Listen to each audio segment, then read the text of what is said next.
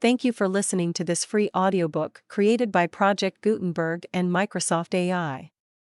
To learn more about the project or give feedback on the quality of a recording, please visit aka.ms/audiobook. The Malefactor by Phillips Oppenheim. Book 1. A Society Scandal. Tall and burly, with features and skin hardened by exposure to the sun and winds of many climates, he looked like a man ready to face all hardships, equal to any emergency. Already one seemed to see the clothes and habits of civilization falling away from him, the former to be replaced by the stern, unlovely outfit of the war correspondent who plays the game. They crowded round him in the club smoking room, for these were his last few minutes. They had dined him, toasted him, and the club-loving cup had been drained to his success and his safe return. For Lovell was a popular member of this very bohemian gathering, and he was going to the Far East, at a few hours' notice, to represent one of the greatest of English dailies. A pale, slight young man, who stood at this right hand, was speaking. His name was Walter Ainsworth, and he was a writer of short stories, a novelist in embryo. "What I envy you most, Lovell," he declared, "is your escape from the deadly routine of our day-by-day life. Here in London it seems to me that we live the life of automatons. We lunch, we dine, we amuse or we bore ourselves, and we sleep, and all the rest of the world does the same. Passion we have outgrown, emotion we have destroyed by analysis. The storms which shake humanity break over other countries. What is there left to us of life? Civilization ministers too easily to our needs, existence has become a habit. No wonder that we are a tired race. Life is the same, the world over," another man remarked. "With every forward step in civilization, life must become more mechanical. London is no worse than Paris, or Paris than Tokyo." Ainsworth shook his head. "I don't agree with you," he replied. "It is the same, more or less, with all European countries, but the Saxon temperament, with its mixture of philosophy and Philistinism, more than any other, gravitates towards the life mechanical. Existence here has become fossilized. We wear a mask upon our faces, we carry a gauge for our emotions. Lovell is going where the one great force of primitive life remains. He is going to see war. He is going to breathe an atmosphere hot with naked passion. He is going to rub shoulders with men who walk hand in hand with death. That's the sort of tonic we all want, to remind us that we are human beings with blood in our veins, and not sawdust stuffed dolls." Then Lovell broke silence. He took his pipe from his mouth, and he addressed Ainsworth. "Walter," he said, "you are talking rot. There is nothing very complex or stimulating about the passion of war, when men kill one another unseen, where you feel the sting in your heart which comes from God knows where, and you crumple up, with never a chance to have a go at the chap who has potted you from the trenches, or behind a rock 1,000 yards off. Mine is going to be, except from a spectacular point of view, a very barren sort of year, compared with what yours might be if the fire once touched your eyes. I go where life is cruder and fiercer, perhaps, but you remain in the very city of tragedies." Ainsworth laughed, as he lit a fresh cigarette. "City of tragedies!" he exclaimed. "It sounds all right, but it's bunkum all the same. Show me where they lie, Lovell, old chap, tell me where to stir the waters." Several of those who were watching him noticed a sudden change in Lovell's face. The good humor and bonhomie called up by this last evening amongst his old friends had disappeared. His face had fallen into graver lines, his eyes seemed fixed with a curious introspective steadiness on a huge calendar which hung from the wall. When at last he turned towards Ainsworth, his tone was almost solemn. "Some of them don't lie so very far from the surface, Walter," he said. "There is one." He took out his watch. "There is one which, if you like, I will tell you about. I have just 10 minutes. Good. Go ahead, Lovell, old chap. Have a drink first." He held out his hand. They were all silent. He stood up amongst them, by far the tallest man there, with his back to the chimney-piece, and his eyes still lingering about that calendar. 13 years ago," he said, "two young men, call them by their Christian names, Wingrave and Lumley, shared a somewhat extensive hunting box in Leicestershire. They were both of good family, well off, and fairly popular, Lumley the more so perhaps. He represented the ordinary type of young Englishman, with a stronger dash than usual of selfishness. Wingrave stood for other things. He was reticent and impenetrable. People called him mysterious. Lovell paused for a moment to refill his pipe. The sudden light upon his face, as he struck a match, seemed to bring into vivid prominence something there, indescribable in words, yet which affected his hearers equally with the low gravity of his speech. The man himself was feeling the tragedy of the story he told. They seemed, he continued, always to get on well together, until they fell in love with the same woman. Her name, we will say, was Ruth. She was the wife of the master of hounds with whom they hunted. If I had the story-writing gifts of Ainsworth here, I would try to describe her. As I haven't, I will simply give you a crude idea of what she seemed like to me. She was neither dark nor fair, short nor tall. Amongst a crowd of other women, she seemed undistinguishable by any special gifts, yet when you had realized her there was no other woman in the room. She had the eyes of an angel, only they were generally veiled. She had the figure of a miniature Venus, soft and with delicate curves, which seemed somehow to be always subtly asserting themselves, although she affected in her dress an almost puritanical simplicity. Her presence in a room was always felt at once. There are some women, beautiful or plain, whose sex one scarcely recognizes. She was not one of these. She seemed to carry with her the concentrated essence of femininity. Her quiet movements, the almost noiseless rustling of her clothes, the quaint, undistinguishable perfumes which she used, her soft, even voice, were all things which seemed individual to her. She was like a study in undernotes, and yet, Lovell paused a moment, and yet no Spanish dancing woman, whose dark eyes and voluptuous figure have won her the crown of the demi-monde, ever possessed that innate and mystic gift of kindling passion like that woman. I told you I couldn't describe her. I can't. I can only speak of effects. If my story interests you, you must build up your own idea of her. Becky Sharp, Ainsworth murmured. Lovell nodded. Perhaps, he admitted. Only Ruth was a lady. To go on with my story.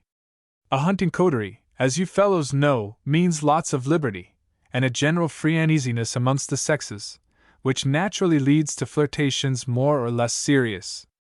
Ruth's little affairs were either too cleverly arranged, or too harmless for gossip. Amongst the other women of the hunt, she seemed outwardly almost demure. But one day, there was a row.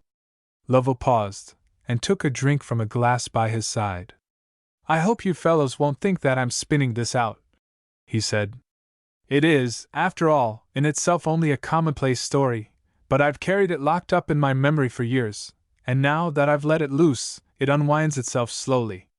This is how the row came about. Lumley one afternoon missed Wingrave and Ruth from the hunting field. Someone most unfortunately happened to tell him that they had left the run together, and had been seen riding together towards White Lodge, which was the name of the house where these two young men lived. Lumley followed them. He rode into the stable yard, and found there Ruth's mare and Wingrave's covert hack, from which he had not changed when they had left the field. Both animals had evidently been ridden hard, and there was something ominous in the smile with which the head groom told him that Lady Ruth and Wingrave were in the house. The two men had separate dens. Wingrave's was much the better furnished, as he was a young man of considerable taste, and he had also fitted it with sporting trophies collected from many countries. This room was at the back of the house, and Lumley deliberately crossed the lawn and looked in at the window. Lovell paused for a moment or two to relight his pipe. Remember, he continued, that I have to put this story together, partly from facts which came to my knowledge afterwards, and partly from reasonable deductions. I may say at once that I do not know what Lumley saw when he played the spy. The housekeeper had just taken tea in, and it is possible that Wingrave may have been holding his guest's hand, or that something in their faces or attitude convinced him that his jealousy was well-founded. Anyhow, it is certain that Lumley was half beside himself with rage when he strode away from that window. Then in the avenue he must have heard the soft patter of hounds coming along the lane, or perhaps seen the pink coats of the huntsmen through the hedge. This much is certain. He hurried down the drive, and returned with Ruth's husband. Lovell took another drink. No one spoke. No one even made a remark. The little circle of listeners had caught something of his own gravity. The story was an ordinary one enough, but something in Lovell's manner of telling it seemed somehow to bring into their consciousness the apprehension of the tangled web of passions which burned underneath its sordid details. Ruth's husband, Sir William I will call him, stood side by side with Lumley before the window. What they saw I cannot tell you. They entered the room. The true story of what happened there I doubt if anyone will ever know. The evidence of servants spoke of raised voices and the sound of a heavy fall. When they were summoned, Sir William lay on the floor unconscious. Lady Ruth had fainted. Lumley and Wingrave were both bending over the former. On the floor were fragments of paper, which were afterwards put together, and found to be the remains of a check for a large amount, payable to Lady Ruth, and signed by Wingrave. The sequel is very soon told. Sir William died in a few days, and Wingrave, on the evidence of Lumley and Ruth, was committed for manslaughter, and sent to prison for 15 years. Lovell paused. A murmur went round the little group of listeners. The story, after all, except for Lovell's manner of telling it, was an ordinary one. Everyone felt that there was something else behind. So they asked no questions whilst Lovell drank his whiskey and soda, and refilled his pipe. Again his eyes seemed to wander to the calendar. According to Lady Ruth's evidence, he said thoughtfully, her husband entered the room at the exact moment when she was rejecting Wingrave's advances, and indignantly refusing a check which he was endeavoring to persuade her to accept. A struggle followed between the two men, with fatal results for Sir William. That, he added slowly, is the story which the whole world read, and which most of it believes. Here, however, are a few corrections of my own, and a suggestion or two for you, Ainsworth, and those of you who like to consider yourselves truth seekers. First, then, Lady Ruth was a self-invited guest at White Lodge. She had asked Wingrave to return with her, and as they sat together in his room, she confessed that she was worried, and asked for his advice. She was in some money trouble, ingeniously explained, no doubt. Wingrave, with the utmost delicacy, offered his assistance, which was of course accepted. It was exactly what she was there for. She was in the act of taking the check, when she saw her husband and Lumley. Her reputation was at stake. Her subsequent course of action and evidence becomes obvious. The check unexplained was ruin. She explained it. Of the struggle, and of the exact means by which Sir William received his injuries, I know nothing. There is the evidence. It may or may not be true. The most serious part of the case, so far as Lady Ruth was concerned, lay in the facts as to her husband's removal from the White Lodge. In an unconscious state he was driven almost 12 miles at a walking pace.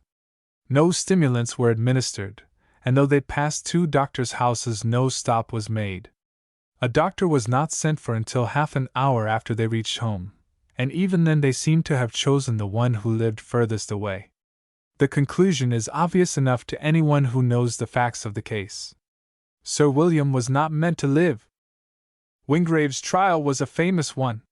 He had no friends and few sympathizers, and he insisted upon defending himself. His cross-examination of the man who had been his friend created something like a sensation.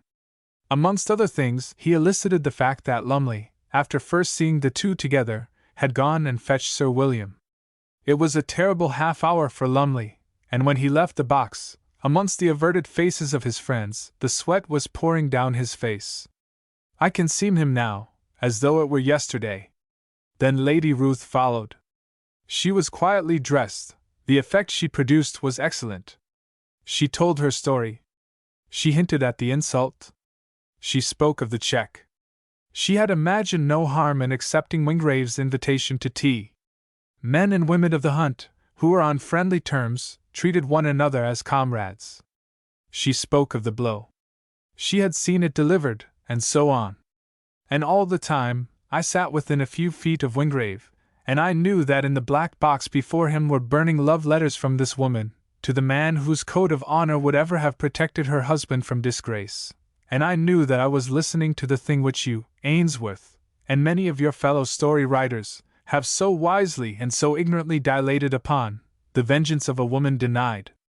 Only I heard the words themselves, cold, earnest words, fall one by one from her lips like a sentence of doom, and there was life in the thing, life and death. When she had finished, the whole court was in a state of tension. Everyone was leaning forward. It would be the most piquant, the most wonderful cross-examination ever heard, the woman lying to save her honor and to achieve her vengeance, the man on trial for his life. Wingrave stood up. Lady Ruth raised her veil and looked at him from the witness box. There was the most intense silence I ever realized. Who could tell the things which flashed from one to the other across the dark well of the court? Who could measure the fierce, silent scorn which seemed to blaze from his eyes as he held her there, his slave, until he chose to give the signal for release?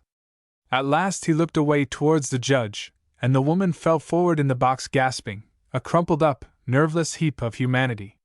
"My lord," he said, "I have no questions to ask this witness." Everyone staggered. Wingrave's few friends were horrified. After that there was, of course, no hope for him. He got 15 years penal servitude. Like an echo from that pent-up murmur of feeling which had rippled through the crowded court many years ago, his little group of auditors almost gasped as Lovell left his place and strolled down the room. Ainsworth laid his hand upon his shoulder. "All the time," he said, "you were looking at that calendar." "Why?" Lovell once more faced them. He was standing with his back to a round table, strewn with papers and magazines. "It was the date," he said, "and the fact that I must leave England within a few hours, which forced this story from me. Tomorrow Wingrave will be free. Listen, Ainsworth," he continued, turning towards him, "and the rest of you who fancy that it is I who am leaving a humdrum city for the world of tragedies. I leave you the legacy of a greater one than all Asia will yield to me. Lady Ruth is married to Lumley, and they hold today in London a very distinguished social position. Tomorrow Wingrave takes a hand in the game.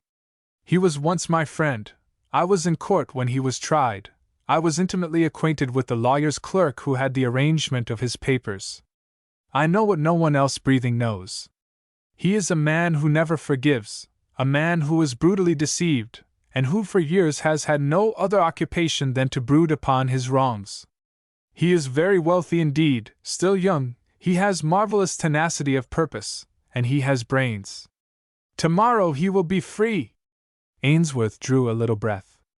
"I wonder," he murmured, "if anything will happen." Lovell shrugged his shoulders. "Where I go," he said, "the cruder passions may rage, and life and death be reckoned things of little account. But you who remain, who can tell, you may look into the face of mightier things." Outside the Pale, 3 men were together in a large and handsomely furnished sitting room of the Clarence Hotel, in Piccadilly. One, pale, quiet, and unobtrusive, dressed in sober black, the typical lawyer's clerk, was busy gathering up a collection of papers and documents from the table, over which they had been strewn. His employer, who had more the appearance of a country gentleman than the junior partner in the well-known firm of Rock & Son, solicitors, had risen to his feet, and was drawing on his gloves. At the head of the table was the client. "I trust, Sir Wingrave, that you are satisfied with this account of our stewardship," the solicitor said, as his clerk left the room. "We have felt it a great responsibility at times, but everything seems to have turned out very well. The investments, of course, are all above suspicion." "Perfectly satisfied, I thank you," was the quiet reply. "You seem to have studied my interests in a very satisfactory manner." Mr. Rock had other things to say, but his client's manner seemed designed to create a barrier of formality between them. He hesitated, unwilling to leave, yet finding it exceedingly difficult to say the things which were in his mind. He temporized by referring back to matters already discussed, solely for the purpose of prolonging the interview. "You have quite made up your mind, then, to put the Tredowin property on the market," he remarked. "You will excuse my reminding you of the fact that you have large accumulated funds in hand, and nearly £100,000 worth of easily realizable securities. Tredowin has been in your mother's family for a good many years, and I should doubt whether it will be easily disposed of. The man at the head of the table raised his head. He looked steadily at the lawyer, who began to wish that he had left the room with his clerk. Decidedly, Sir Wingrave Seaton was not an easy man to get on with. My mind is quite made up, thank you, on this and all other matters concerning which I have given you instructions, was the calm reply. I have had plenty of time for consideration, he added drily. The lawyer had his opening at last, and he plunged. Sir Wingrave, he said, we were at college together, and our connection is an old one. You must forgive me if I say how glad I am to see you here, and to know that your bad time is over. I can assure you that you have had my deepest sympathy. Nothing ever upset me so much as that unfortunate affair. I sincerely trust that you will do your best now to make up for lost time. You are still young, and you are rich. Let us leave business alone now, for the moment. What can I do for you as a friend, if you will allow me to call you so? Wingrave turned slightly in his chair. In his altered position, a ray of sunshine fell for the first time upon his gaunt but striking face. Lined and hardened, as though by exposure and want of personal care, there was also a lack of sensibility, an almost animal callousness, on the coldly lit eyes and unflinching mouth, which readily suggested some terrible and recent experience, something potent enough to have dried up the human nature out of the man and left him soulless. His clothes had the impress of the ready-made, although he wore them with a distinction which was obviously inherent, and notwithstanding the fact that he seemed to have been riding, he wore gloves. I am much obliged to you, Rock, he said. Let me repeat your question. What is there that you can do for me? Mr. Rock was apparently a little nonplussed. The absolute imperturbability of the man who had once been his friend was disconcerting. Well, he said, the governor sent me instead of coming himself, because he thought that I might be more useful to you. London changes so quickly, you would hardly know your way about now. I should like you to come and dine with me tonight, and I'll take you round anywhere you care to go, and then if you don't want to go back to your old tradespeople, I could take you to my tailor and bookmaker. Is that all? Wingrave asked calmly. Rock was again taken aback. Certainly not, he answered. There must be many ways in which I could be useful to you, but I can't think of them all at once. I am here to serve you professionally or as a friend, to the best of my ability. Can you suggest anything yourself? What do you want? That is the question, Wingrave said, which I have been asking myself. Unfortunately, up to now, I have not been able to answer it. Regarding myself, however, from the point of view of a third party, I should say that the thing I was most in need of was the society of my fellow creatures. Exactly, Rock declared. That is what I thought you would say. It won't take us long to arrange something of the sort for you. Can you put me up, Wingrave asked, at your club and introduce me to your friends there? Rock flinched before the steady gaze of those cold inquiring eyes, in which he fancied, too, that a gleam of malice shone. The color mounted to his cheeks. It was a most embarrassing situation.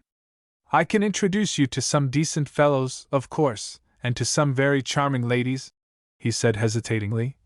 But as to the club, well, don't you think yourself that it would scarcely be wise to? Exactly, Wingrave interrupted. And these ladies that you spoke of? Oh, there's no difficulty about that, Rock declared with an air of relief. I can make up a little dinner party for tonight if you like. There's an awfully smart American woman over here, with the fanciful fan company. I'm sure you'd like her, and she'd come like a shot. Then I'd get Daisy Vane, she's all right. They don't know anything, and wouldn't care if they did. Besides, you could call yourself what you liked.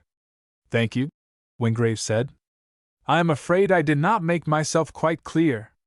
I was not thinking of playfellows. I was thinking of the men and women of my own order. Shall I put the matter quite clearly? Can I take my place in society under my own name, renew my old friendships and build up new ones? Can I do this even at the risk of a few difficulties at first? I am not a sensitive man. I am prepared for the usual number of disagreeable incidents. But can I win my way through? With his back against the wall, Rock displayed more courage. Besides, what was the use of mincing matters with a man who had all the appearance of a human automaton, who never flinched or changed color, and whose passions seemed dried up and withered things? "I am afraid not, Sir Wingrave," he said. "I should not recommend you to try, at any rate for the present." "Give me your reasons," was the cool response. "I will do so with pleasure," Rock answered. "About the time of the trial and immediately afterwards, there was a certain amount of sympathy for you.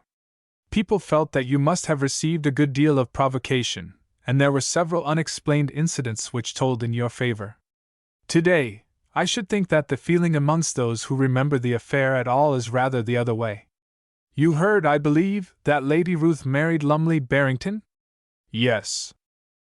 "Barrington has been very successful at the bar, and they say that he is certain of a judgeship before long. His wife has backed him up well, they have entertained lavishly, and today I should think that she is one of the most popular hostesses in London. In her earlier days I used to hear that she was one of the very fast hunting set. That was the time when you knew her. I can assure you that if ever that was true, she is a completely altered woman today. She is patroness of half a dozen great charitable schemes, she writes very clever articles in the reviews on the betterment of the poor question, and royalty itself visits at her house." "I see," Wingrave said drily. "I was not aware of these changes. If ever," Mr. Rock continued, "people were inclined to look a little askance at her, that has all gone by. Today she is one of the last women in the world of whom people would be likely to believe ill." Wingrave nodded slowly. "I am very much obliged to you," he said, "for this information. You seem to have come here today, Mr. Rock, with good intentions towards me. Let me ask you to put yourself in my place. I am barely 40 years old, and I am rich. I want to make the most of my life, under the somewhat peculiar circumstances. How and where should you live?" "It depends a little upon your tastes, of course," Rock answered. "You are a sportsman, are you not?" "I am fond of sport," Wingrave answered. "At least I was. At present I am not conscious of having any positive tastes. I think," Rock continued, "that I should first of all change my name. Then, without making any effort to come into touch with your old friends, I should seek acquaintance amongst the bohemian world of London and Paris. There I might myself, perhaps, be able to help you. For sport, you might fish in Norway or Iceland, or shoot in Hungary. You could run to a yacht if you cared about it, and if you fancy big game, why, there's all Africa before you." Wingrave listened, without changing a muscle of his face. "Your program," he remarked, "presupposes that I have no ambitions beyond the pursuit of pleasure." Rock shrugged his shoulders. He was becoming more at his ease. He felt that his advice was sound, that he was showing a most comprehensive grasp of the situation. "I am afraid," he said, "that none of what we call the careers are open to you. You could not enter Parliament, and you are too old for the professions.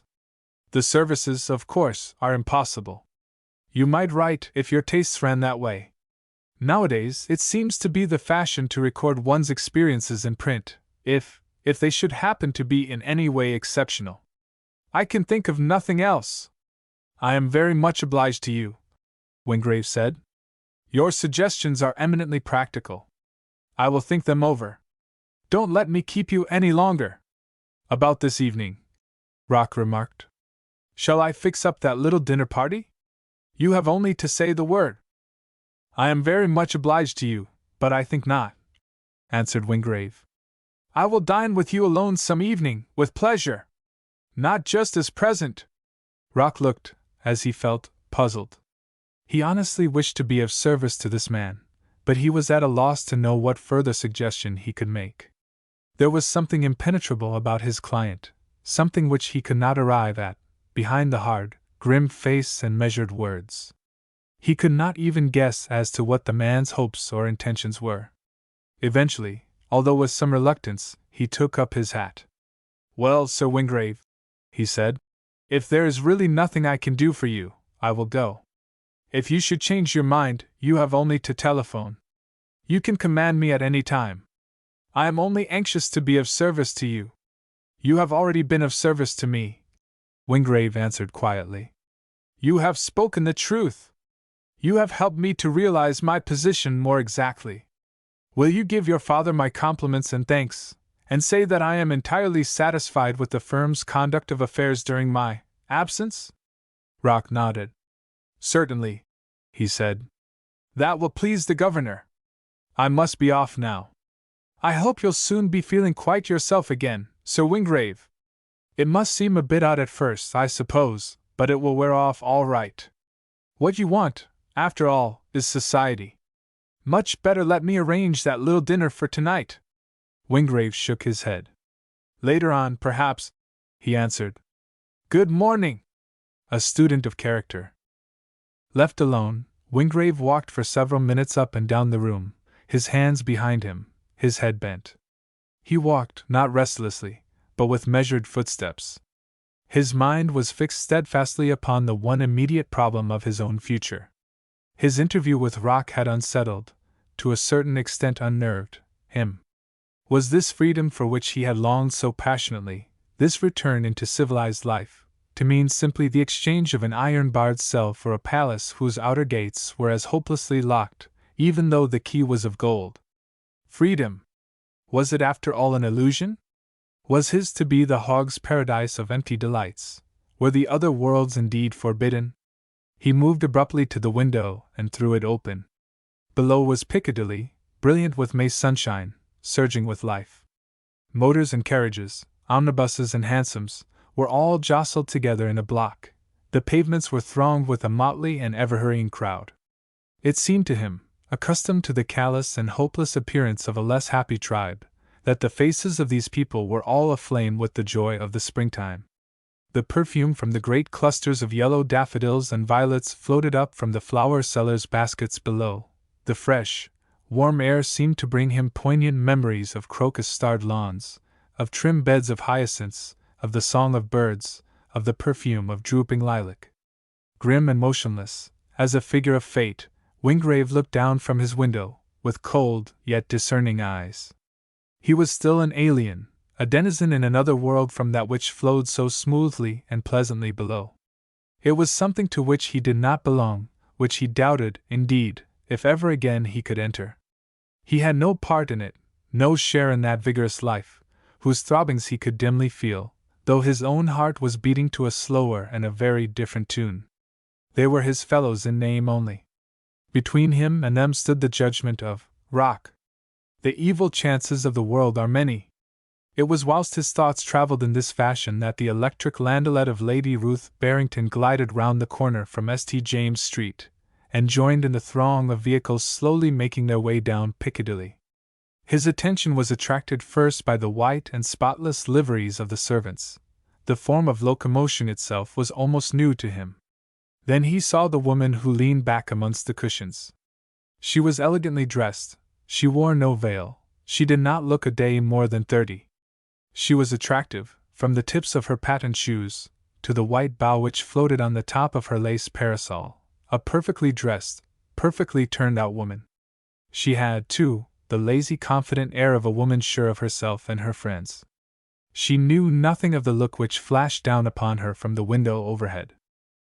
Wingrave turned away with a little gasp. A half-stifled exclamation had crept out from between his teeth. His cheeks seemed paler than ever, and his eyes unnaturally bright. Nevertheless, he was completely master of himself. On the table was a large deed box of papers, which Rock had left for his inspection. From its recesses he drew out a smaller box, unlocked it with a key from his chain, and emptied its sole contents, a small packet of letters, upon the table. He counted them one by one. They were all there, and on top a photograph. A breath of half-forgotten perfume stole out into the room. He opened one of the letters, and its few passionate words came back to his memory, linked with 100 other recollections, the desire of her eyes, of her lips raised for his, the caressing touch of her fingers. He found himself wondering, in an impersonal sort of way, that these things should so little affect him. His blood ran no less coldly, nor did his pulses beat the faster, for this backward glance into things finished. There was a knock at the door. He raised his head. Come in. A slim, fair young man obeyed the summons and advanced into the room. Wingrave eyed him with immovable face. Nevertheless, his manner somehow suggested a displeased surprise. Sir Wingrave Seaton, I believe? The intruder said cheerfully. That is my name, Wingrave admitted. But my orders below have evidently been disobeyed. I am not disposed to receive visitors today. The intruder was not in the least abashed. He laid his hat upon the table and felt in his pocket. I am very sorry, he said. They did try to keep me out, but I told them that my business was urgent. I have been a journalist, you see, and am used to these little maneuvers. Wingrave looked at him steadily, with close-drawn eyebrows. Am I to understand, he said, that you are in here in your journalistic capacity? The newcomer shook his head. Pray do not think, he said, that I should be guilty of such an impertinence. My name is Ainsworth. Walter Ainsworth. I have a letter for you from Lovell. You remember him, I dare say. Here it is. He produced it from his breast coat pocket and handed it over. Where is Lovell? Wingrave asked. He left for the East early this morning, Ainsworth answered. He had to go almost at an hour's notice. Wingrave broke the seal and read the letter through. Afterwards he tore it into small pieces and threw them into the grate. What do you want with me, Mr. Ainsworth? He asked. I want to be your secretary, Ainsworth answered. My secretary, Wingrave repeated. I am much obliged to you, but I am not requiring anyone in that capacity. Pardon me, Ainsworth answered, but I think you are. You may not have realized it yet, but if you will consider the matter carefully, I think you will agree with me that a secretary, or companion of some sort, is exactly what you do need. Out of curiosity, Wingrave remarked, I should be glad to know why you think so. Certainly, Ainsworth answered. In the first place, I know the story of your life, and the unfortunate incident which has kept you out of society for the last 10 years. From Lovell, I presume, Wingrave interrupted. Precisely, Ainsworth admitted. 10 years' absence from English life today means that you return to it an absolute and complete stranger. You would be like a Cook's tourist abroad, without a guide or a Baedeker, if you attempted to rely upon yourself. Now I am rather a bohemian sort of person, but I have just the sort of all-round knowledge which would be most useful to you. I have gone a little way into society, and I know something about politics. I can bring you up to date on both these matters. I know where to dine well in town, and where to be amused. I can tell you where to get your clothes, and the best place for all the etceteras. If you want to travel, I can speak French and German, and I consider myself a bit of a sportsman. I am sure, Wingrave answered. I congratulate you upon your versatility. I am quite convinced. I shall advertise at once for a secretary. Why advertise? Ainsworth asked. I am here. Wingrave shook his head. You would not suit me at all, he answered. Why not? Ainsworth asked. I forget whether I mentioned all my accomplishments. I am an Oxford man with a degree, and I can write tolerable English. I've a fair head for figures, and I don't require too large a salary. Exactly, Wingrave answered drily. You are altogether too desirable? I should not require an admirable Crichton for my purpose. Ainsworth remained unruffled. All right, he said. You know best, of course. Suppose you tell me what sort of a man would satisfy you. Why should I? Wingrave asked coldly. It would amuse me, Ainsworth answered. And I've come a mile or so out of my way, and given up a whole morning to come and see you. Go on. It won't take long. Wingrave shrugged his shoulders. I will not remind you, he said, that you came on your own initiative.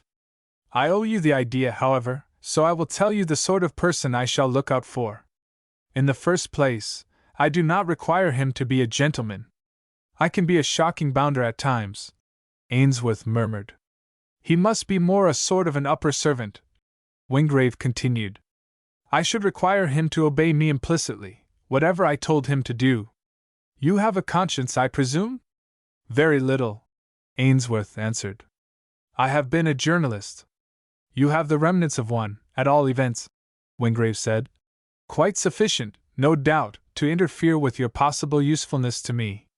I must have someone who is poor, too poor to question my will, or to dispute my orders, whatever they might be.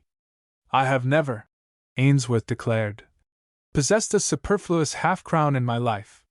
You probably possess what is called a sense of honor, Wingrave continued. You would certainly disapprove of some of my proceedings, and you would probably disobey my orders. Sense of honor, Ainsworth repeated. You have too flattering an opinion of me. I don't know what it is. I always cheat at cards if I get the chance. Wingrave turned away. You are a fool, he said, and you won't suit me. When can I come? Ainsworth asked. You can stay now, Wingrave answered. Your salary will be $400 a year. You will live at my expense. The day you disobey an order of mine, you go. No notice, mind. Agreed, Ainsworth answered. What should I do first? Send you a tailor, I should think. Wingrave nodded. I will give the afternoon to that sort of people, he said. Here is a list of the tradesmen I used to deal with.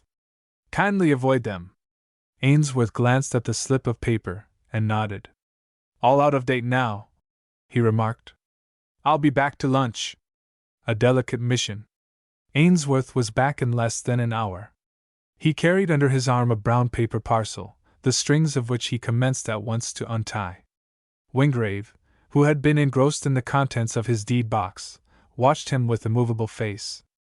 The tailor will be here at 2:30, he announced, and the other fellows will follow on at half an hour's interval. The manicurist and the barber are coming at 6 o'clock. Wingrave nodded. What have you there? He asked, pointing to the parcel. Cigars and cigarettes, and jolly good ones, too, Ainsworth answered, opening a flat tin box and smelling the contents appreciatively. Try one of these. The finest Turkish tobacco grown. I don't smoke, Wingrave answered. Oh, you've got out of it, but you must pick it up again, Ainsworth declared. Best thing out for the nerves, sort of humanizes one, you know. Humanizes one, does it? Wingrave remarked softly. Well, I'll try. He took a cigarette from the box, curtly inviting Ainsworth to do the same. What about lunch? The latter asked. Would you care to come round with me to the Cannibal Club? Rather a bohemian set, but there are always some good fellows there. I am much obliged, Wingrave answered. If you will ask me again in a few days' time, I shall be very pleased. I do not wish to leave the hotel just at present. Do you want me? Ainsworth asked. Not until 5 o'clock, Wingrave answered. I should be glad if you would leave me now, and return at that hour. In the meantime, I have a commission for you. Good, Ainsworth declared. What is it? You will go, Wingrave directed, to number 13, Cadogan Street, and you will inquire for Lady Ruth Barrington. If she should be out, ascertain the time of her return, and wait for her. If she is out of town? She is in London, Wingrave answered. I have seen her from the window this morning. You will give her a message. Say that you come from me, and that I desire to see her tomorrow. The time and place she can fix, but I should prefer not to go to her house. Ainsworth stooped down to relight his cigarette. He felt that Wingrave was watching him, and he wished to keep his face hidden. I am unknown to Lady Ruth, he remarked. Supposing she should refuse to see me? Wingrave looked at him coldly. I have told you what I wish done, he said. The task does not seem to be a difficult one. Please see to it that I have an answer by 5 o'clock.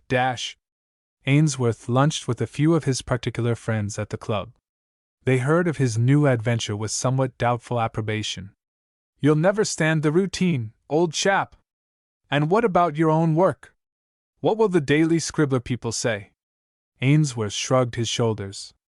I don't imagine it will last very long, he answered, and I shall get a fair amount of time to myself. The work I do on the Daily Scribbler doesn't amount to anything. It was a chance I simply couldn't refuse. The editor of a well-known London paper leaned back in his chair and pinched a cigar carefully. "You'll probably find the whole thing a sell," he remarked.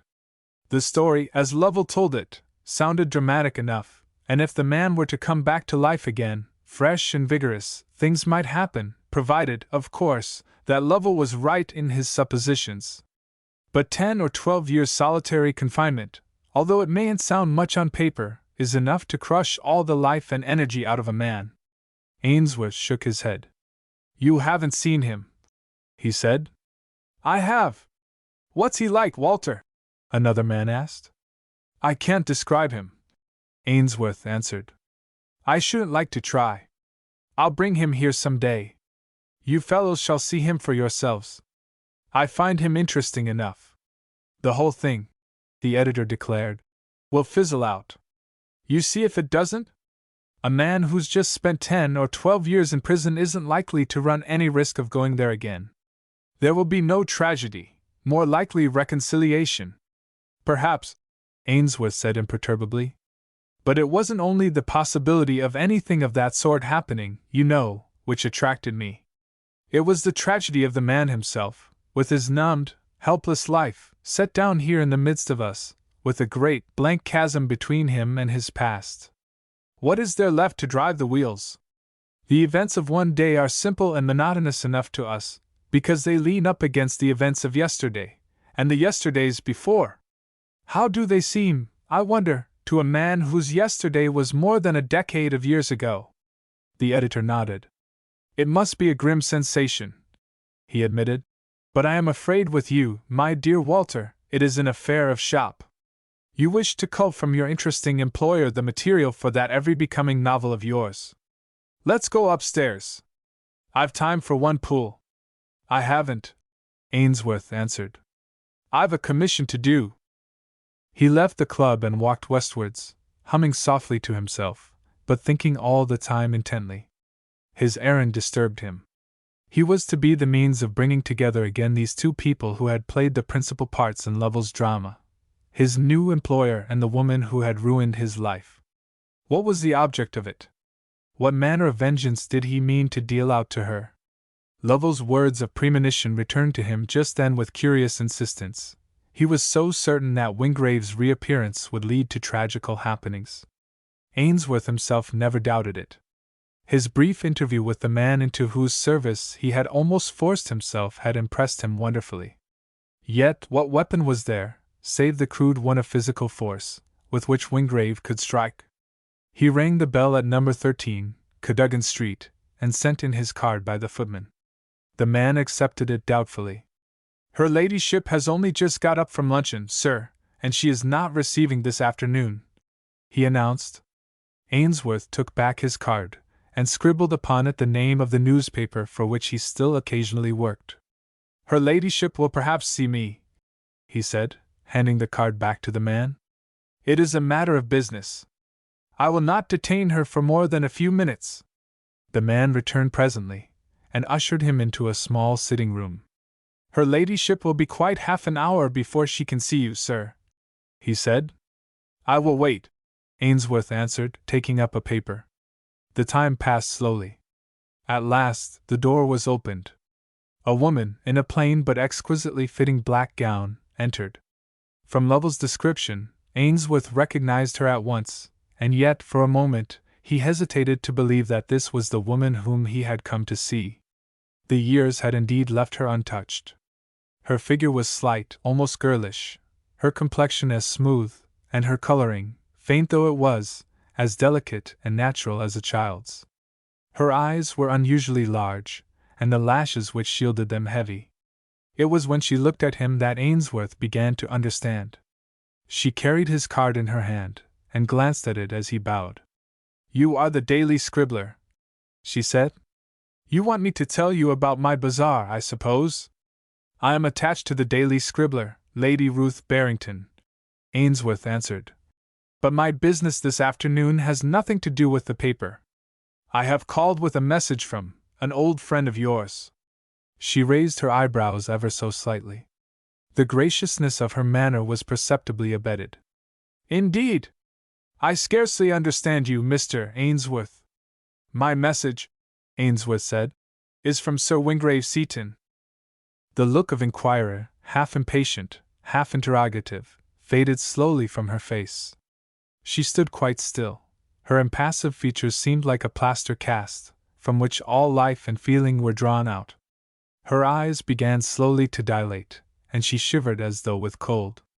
Then the man who was watching her and wondering knew that this was fear undiluted and naked. He stepped forward and placed a chair for her. She felt for the back of it with trembling fingers and sat down. Is Sir Wingrave Seaton out of prison? She asked in a strange, dry tone. One would have thought that she had been choking. Since yesterday, Ainsworth answered. But his time is not up yet. There is always a reduction, Ainsworth reminded her, for what is called good conduct. She was silent for several moments. Then she raised her head. She was a brave woman, and she was rapidly recovering her self-possession. Well? She asked. What does he want? To see you, Ainsworth answered. Tomorrow afternoon, either here or at his apartments in the Clarence Hotel. He would prefer not to come here. Are you his friend? She asked. I am his secretary, Ainsworth answered. You are in his confidence? I only entered his service this morning, he said. How much do you know? She persisted. Of the unfortunate affair which led to his imprisonment? I have been told the whole story, Ainsworth answered. Her eyes rested thoughtfully upon his. It seemed as though she were trying to read in his face exactly what he meant by the whole story. Then, she said, do you think that anything but pain and unpleasantness can come of a meeting between us? Lady Ruth, Ainsworth answered, it is not for me to form an opinion. I am Sir Wingrave Seaton's secretary. What is he going to do? She asked. I have no idea, he answered. Is he going abroad? I know nothing of his plans, Ainsworth declared. What answer shall I take back to him? She looked at him earnestly. Gradually her face was softening. The frozen look was passing away. The expression was coming back to her eyes. She leaned a little towards him. Her voice, although it was raised above a whisper, was full of feeling. Mr. Ainsworth, she murmured, I am afraid of Sir Wingrave Seaton. Ainsworth said nothing. I was always a little afraid of him, she continued, even in the days when we were friendly. He was so hard and unforgiving. I know he thinks that he has a grievance against me. He will have been brooding about it all these years. I dare not see him. I am terrified. If that is your answer, Ainsworth said, I will convey it to him. Her beautiful eyes were full of reproach. Mr. Ainsworth, she said in a low tone, for a young man you are very unsympathetic. My position, Ainsworth answered, does not allow me the luxury of considering my personal feelings. She looked hurt. I forgot, she said, looking for a moment upon the floor. You have probably been prejudiced against me. You have heard only one story. Listen, she raised her eyes suddenly, and leaned a little forward in her chair. Some day, if you will come and see me when I am alone and we have time to spare, I will tell you the whole truth. I will tell you exactly what happened. You shall judge for yourself. Ainsworth bowed. In the meantime? Her eyes filled slowly with tears. Ainsworth looked away. He was miserably uncomfortable. You cannot be quite so hard-hearted as you try to seem, Mr. Ainsworth, she said quietly. I want to ask you a question. You must answer it? You don't know how much it means to me. You are Sir Wingrave Seaton's secretary. You have access to all his papers. Have you seen any letters of mine? Do you know if he still has any in his possession? My answer to both questions is no, Ainsworth said a little stiffly. I only entered the service of Sir Wingrave Seaton this morning, and I know nothing at all, as yet, of his private affairs. And, Lady Ruth, you must forgive my reminding you that, in any case, I could not discuss such matters with you, he added. She looked at him with a faint, strange smile. Afterwards, when he tried to do so, Ainsworth found it impossible to describe the expression which flitted across her face. He only knew that it left him with the impression of having received a challenge. "Incorruptible," she murmured. "Sir Wingrave Seaton is indeed a fortunate man." There was a lingering sweetness in her tone which still had a note of mockery in it. Her silence left Ainsworth conscious of a vague sense of uneasiness. He felt that her eyes were raised to his, and for some reason, which he could not translate even into a definite thought, he wished to avoid them. The silence was prolonged. For long afterwards he remembered those few minutes. There was a sort of volcanic intensity in the atmosphere. He was acutely conscious of small extraneous things, of the perfume of a great bowl of hyacinths, the ticking of a tiny French clock, the restless drumming of her fingertips upon the arm of her chair. All the time he seemed actually to feel her eyes, commanding, impelling, beseeching him to turn round. He did so at last, and looked her full in the face. "Lady Ruth," he said, "will you favor me with an answer to my message?" "Certainly," she answered, smiling quite naturally. "I will come and see Sir Wingrave Seaton at 4 o'clock tomorrow afternoon. You can tell him that I think it rather an extraordinary request, but under the circumstances I will do as he suggests. He is staying at the Clarence, I presume, under his own name? I shall have no difficulty in finding him?" "He is staying there under his own name," Ainsworth answered, "and I will see that you have no difficulty." "So kind of you," she murmured, holding out her hand. And again there was something mysterious in her eyes as she raised them to him, as though there existed between them already some understanding which mocked the conventionality of her words. Ainsworth left the house, and lit a cigarette upon the pavement outside with a little sigh of relief. He felt somehow humiliated. Did she fancy, he wondered, that he was a callow boy to dance to any tune of her piping, that he had never before seen a beautiful woman who wanted her own way? The gospel of hate. "And what?" Wingrave asked his secretary as they sat at dinner that night. "Did you think of Lady Ruth?" "In plain words, I should not like to tell you," Ainsworth answered. "I only hope that you will not send me to see her again." "Why not?" "Lady Ruth," Ainsworth answered deliberately, "is a very beautiful woman, with all the most dangerous gifts of Eve when she wanted her own way. She did me the scanty honor of appraising me as an easy victim, and she asked questions. For instance, she wanted me to tell her if you still had in your possession certain letters of hers," Ainsworth said. "Good! What did you say?" "I told her, of course," Ainsworth continued, "that having been in your service for a few hours only, I was scarcely in a position to know. I ventured further to remind her that such questions, addressed from her to me, were, to say the least of it, improper." Wingrave's lips parted in what should have been a smile, but the spirit of mirth was lacking. "And then?" "There was nothing else," Ainsworth answered. "She simply dismissed me." "I can see," Wingrave remarked, "your grievance. You are annoyed because she regarded you as too easy a victim." "Perhaps," Ainsworth admitted. "There was some excuse for her, after all," Wingrave continued coolly. "She possesses powers which you yourself have already admitted, and you, I should say, are a fairly impressionable person, so far as her sex is concerned. Confess now that she did not leave you altogether indifferent." "Perhaps not," Ainsworth admitted reluctantly. He did not care to say more.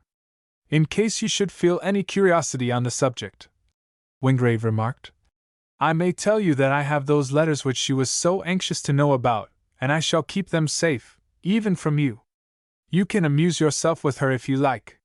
You will never be able to tell her more than I care for her to know." Ainsworth continued his dinner in silence. After all, he was beginning to fear that he had made a mistake. Lovell had somehow contrived to impart a subtly tragic note to his story, but the outcome of it all seemed to assume a more sordid aspect.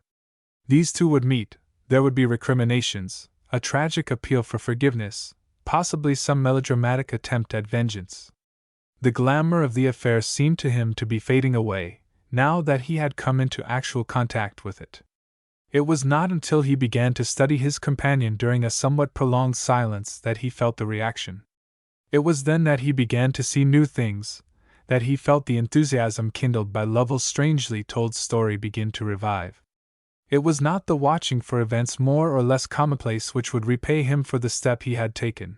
It was the study of this man, placed in so strange a position, a man come back to life, after years of absolute isolation. He had broken away from the chain which links together men of similar tastes and occupations, and which goes to the creation of type. He was in a unique position. He was in the world, but not of it.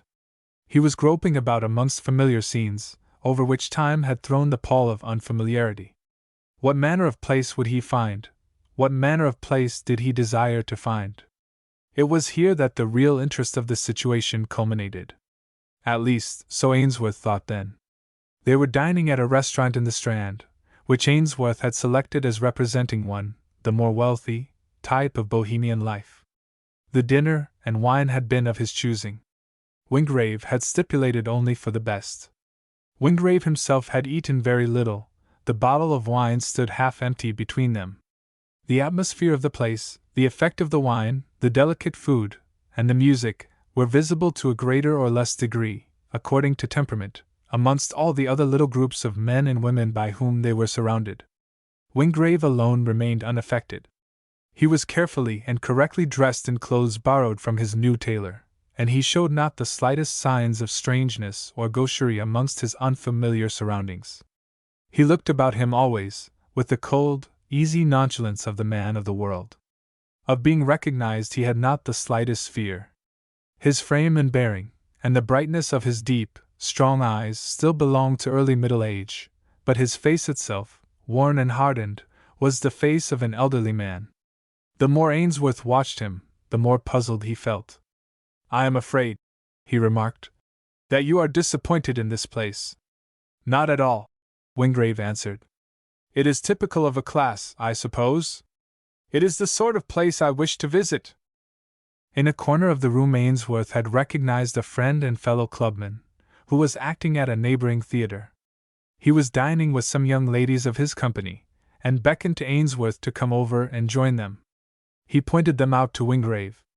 "Would you care to be introduced?" he asked. "Hollowell is a very good fellow, and the girls might interest you. 2 of them are Americans, and they are very popular." Wingrave shook his head. "Thank you, no," he said. "I should be glad to meet your friend some time when he is alone." It was the first intimation which Ainsworth had received of his companion's sentiments as regards the other sex. Years afterwards, when his attitude towards them was often quoted as being one of the extraordinary features of an extraordinary personality, he remembered his perseverance on this occasion. "You have not spoken to a woman for so many years," he persisted. "Why not renew the experience? Nothing so humanizing, you know, not even cigarettes." Wingrave's face fell, if possible, into sterner lines. His tone was cold and hard. "My scheme of life," he said, "may be reconstructed more than once before I am satisfied. But I can assure you of this: there will be no serious place in it for women." Ainsworth shrugged his shoulders. He never doubted but that in a month or 2 his vis-a-vis would talk differently. "Your scheme of life," he repeated thoughtfully. "That sounds interesting. Have you any objection, I wonder, to telling me what manner of life you propose to lead?" It was several moments before Wingrave answered him. He was smoking a cigar in a mechanical sort of way, but he obviously derived no pleasure from it. Yet Ainsworth noticed that some instinct had led him to choose the finest brand. "Perhaps," he said, letting his eyes rest coldly upon his questioner, "if I told you all that was in my mind you would waive your month's salary and get back to your journalism." Ainsworth shrugged his shoulders. "Why should you suppose that?" he asked. "I am not a moralist myself, nor am I the keeper of your conscience.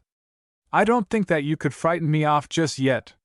"Nevertheless," Wingrave admitted, "there are times when I fear that we shall not get on together. I begin to suspect that you have a conscience." "You are the first," Ainsworth assured him, "who has ever flattered me to that extent. It may be elastic, of course," Wingrave continued, "but I suspect its existence. I warn you that association with me will try it hard." "I accept the challenge," Ainsworth answered lightly. You are rasher than you imagine, Wingrave declared. For instance, I have admitted to you, have I not, that I am interested in my fellow creatures, that I want to mix with them and watch them at their daily lives. Let me assure you that that interest is not a benevolent one.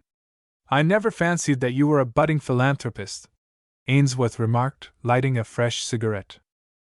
I find myself, Wingrave continued thoughtfully, in a somewhat unique position. I am one of the ordinary human beings with whom the world is peopled, but I am not conscious of any of the usual weaknesses of sentiment or morality. For instance, if that gentleman with the red face, who has obviously eaten and drunk too much, were to have an apoplectic fit at the moment, and die in his chair, it would not shock or distress me in the least. On the contrary, I should be disposed to welcome his removal from a world which he obviously does nothing to adorn. Ainsworth glanced at the person in question. He was a theatrical agent and financier of stock companies, whom he knew very well by sight. I suppose, Wingrave continued, that I was born with the usual moral sentiments, and the usual feelings of kinship towards my fellow creatures. Circumstances, however, have wholly destroyed them. To me, men have become the puppets and women the dancing dolls of life. My interest in them, if it exists at all, is malevolent. I should like to see them all suffer exactly as I have suffered. It would interest me exceedingly. Still Ainsworth remained silent. He was anxious to hear all that was in the other's mind, and he feared lest any interruption might divert him. There are men in the world, Wingrave continued, called philanthropists, amiable, obese creatures as a rule, whose professed aim in life it is to do as much good as possible. I take my stand upon the other pole. It is my desire to encourage and to work as much evil as possible. I wish to bring all the suffering I can upon those who come within the sphere of my influence. You are likely, Ainsworth remarked, to achieve popularity. Wingrave regarded him steadfastly. Your speech, he said, is flippant, but you yourself do not realize how near it comes to the truth. Human beings are like dogs, they are always ready to lick the hand that flogs them. I mean to use the scourge whenever I can seize the opportunity. But you will find the jackals at my heels, nevertheless, whenever I choose to whistle. Ainsworth helped himself to a liqueur. He felt that he needed it. One weakness alone distresses me, Wingrave continued. In all ordinary matters of sentiment I am simply a negation. There is one antipathy, however, which I find it hard to overcome. The very sight of a woman, or the sound of her voice, distresses me. This is the more unfortunate, he continued, because it is upon the shoulders of her sex that the greater portion of my debt to my fellow creatures rests. However, time may help me. Ainsworth leaned back in his chair and contemplated his companion for the next few moments in thoughtful silence. It was hard, he felt, to take a man who talked like this seriously. His manner was convincing, his speech deliberate and assured. There was not the slightest doubt but that he meant what he said, yet it seemed to Ainsworth equally certain that the time would come, and come quickly, when the unnatural hardness of the man would yield to the genial influence of friendship, of pleasure, of the subtle joys of freedom. Those past days of hideous monotony, of profitless, debasing toil, the long, sleepless nights, the very nightmare of life to a man of Wingrave's culture and habits, might well have poisoned his soul, have filled him with ideas such as these. But everything was different now. The history of the world could show no epoch when pleasures so many and various were there for the man who carries the golden key. Today he was a looker-on, and the ice of his years of bitterness had not melted. Tomorrow, at any moment, he might catch a whiff of the fragrance of life, and the blood in his veins would move to a different tune. This was how it seemed to Ainsworth, as he studied his companion through the faint blue mist of tobacco smoke. This expression of your sentiments, he remarked at last, is interesting so far as it goes. I am, however, a practical person, and my connection with you is of a practical order. You don't propose, I presume, to promenade the streets with a cat o' nine tails? Your curiosity, Wingrave remarked, is reasonable. Tomorrow I may gratify some portion of it after my interview with Lady Ruth. In the meantime, I might remark that to the observant person who has wits and money, the opportunities for doing evil present themselves, I think, with reasonable frequency. I do not propose, however, to leave things altogether to chance. A definite scheme of ill-doing, Ainsworth ventured to suggest, would be more satisfactory? Exactly, he admitted. He called for the bill, and his eyes wandered once more around the room as the waiter counted out the change. The band were playing the Valse Amoureuse. The air was grown heavy with the odor of tobacco and the mingled perfumes of flowers and scents. A refrain of soft laughter followed the music. An after-dinner air pervaded the place. Wingrave's lip curled. My lack of kinship with my fellows, he remarked, is exceedingly well defined just now. I agree with the one philosopher who declared that eating and drinking are functions which are better performed in private. The two men went on to a theater. The play was a society trifle, a thing of the moment. Wingrave listened gravely, without a smile or any particular sign of interest. At the end of the second act, he turned towards his companion. The lady in the box opposite, he remarked, desires to attract your attention. Ainsworth looked up and recognized Lady Ruth. She was fanning herself languidly, but her eyes were fixed upon the two men.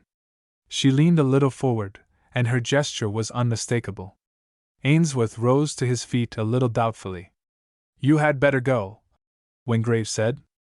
Present my compliments and excuses. I feel that a meeting now would amount to an anticlimax. Ainsworth made his way upstairs. Lady Ruth was alone, and he noticed that she had withdrawn to a chair where she was invisible to the house. Even Ainsworth himself could not see her face clearly at first, for she had chosen the darkest corner of the box. He gathered an impression of a gleaming white neck and bosom rising and falling rather more quickly than was natural, eyes which shone softly through the gloom, and the perfume of white roses, a great cluster of which lay upon the box ledge. Her voice was scarcely raised above a whisper. That is, Sir Wingrave with you? Yes, Ainsworth answered. It was he who saw you first. She seemed to catch her breath. Her voice was still tremulous. He is changed, she said. I should not have recognized him. They were the best 10 years of his life, Ainsworth answered. Think of how and in what surroundings he has been compelled to live. No wonder that he has had the humanity hammered out of him. She shivered a little. Is he always like this? She asked. I have watched him. He never smiles. He looks as hard as fate itself. I have known him only a few hours, Ainsworth reminded her. I dare not come tomorrow, she whispered. I am afraid of him. Do you wish me to tell him so? He asked. I don't know, she answered. You are very unfeeling, Mr. Ainsworth. I hope not, he answered, and looked away towards the orchestra. He did not wish to meet her eyes. You are, she murmured. I have no one to whom I dare speak of this. I dare not mention his name to my husband. It was my evidence which convicted him, and I can see, I know, that he is vindictive. And he has those letters. Oh! If I could only get them back? Her voice trembled with an appeal whispered but passionate. It was wonderful how musical and yet how softly spoken her words were. They were like live things, and the few feet of darkened space through which they had passed seemed charged with magnetic influence. Mr. Ainsworth! He turned and faced her. Can't you help me? I cannot, Lady Ruth. The electric bell rang softly from outside, and the orchestra commenced to play. Lady Ruth rose and looked at herself in the mirror. Then she turned and smiled at her visitor. The pallor of her face was no longer unnatural. She was a wonderful woman. I shall come tomorrow, she said. Shall I see you? That, he answered, depends upon Sir Wingrave. She made a little grimace as she dismissed him. Wingrave did not speak to his companion for some time after he had resumed his seat. Then he inclined his head towards him. Have you come to terms with her ladyship? He asked drily. Not yet, Ainsworth answered. You can name your own price, he continued. She will pay. Don't be afraid of making her bid up. She has a good deal at stake. Ainsworth made no reply. He was thinking how easy it would be to hate this man. Hast thou found me, O mine enemy? Ainsworth was waiting in the hall on the following afternoon when Lady Ruth arrived. He had half expected that she would drive up to the side door in a hansom, would wear a thick veil, and adopt the other appurtenances of a clandestine meeting. But Lady Ruth was much too clever a woman for anything of the sort. She descended at the great front entrance from her own electric coupe, and swept into the hotel followed by her maid. She stopped to speak to the manager of the hotel, who knew her from her visits to the world-famous restaurant, and she asked at once for Sir Wingrave Seaton. Then she saw Ainsworth, and crossed the hall with outstretched hand. "How nice of you to be here," she murmured. "Can you take me to Sir Wingrave at once? I have such a busy afternoon that I was afraid at the last moment that I should be unable to come." Ainsworth led her towards the lift. "Sir Wingrave is in his sitting room," he remarked. "It is only on the first floor." She directed her maid where to wait, and followed him. On the way down the corridor, he stole a glance at her. She was a little pale, and he could see that she had nerved herself to this interview with a great effort. As he knocked at the door, her great eyes were raised for a moment to his, and they were like the eyes of a frightened child. "I am afraid," she murmured. There was no time for more. They were in the room, and Wingrave had risen to meet them. Lady Ruth did not hesitate for a moment. She crossed the room towards him with outstretched hands. Ainsworth, who was standing a little on one side, watched their meeting with intense, though covert interest. She had pushed back her veil, her head was a little upraised in a mute gesture of appeal. She was pale to the lips, but her eyes were soft with hidden tears. Wingrave stood stonily silent, like a figure of fate. His hands remained by his sides. Her welcome found no response from him. She came to a standstill, and swaying a little, stretched out her hand and steadied herself by grasping the back of a chair. "Wingrave," she murmured, and her voice was full of musical reproach. Ainsworth turned to leave the room, but Wingrave, looking over her head, addressed him. "You will remain here, Ainsworth," he said. "There are some papers at that desk which require sorting." Ainsworth hesitated. He had caught the look on Lady Ruth's face. "If you could excuse me for half an hour, Sir Wingrave," he began. "I cannot spare you at present," Wingrave interrupted. "Kindly remain." Ainsworth had no alternative but to obey. Wingrave handed a chair to Lady Ruth. He was looking at her steadfastly. There were no signs of any sort of emotion in his face. Whatever their relations in the past might have been, it was hard to believe, from his present demeanor, that he felt any. "Wingrave," she said softly, "are you going to be unkind to me, you, whom I have always thought of in my dreams as the most generous of men? I have looked forward so much to seeing you again, to knowing that you were free. Don't disappoint me." Wingrave laughed shortly, and Ainsworth bent closer over his work, with a gathering frown upon his forehead. A mirthless laugh is never a pleasant sound. "Disappoint you?" he repeated calmly. "No! I must try and avoid that. You have been looking forward with so much joy to this meeting, then? I am flattered." She shivered a little. "I have looked forward to it," she answered, and her voice was dull and lifeless with pain. "But you are not glad to see me," she continued. "There is no welcome in your face. You are changed, altogether. Why did you send for me? Listen!" There was a moment's silence. Wingrave was standing upon the hearthrug, cold, passionless, sphinx-like. Lady Ruth was seated a few feet away, but her face was hidden. "You owe me something," he said. "Owe you something?" she repeated vaguely. "Do you deny it?" he said. "Oh, no, no," she declared with emotion. "Not for a moment.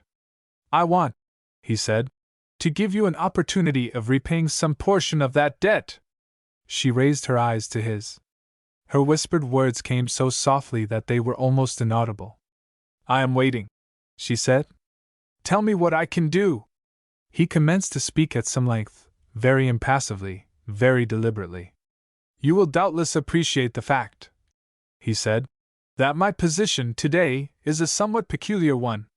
I have had enough of solitude. I am rich. I desire to mix once more on equal terms amongst my fellows. And against that, I have the misfortune to be a convicted felon, who has spent the last 10 or a dozen years amongst the scum of the earth, engaged in degrading tasks, and with no identity save a number. The position, as you will doubtless observe, is a difficult one. Her eyes fell from his. Once more she shivered, as though with physical pain. Something that was like a smile, only that it was cold and lifeless, flitted across his lips. I have no desire, he continued, to live in foreign countries. On the contrary, I have plans which necessitate my living in England. The difficulties by this time are, without doubt, fully apparent to you. She said nothing. Her eyes were once more watching his face. My looking-glass, he continued, shows me that I am changed beyond any reasonable chance of recognition. I do not believe that the Wingrave Seaton of today would readily be recognized as the Wingrave Seaton of 12 years ago. But I propose to make assurance doubly sure. I am leaving this country for several years at once. I shall go to America, and I shall return as Mr. Wingrave, millionaire, and I propose, by the way, to make money there. I desire, under that identity, to take my place once more amongst my fellows. I shall bring letters of introduction to you. There was a long and somewhat ominous silence. Lady Ruth's eyes were fixed upon the floor. She was thinking, and thinking rapidly, but there were no signs of it in her pale, drawn face. At last she looked up. There is my husband, she said. He would recognize you, if no one else did. You are a clever woman, he answered. I leave it to you to deal with your husband as seems best to you. Other people, she faltered, would recognize you. Do me the favor, he begged her, to look at me carefully for several moments. You doubtless have some imperfect recollection of what I was. Compare it with my present appearance. I venture to think that you will agree with me. Recognition is barely possible. Again there was silence. Lady Ruth seemed to have no words, but there was the look of a frightened child upon her face. I am sorry, he continued, that the idea does not appeal to you. I can understand that my presence may serve to recall a period which you and your husband would doubtless prefer to forget. Stop! A little staccato cry of pain, a cry which seemed to spring into life from a tortured heart, broke from her lips. Ainsworth heard it, and at that moment he hated his employer.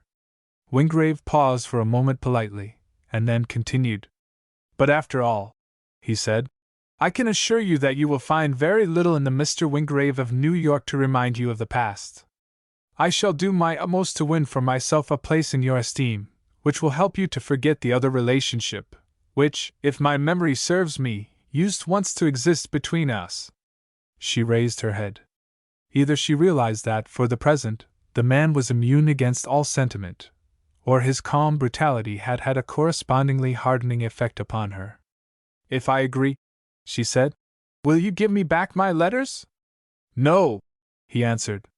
What are you going to do with them? It depends, he said, upon you.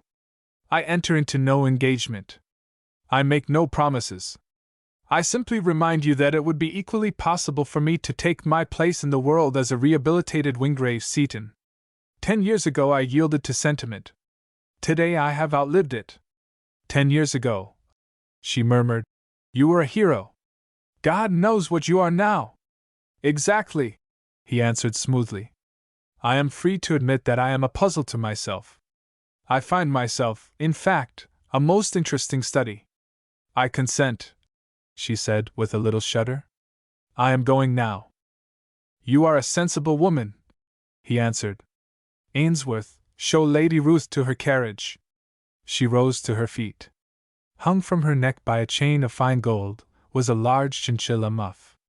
She stood before him, and her hands had sought its shelter. Timidly she withdrew one. Will you shake hands with me, Wingrave? She asked timidly. He shook his head. Forgive me, he said. I may better my manners in America, but at present I cannot. She passed out of the room. Ainsworth followed, closing the door behind them. In the corridor she stumbled, and caught at his arm for support. "Don't speak to me," she gasped. "Take me where I can sit down." He found her a quiet corner in the drawing room. She sat perfectly still for nearly 5 minutes, with her eyes closed. Then she opened them, and looked at her companion. "Mr. Ainsworth," she said, "are you so poor that you must serve a man like that?" He shook his head. "It is not poverty," he answered. "I knew his history, and I am interested in him." "You write novels, don't you?" she asked. "I try," he answered. "His story fascinated me. He stands today in a unique position to life. I want to see how he will come out of it." "You knew his story, the truth?" "Everything," he answered. "I heard it from a journalist who was in court, his only friend, the only man who knew." "Where is he now?" "On his way to Japan." She drew a little breath between her teeth. "There were rumors," she said. "It was hard for me at first, but I lived them down. I was very young then. I ought not to have accepted his sacrifice. I wish to heaven I had not. I wish that I had faced the scandal then. It is worse to be in the power of a man like this today. Mr. Ainsworth. Lady Ruth. Do you think that he has the right to keep those letters? I cannot answer that question. Will you be my friend? So far as I can, in accordance with my obligations to my employer." She tried him no further then, but rose and walked slowly out of the room. He found her maid, and saw them to their carriage. Then he returned to the sitting room. Wingrave was smoking a cigarette. "I am trying the humanizing influence," he remarked. "Got rid of her ladyship?" "Lady Ruth has just gone," Ainsworth answered. "Have you promised to steal the letters yet?" he inquired. "Not yet. Her dainty ladyship has not bid high enough, I suppose," he continued. "Don't be afraid to open your mouth. There's another woman there besides the Lady Ruth Barrington, who opens bazaars, and patronizes charity, and entertains royalty. Ask what you want, and she'll pay." "What a brute you are!" Ainsworth exclaimed involuntarily. "Of course I am," he admitted. "I know that. But whose fault is it? It isn't mine. I've lived the life of a brute creature for 10 years. You don't abuse a one-legged man, poor devil. I've had other things amputated. I was like you once. It seemed all right to me to go under to save a woman's honor. You never have. Therefore, I say you've no right to call me a brute. Personally, I don't object. It is simply a matter of equity." "I admit it," Ainsworth declared. "You are acting like a brute." "Precisely. I didn't make myself what I am. Prison did it. Go and try 10 years yourself, and you'll find you will have to grope about for your fine emotions. Are you coming to America with me?" "I suppose so," Ainsworth answered. "When do we start?" "Saturday week." "Sport west, or civilization east?" "Both," Wingrave answered. "Here is a list of the kit which we shall require. Add yourself the things which I have forgotten. I pay for both." "Very good of you," Ainsworth answered. "Not at all. I don't suppose you'd come without. Can you shoot?" "A bit," he admitted. "Be particular about the rifles. I can take you to a little corner in Canada where the bears don't stand on ceremony. Put everything in hand, and be ready to come down to Cornwall with me on Monday." "Cornwall!" Ainsworth exclaimed. "What on earth are we going to do in Cornwall?" "I have an estate there, the home of my ancestors, which I am going to sell. I am the last of the Seatons, fortunately, and I am going to smash the family tree, sell the heirlooms, and burn the family records." "I shouldn't if I were you," Ainsworth said quietly. "You are a young man yet. You may come back to your own. Meaning? You may smoke enough cigarettes to become actually humanized. One can never tell. I have known men proclaim themselves cynics for life, who have been making idiots of themselves with their own children in 5 years." Wingrave nodded gravely. "True enough," he answered. "But the one thing which no man can mistake is death. Listen, and I will quote some poetry to you. I think it is something like this. The rivers of ice may melt, and the mountains crumble into dust, but the heart of a dead man is like the seed plot unsown. Green grass shall not sprout there, nor flowers blossom, nor shall all the ages of eternity show there any sign of life. He spoke as though he had been reading from a child's primer. When he had finished, he replaced his cigarette between his teeth. I am a dead man, he said calmly. Dead as the wildest seed plot in God's most forgotten acre. Lord of the manor. She came slowly towards the two men through the overgrown rose garden, a thin, pale, wild-eyed child, dressed in most uncompromising black. It was a matter of doubt whether she was the more surprised to see them, or they to find anyone else, in this wilderness of desolation. They stood face to face with her upon the narrow path. Have you lost your way? She inquired politely. We were told, Ainsworth answered, that there was a gate in the wall there, through which we could get onto the cliffs. Who told you so? She asked. The housekeeper, Ainsworth answered. I will not attempt to pronounce her name. Mrs. Tresfarwin, the child said. It is not really difficult. But she had no right to send you through here. It is all private, you know. And you? Ainsworth asked with a smile. You have permission, I suppose? Yes, she answered. I have lived here all my life. I go where I please. Have you seen the pictures? We have just been looking at them, Ainsworth answered. Aren't they beautiful? She exclaimed. Oh! She sat suddenly down on a rough wooden seat and commenced to cry. For the first time Wingrave looked at her with some apparent interest. Why, what is the matter with you, child? Ainsworth exclaimed. I have loved them so all my life. She sobbed. The pictures, and the house, and the gardens, and now I have to go away. I don't know where. Nobody seems to know. Ainsworth looked down at her black frock. You have lost someone, perhaps? He said. My father, she answered quietly. He was organist here, and he died last week. And you have no other relatives? He asked. None at all. No one seems quite to know what is going to become of me, she sobbed. Where are you staying now? He inquired. With an old woman who used to look after our cottage, she answered. But she is very poor, and she cannot keep me any longer. Mrs. Coulson says that I must go and work, and I am afraid. I don't know anyone except at Tredwin, and I don't know how to work. And I don't want to go away from the pictures, and the garden, and the sea. It is all so beautiful, isn't it? Don't you love Tredwin? Well, I haven't been here very long, you see, Ainsworth explained. Wingrave spoke for the first time. His eyes were fixed upon the child, and Ainsworth could see that she shrank from his cold, unsympathetic scrutiny. What is your name? He asked. Juliet Lundy, she answered. How long was your father organist at the church? I don't know, she answered. Ever since I was born and before. And how old are you? 14 next birthday. And all that time? He asked. Has there been no one living at Tredwin? No one except Mrs. Tresfarwin, she answered. It belongs to a very rich man who is in prison. Wingrave's face was immovable. He stood on one side, however, and turned towards his companion. We are keeping this young lady, he remarked, from what seems to be her daily pilgrimage. I wonder whether it is really the pictures or Mrs. Tresfarwin's cakes. She turned her shoulder upon him in silent scorn, and looked at Ainsworth a little wistfully. Goodbye, she said. He waved his hand as he strolled after Wingrave. There you are, Mr. Lord of the Manor, he said. You can't refuse to do something for the child.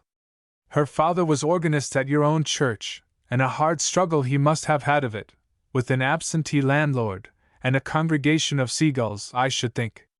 Are you joking? Wingrave asked coldly. I was never more in earnest in my life, Ainsworth answered. The girl is come from gentlefolks. Did you see what a delicate face she had, and how nicely she spoke? You wouldn't have her sent out as a servant, would you? Wingrave looked at his companion ominously. You have a strange idea of the duties of a landlord, he remarked. Do you seriously suppose that I am responsible for the future of every brat who grows up on this estate? Of course not, Ainsworth answered. You must own for yourself that this case is exceptional. Let us go down to the vicarage and inquire about it. I shall do nothing of the sort, Wingrave answered. Nor will you. Do you see the spray coming over the cliffs there? The sea must be worth watching. Ainsworth walked by his side in silence.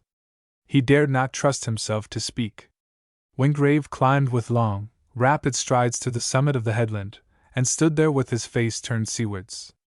The long breakers were sweeping in from the Atlantic with a low, insistent roar. As far as the eye could reach, the waves were crusted with white foam. Every now and then the spray fell around the two men in a little dazzling shower. The very atmosphere was salt. About their heads the seagulls whirled and shrieked. From the pebbled beach to the horizon there was nothing to break the monotony of that empty waste of waters. Wingrave stood perfectly motionless, with his eyes fixed upon the horizon. Minute after minute passed, and he showed no signs of moving. Ainsworth found himself presently engaged in watching him. Thoughts must be passing through his brain. He wondered what they were. It was here that he had spent his boyhood. Barely an hour ago the two men had stood before the picture of his father. It was here, if anywhere, that he might regain some part of his older and more natural self. Was it a struggle, he wondered, that was going on within the man? There were no signs of it in his face. Simply he stood and looked, as though, by infinite perseverance, the very horizon itself might recede, and the thing for which he sought become revealed. Ainsworth turned away at last, and there, not many yards behind, apparently watching them, stood the child. He waved his hand and advanced towards her. Her eyes were fixed upon Wingrave half fearfully. I am afraid of the other gentleman, she whispered, as he reached her side. Will you come a little way with me? I will show you a seagull's nest. They left Wingrave where he was, and went hand in hand, along the cliff side. She was a curious mixture of shyness and courage. She talked very little, but she gripped her companion's fingers tightly. I can show you, she said, where the seagulls build, and I can tell you the very spot in the sea where the sun goes down night after night. There are some baby seagulls in one of the nests, but I daren't go very near for the mother bird is so strong. Father used to say that when they have their baby birds to look after, they are as fierce as eagles. Your father used to walk with you here, Juliet? Ainsworth asked. Always till the last few months when he got weaker and weaker, she answered. Since then I come every day alone. Don't you find it lonely? He asked. She shook her head. At first, she answered, not now. It makes me unhappy. Would you like to go down on the beach and look for shells? I can find you some very pretty ones. They clambered down and wandered hand in hand by the seashore. She told him quaint little stories of the smugglers, of wrecks, and the legends of the fisher people. Coming back along the sands, she clung to his arm and grew more silent. Her eyes sought his every now and then, wistfully. Presently she pointed out a tiny whitewashed cottage standing by itself on a piece of waste ground. That is where I live now, at least for a day or two, she said. They cannot keep me any longer. When are you going away? Very soon, I am afraid, little girl, he answered. I will come and see you, though, before I go. You promise? She said solemnly. I promise, Ainsworth repeated. Then she held up her face, a little timidly, and he kissed her. Afterwards he watched her turn with slow, reluctant footsteps to the unpromising abode which she had pointed out. Ainsworth made his way to the inn, cursing his impecuniosity and Wingrave's brutal indifference. He found the latter busy writing letters. Doing your work, Ainsworth? He remarked coldly. Be so good as to write to Christie's for me, and ask them to send down a valuer to go through the pictures. You are really going to sell? Ainsworth exclaimed. Most certainly, Wingrave answered. Heirlooms and family pictures are only so much rubbish to me. I am the last of my line, and I doubt whether even my lawyer could discover a next of kin for my personal property. Sell? Of course I'm going to sell. What use is all this hoarded rubbish to me? I am going to turn it into gold. And what use is gold? Ainsworth asked curiously. You have plenty. Not enough for my purpose, Wingrave declared. We are going to America to make more. It's vandalism, Ainsworth said. Rank vandalism. The place as it is a picture. The furniture and the house have grown old together. Why, you might marry. Wingrave scowled at the younger man across the room. You are a fool, Ainsworth, he said shortly. Take down these letters. After dinner, Wingrave went out alone. Ainsworth followed him about an hour later, when his work was done, and made his way towards the vicarage. It was barely 9 o'clock, but the little house seemed already to be in darkness. He rang twice before anybody answered him. Then he heard slow, shuffling footsteps within, and a tall, gaunt man, in clerical attire, and carrying a small lamp, opened the door. Ainsworth made the usual apologies and was ushered into a bare, gloomy-looking apartment which, from the fact of its containing a writing table and a few books, he imagined must be the study. His host never asked him to sit down. He was a long, unkempt-looking man with a cold, forbidding face, and his manner was the reverse of cordial. I have called to see you, Ainsworth explained, with reference to one of your parishioners, the daughter of your late organist. Indeed, the clergyman remarked solemnly.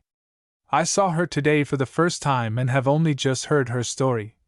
Ainsworth continued. It seems to be a very sad one. His listener inclined his head. I am, unfortunately, a poor man, Ainsworth continued, but I have some friends who are well off, and I could lay my hands upon a little ready money.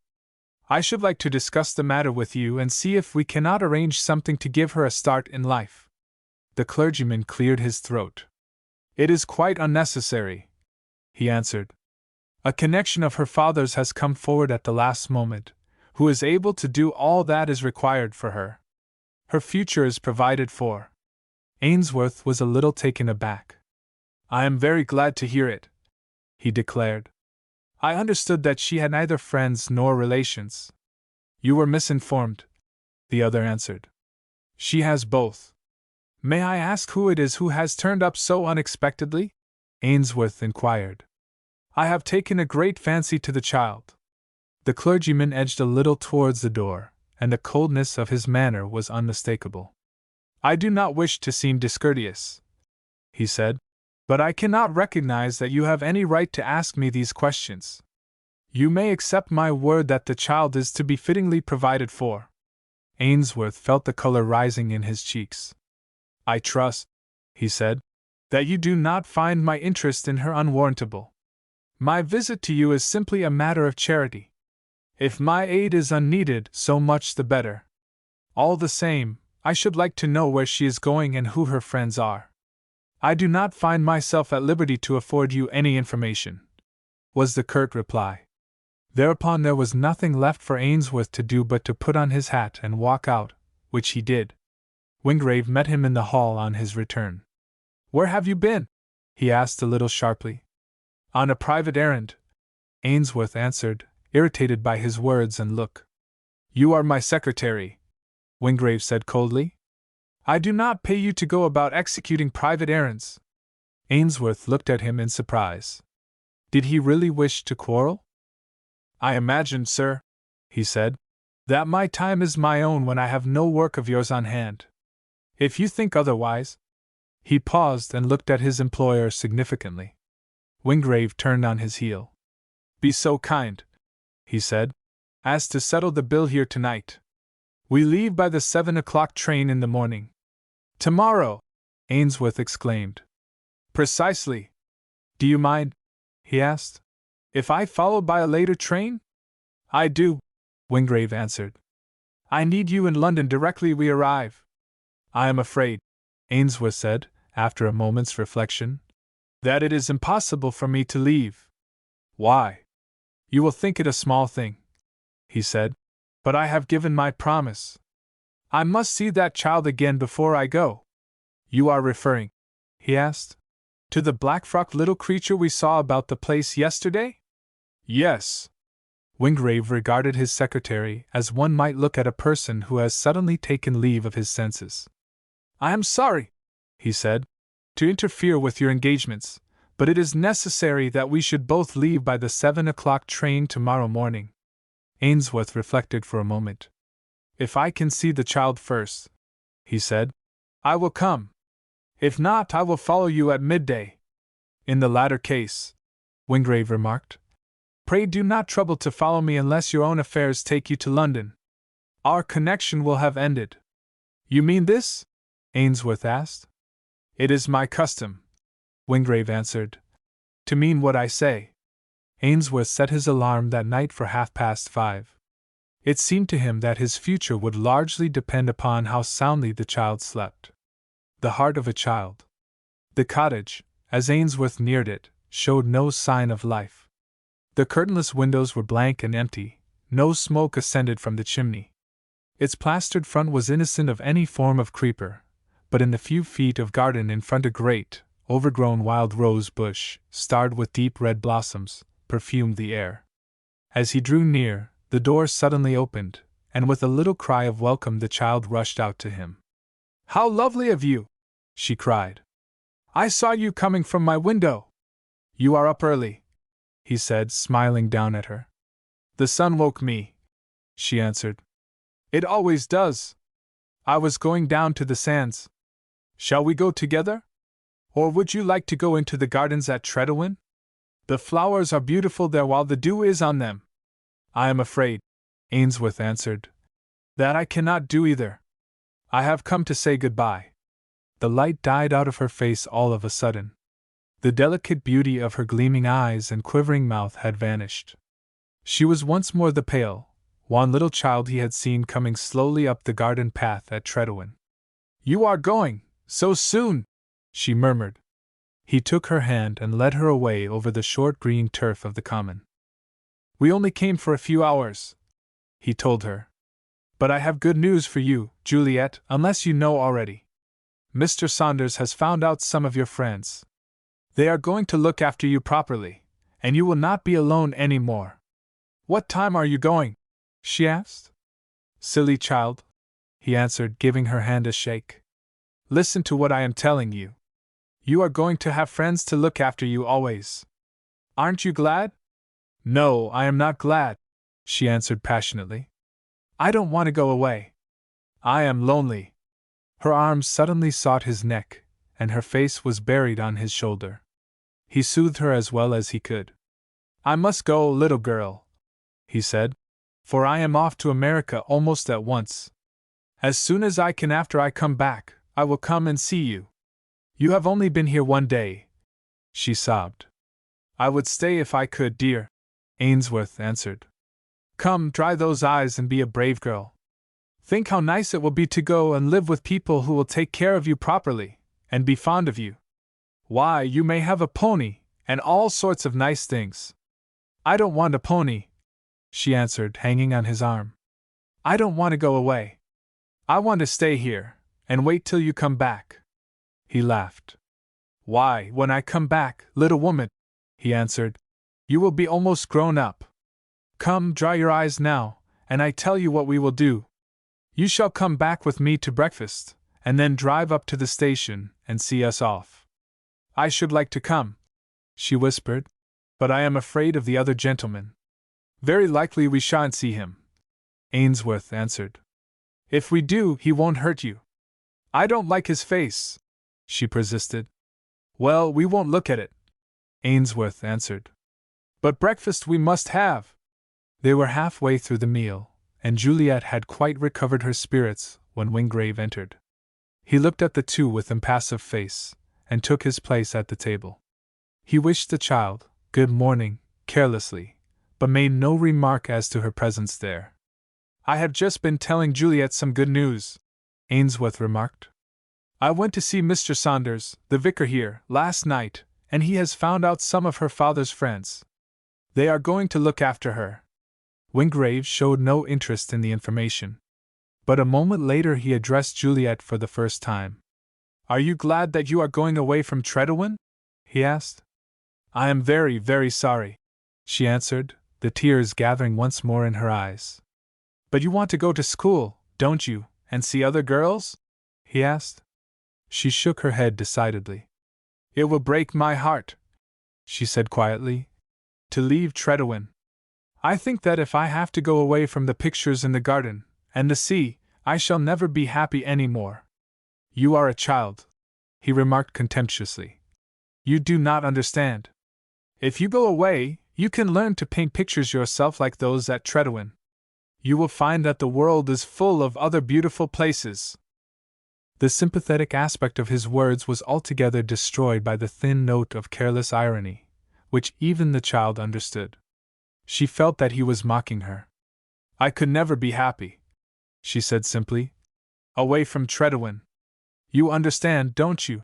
She added, turning confidentially to Ainsworth. You think so now, dear, he said, but remember that you are very young. There are many things for you to learn before you grow up. I am not a dunce, she replied. I can talk French and German, and do arithmetic, and play the organ. Father used to teach me these things. I can learn at Tredowin very well. I hope that my friends will let me stay here. Wingrave took no more notice of her. She and Ainsworth walked together to the station. As they passed the little whitewashed cottage, she suddenly let go his hand, and darted inside. Wait one moment, she cried breathlessly. She reappeared almost at once, holding something tightly clenched in her right hand. She showed it to him shyly. It is for you, please, she said. It was a silver locket, and inside was a little picture of herself. Ainsworth stooped down and kissed her. He had had as many presents in his life as most men, but never an offering which came to him quite like that. They stood still for a moment, and he held out her hands. Already the morning was astir. The seagulls were wheeling, white-winged and noiseless, above their heads. The air was fragrant with the scent of cottage flowers. Like a low, sweet undernote, the sea came rolling in upon the firm sands. Out to the west it stretched like a sheet of softly swaying inland water. For those few moments there seemed no note of discord, and then the harsh whistle of an approaching train. They took hold of hands and ran. It was, perhaps, as well that their farewells were cut short. There was scarcely time for more than a few hurried words before the train moved out from the queer little station, and with his head out of the window, Ainsworth waved his hand to the black-frocked child with her pale, eager face already stained with tears, a lone, strange little figure, full of a sort of plaintive grace as she stood there, against a background of milk cans, waving a crumpled handkerchief. Wingrave, who had been buried in a morning paper, looked up presently. If our journeyings, he remarked drily, are to contain everywhere incidents such as these, they will become a sort of sentimental pilgrimage. Ainsworth shrugged his shoulders. I am sorry, he said, that my interest in the child has annoyed you. At any rate, it is over now. The parson was mysterious, but he assured me that she was provided for. Wingrave looked across the carriage with cold, reflective curiosity. Your point of view, he remarked, is a mystery to me. I cannot see how the future of an unfledged brat like that can possibly concern you. Perhaps not, Ainsworth answered. But you must remember that you are a little out of touch with your fellows just now. I dare say when you were my age you would have felt as I feel. I dare say that as the years go on, you will feel like it again. Wingrave was thoughtful for a moment. So you think, he remarked, that I may yet have in me the making of a sentimentalist? Ainsworth returned his gaze as steadfastly. One can never tell, he answered. You may change, of course. I hope that you will. You are candid, at any rate. I do not think, Ainsworth answered, that there is any happiness in life for the man who lives entirely apart from his fellow creatures. Not to feel is not to live. I think that the first real act of kindness which you feel prompted to perform will mark the opening of a different life for you. Wingrave spread out the newspaper. I think, he said with a faint sneer, that it is quite time you took this sea voyage. The Sword of Damocles. Mr. Lumley Barrington, K.C. and M.P., was in the act of stepping into his carriage to drive down to the house, when he was intercepted by a message. It was his wife's maid, who came hurrying out after him. "I beg your pardon, sir," she said, "but her ladyship particularly wished to see you as soon as you came in." "Is your mistress in?" Barrington asked in some surprise. "Yes, sir," the maid answered. "Her ladyship is resting, before she goes to the ball at aka.ms house. She is in her room now." "I will come up at once," Barrington said. He kept the carriage waiting while he ascended to his wife's room. There was no answer to his knock. He opened the door softly. She was asleep on a couch drawn up before the fire. He crossed the room noiselessly, and stood looking down upon her. Her lithe, soft figure had fallen into a posture of graceful, almost voluptuous ease. The ribbons and laces of her muslin dressing gown quivered gently with her deep, regular breathing. She had thrown off her slippers, and one long, slender foot was exposed. The other was doubled up underneath her body. Her face was almost like the face of a child, smooth and unwrinkled, save for one line by the eyes where she laughed. He looked at her steadfastly. Could the closing of the eyes, indeed, make all the difference? Life and the knowledge of life seemed things far from her consciousness. Could one look like that, even in sleep, and underneath? Barrington broke away from his train of thought, and woke her quickly. She sat up and yawned. "Parsons managed to catch you, then?" she remarked. "Yes," he answered. "I was just off. I got away from Will's dinner party early, and called here for some notes. I must be at the house." He glanced at the clock. "In 3/4 of an hour." She nodded. "I won't keep you as long as that." Her eyes met his, a little furtively, full of inquiry. "I have done what you wished," he said quietly. "I called at the Clarence Hotel." "You saw him?" "No. He sent back my card. He declined to see me." She showed no sign of disappointment.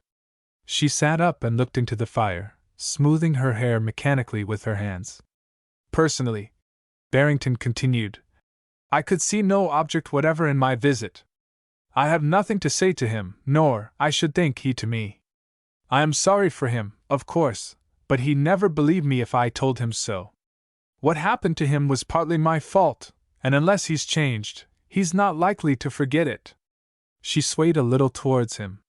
"It was partly, also, mine," she murmured. "I don't see that at all," he objected. "You at any rate were blameless." She looked up at him, and he was astonished to find how pale she was. "I was not," she said calmly. There was a short silence. Barrington had the air of a man who has received a shock. "Ruth!" he exclaimed, glancing towards the door, and speaking almost in a whisper. "Do you mean that there are things which I have never known?" "Yes," she answered. "I mean that he might, if he chose, do us now, both of us, an immense amount of harm." Barrington sat down at the end of the sofa. He knew his wife well enough to understand that this was serious. "Let us understand one another, Ruth," he said quietly. "I always thought that you were a little severe on Wingrave at the trial. He may bear you a grudge for that, it is very possible that he does. But what can he do now? He had his chance to cross-examine you, and he let it go by. He has some letters of mine," Lady Ruth said slowly. "Letters? Written before the trial?" "Yes." "Why did he not make use of them there?" "If he had," Lady Ruth said, with her eyes fixed upon the carpet, "the sympathy would have been the other way. He would have got off with a much lighter sentence, and you would not have married me." "Good God!" Barrington muttered. "You see," Lady Ruth continued, resting her hand upon her husband's coat sleeve, "the thing happened all in a second. I had the check in my hand when you and Sir William came crashing through that window, and Sir William's eyes were upon me. The only way to save myself was to repudiate it, and let Wingrave get out of the affair as well as he could. Of course, I never guessed what was going to happen. Then it was Wingrave," Barrington muttered, "who played the game." "Yes," Lady Ruth answered quietly. "But I am not so sure about him now. You and I, Lumley, know one another a little better today than we did 12 years ago. We have had a few of the corners knocked off, I suppose? I can tell you things now I didn't care to then. Wingrave had lent me money before. He has letters from me today, thanking him for it. Barrington was a large, florid man, well built and well set up. In court he presented rather a formidable appearance with his truculent chin, his straight, firm mouth, and his commanding presence. Yet there was nothing about him now which would have inspired fear in the most nervous of witnesses. He looked like a man all broken up by some unexpected shock. If he had produced those letters, at the trial. Lady Ruth shrugged her shoulders. I risked it anyhow, she said. I had to. My story was the only one which gave me a dog's chance, and I didn't mean to go under then. Wingrave never gave me away, but I fancy he's feeling differently about it now. How do you know, Ruth?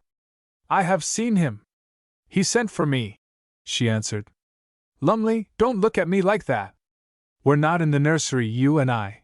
I went because I had to. He's going to America for a time, and then he's coming back here.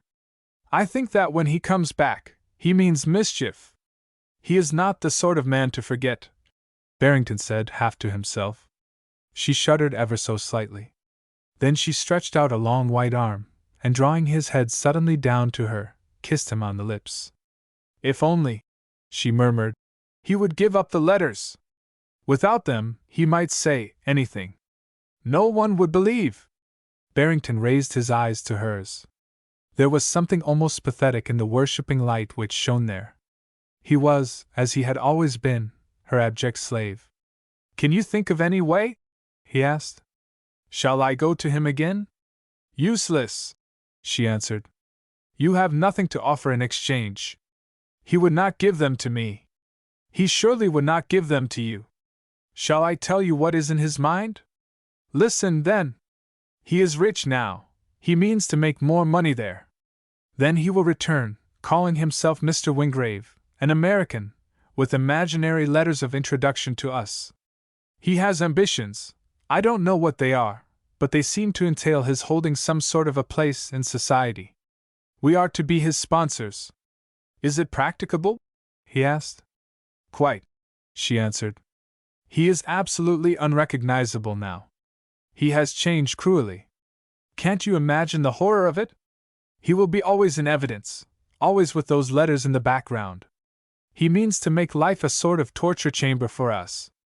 Better defy him at once and get over, Barrington said. After all, don't you think that the harm he could do is a little imaginary? She brushed the suggestion aside with a little shiver. Shall I tell you what he would do, Lumley? She said, leaning towards him. He would have my letters, and a copy of my evidence, printed in an elegant little volume and distributed amongst my friends. It would come one day like a bomb, and nothing that you or I could do would alter it in the least. Your career and my social position would be ruined. Success brings enemies, you know, Lumley, and I have rather more than my share. Then we are helpless, he said. Unless we can get the letters, or unless he should never return from America, she answered. Barrington moved uneasily in his seat. He knew very well that some scheme was already forming in his wife's brain. If there is anything that I can do, he said in a low tone, don't be afraid to tell me. There is one chance, she answered, a sort of forlorn hope, but you might try it.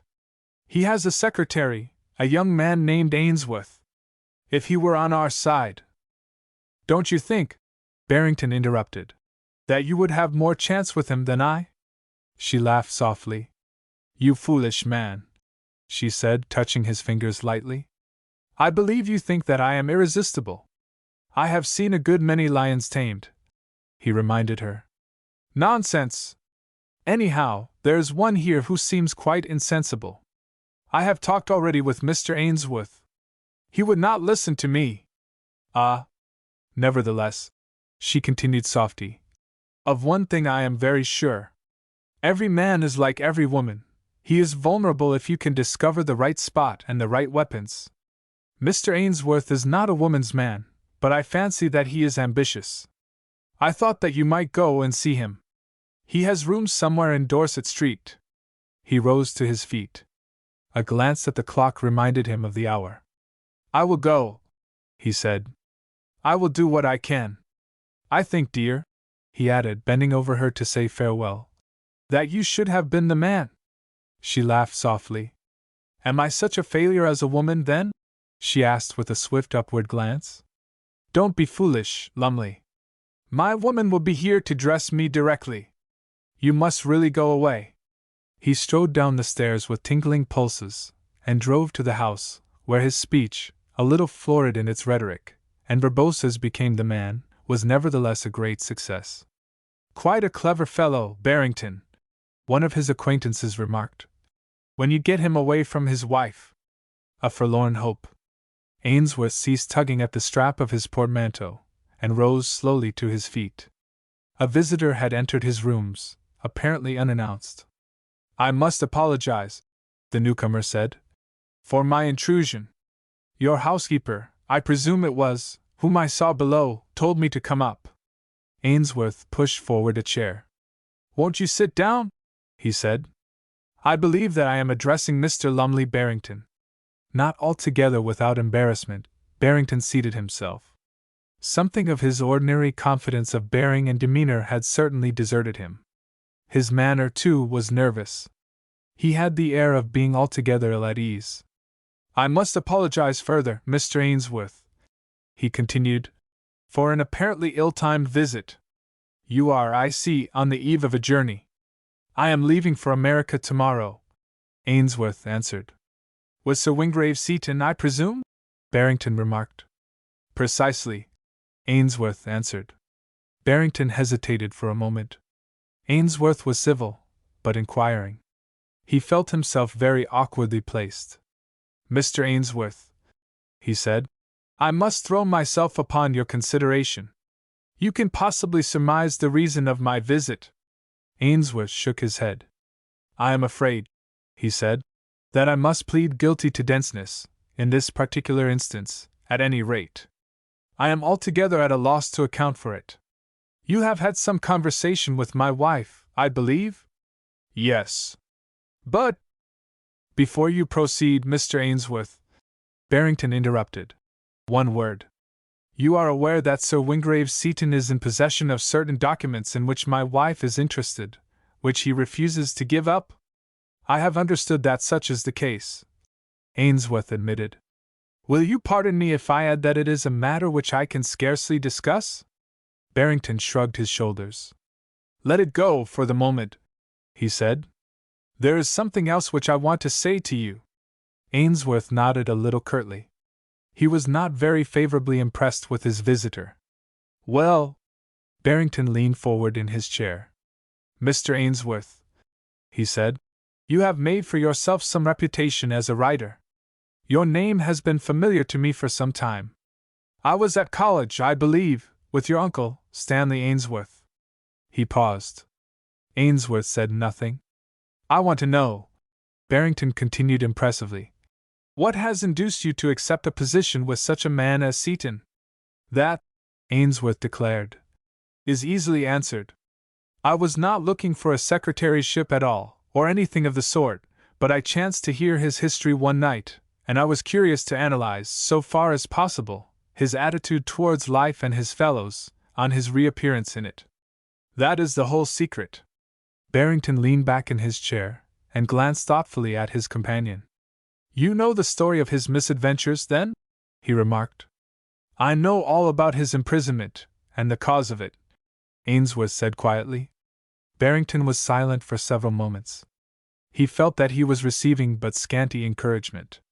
Is it worthwhile, Mr. Ainsworth? He asked at length. There is better work for you in the world than this. Again Ainsworth preferred to reply by a gesture only.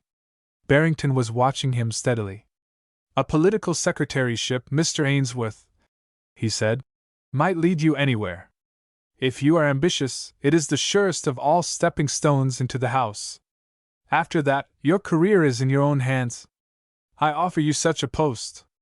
I am exceedingly obliged to you, Ainsworth replied, but I scarcely understand. I have influence, Barrington said, which I have never cared to use on my own account. I am willing to use it on yours. You have only to say the word, and the matter is arranged. I can only repeat, Ainsworth said, "That I am exceedingly obliged to you, Mr. Barrington, but I cannot understand why you should interest yourself so much on my behalf." "If you wish me to speak in plain words," Barrington said, "I will do so. I ask you to aid me as a man of honor in the restoration of those letters to my wife." "I cannot do it," Ainsworth said firmly. "I am sorry that you should have come to me with such an offer. It is quite out of the question." Barrington held out his hand. "Do not decide too hastily," he said. "Remember this. Sir Wingrave Seaton had once an opportunity of putting those letters to any use he may have thought fit. He ignored it. At that time, their tenor and contents might easily have been explained. After all these years, that task would be far more difficult. I say that no man has a right to keep a woman's letters back from her years after any friendship there may have been between them is over. It is not the action of an honorable man. Sir Wingrave Seaton has placed himself outside the pale of honorable men." "Your judgment," Ainsworth answered quietly, "seems to me severe. Sir Wingrave Seaton has been the victim of peculiar circumstances." Barrington looked at his companion thoughtfully. He was wondering exactly how much he knew. "You defend him," he remarked. "That is because you have not yet found out what manner of man he is." "In any case," Ainsworth answered, "I am not his judge. Mr. Barrington," he added, "you must forgive me if I remind you that this is a somewhat unprofitable discussion." A short silence followed. With Barrington it did not appear to be a silence of irresolution. He was leaning a little forward in his chair, and his head was resting upon his hand. Of his companion he seemed for the moment to have become oblivious. Ainsworth watched him curiously. Was he looking back through the years, he wondered, to that one brief but lurid chapter of history, or was it his own future of which he was thinking, a future which, to the world, must seem so full of brilliant possibilities, and yet which he himself must feel to be so fatally and miserably insecure? "Mr. Ainsworth," he said at last, "I suppose from a crude point of view I am here to bribe you." Ainsworth shrugged his shoulders. "Is it worth while?" he asked a little wearily. "I have tried to be civil, but I have also tried to make you understand. Your task is absolutely hopeless." "It should not be," Barrington persisted. "This is one of those rare cases in which anything is justifiable. Seaton had his chance at the trial. He chose to keep silence. I do not praise him or blame him for that. It was the only course open to a man of honor. I maintain that his silence then binds him to silence forever. He has no right to ruin my life and the happiness of my wife by subtle threats, to hold those foolish letters over our heads, like a thunderbolt held ever in suspense. You are ambitious, I believe, Mr. Ainsworth. Get me those letters, and I will make you my secretary, find you a seat in Parliament, and anything else in reason that you will." Ainsworth rose to his feet. He wished to intimate that, so far as he was concerned, the interview was at an end. "Your proposition, Mr. Barrington," he said, "is absolutely impossible. In the first place, I have no idea where the letters in question are, and Sir Wingrave is never likely to suffer them to pass into my charge." "You have opportunities of finding out," Barrington suggested. "And secondly," Ainsworth continued, ignoring the interruption, "whatever the right or the wrong of this matter may be, I am in receipt of a salary from Sir Wingrave Seaton, and I cannot betray his confidence." Barrington also rose to his feet. He was beginning to recognize the hopelessness of his task. "This is final, Mr. Ainsworth?" he asked. "Absolutely," was the firm reply. Barrington bowed stiffly, and moved towards the door. On the threshold he paused. "I trust, Mr. Ainsworth," he said hesitatingly, "that you will not regard this as an ordinary attempt at bribery and corruption. I have simply asked you to aid me in setting right a great injustice." "It is a subtle distinction, Mr. Barrington," Ainsworth answered, "but I will endeavor to keep in mind your point of view." Barrington drove straight home, and made his way directly to his study. Now that he was free from his wife's influence, and looked back upon his recent interview, he realized for the first time the folly and indignity of the whole proceedings. He was angry that, a man of common sense, keen-witted and far-seeing in the ordinary affairs of life, should have placed himself so completely in a false, not to say a humiliating position. And then, just as suddenly, he forgot all about himself, and remembered only her. With a breath of violets, and the delicate rustling of half-lifted skirts, she had come softly into the room, and stood looking at him inquiringly. Her manner seemed to indicate more a good-natured curiosity than real anxiety. She made a little grimace as he shook his head. "I have failed," he said shortly. "That young man is a prig."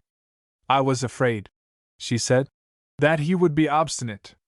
Men with eyes of that color always are. What are we to do, Ruth?" "What can we?" she answered calmly. "Nothing but wait. He is going to America. It is a terrible country for accidents. Something may happen to him there. Do go and change your things, there's a dear, and look in at the Westinghams for me for an hour. We'll just get some supper and come away." "I will be ready in 10 minutes," Barrington answered.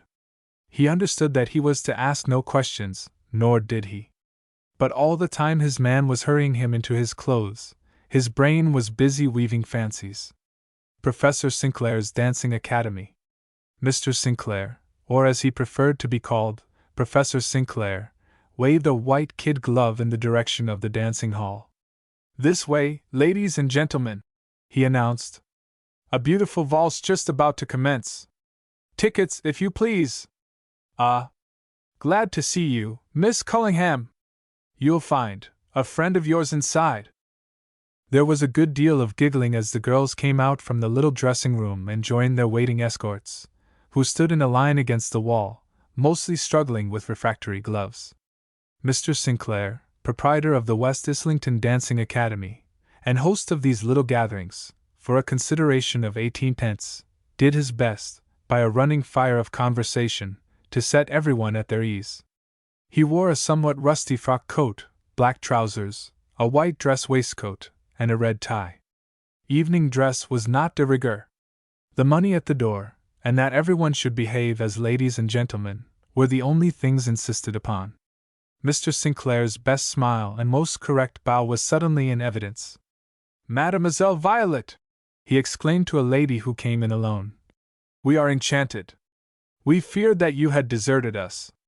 There is a young gentleman inside who is going to be made very happy. 1 shilling change, thank you. Won't you step into the cloakroom?" The lady shook her head. "If you don't mind, Mr. Sinclair," she said, "I would rather keep my hat and veil on.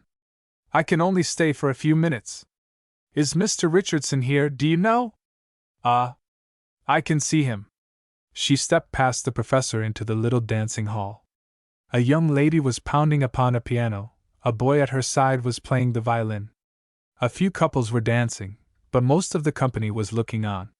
The evening was young, and Mr. Sinclair, who later on officiated as MC, had not yet made his attack upon the general shyness. The lady known as Mademoiselle Violet paused and looked around her. Suddenly she caught sight of a pale, anemic-looking youth, who was standing apart from the others, lounging against the wall. She moved rapidly towards him. "How do you do, Mr. Richardson?" she said, holding out her hand. He started, and a sudden rush of color streamed into his cheeks. He took her hand awkwardly, and he was almost speechless with nervousness. "I don't believe you're at all glad to see me," she remarked. "Oh, Miss Violet!" he exclaimed. He would have said more, but the words stuck in his throat. "Can we sit down somewhere?" she said.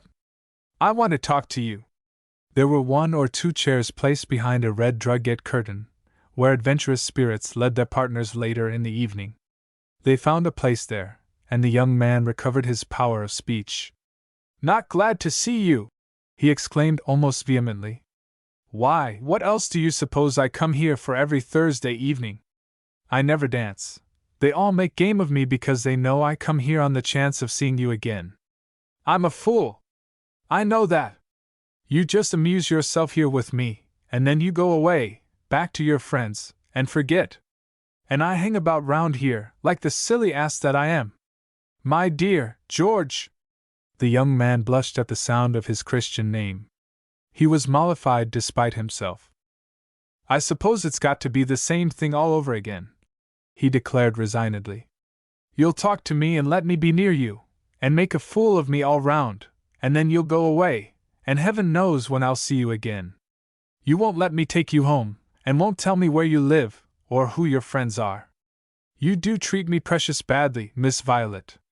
This time, she said quietly, it will not be the same. I have something quite serious to say to you. Something serious, you? Go on, he exclaimed in excitement. Have you found another place yet?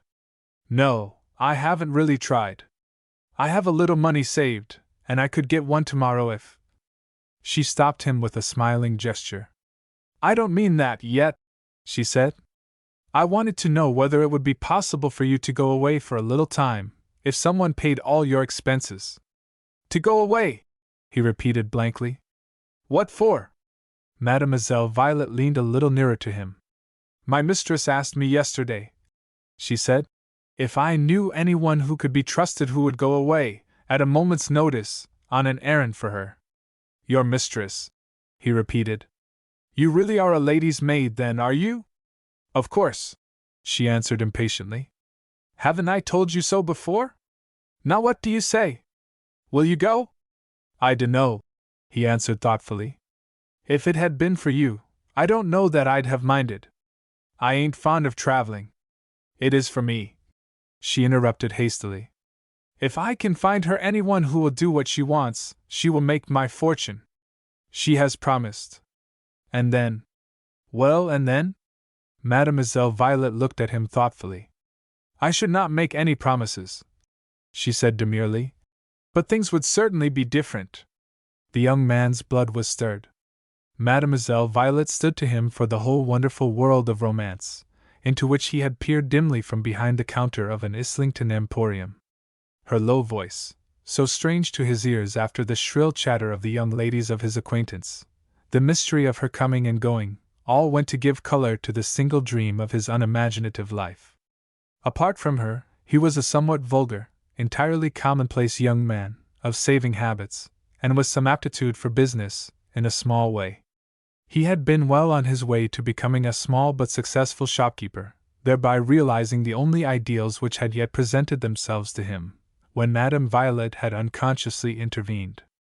Of what might become of him now he had no clear conception of himself. I'll go, he declared. Mademoiselle Violet's eyes flashed behind her veil. Her fingers touched his for a moment. It is a long way, she said. I don't care, he answered valiantly. To America! America! He gasped. But is this a joke, Miss Violet? She shook her head. Of course not. America is not a great journey. But it will cost. She laughed softly. My mistress is very rich, she said. The cost does not matter at all. You will have all the money you can spend, and more. He felt himself short of breath, and bereft of words. Gee whiz, he murmured. They sat there in silence for a few moments. A promenading couple put their heads behind the screen, and withdrew with the sound of feminine giggling. Outside, the piano was being thumped to the tune of a popular polka. But what have I got to do?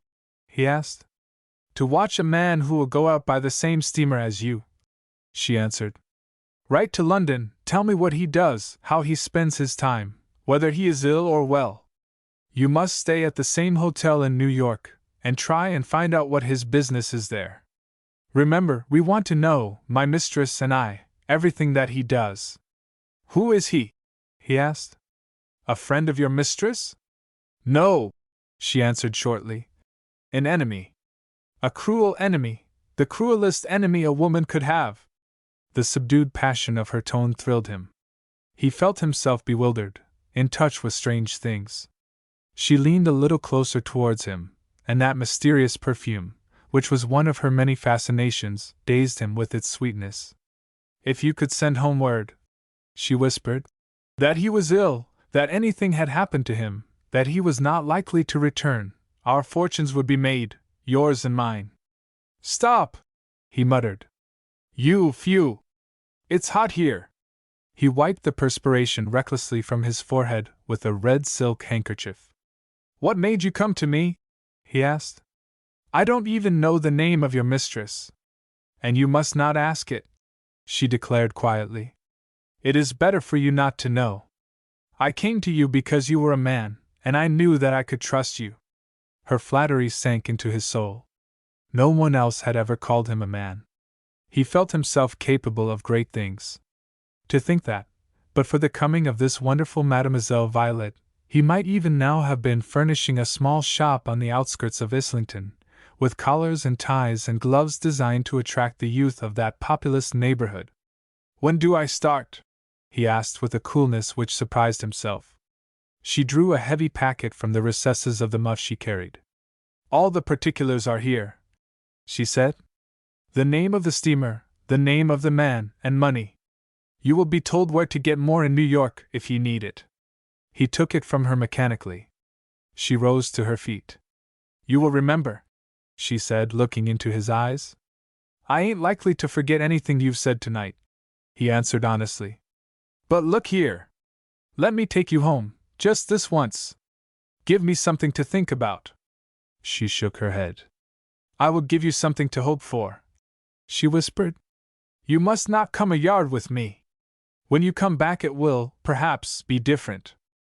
He remained behind the partition, gripping the packet tightly. Mademoiselle Violet took a hasty adieu of Mr. Sinclair, and descended to the street. She walked for a few yards, and then turned sharply to the left. A hansom, into which she stepped at once, was waiting there. She wrapped herself hastily in a long fur coat which lay upon the seat, and thrust her hand through the trap door. "St. Martin's schoolroom," she told the cabman. Apparently Mademoiselle Violet combined a taste for philanthropy with her penchant for Islington dancing halls. She entered the little schoolroom and made her way to the platform, dispensing many smiles and nods amongst the audience of the concert, which was momentarily interrupted for her benefit. She was escorted on to the platform by a young and earnest-looking clergyman, and given a chair in the center of the little group who were gathered there. And after the conclusion of the song, the clergyman expressed his gratification to the audience that a lady with so many calls upon her time, such high social duties, should yet find time to show her deep interest in their welfare by this most kind visit. After which, he ventured to call upon Lady Barrington to say a few words.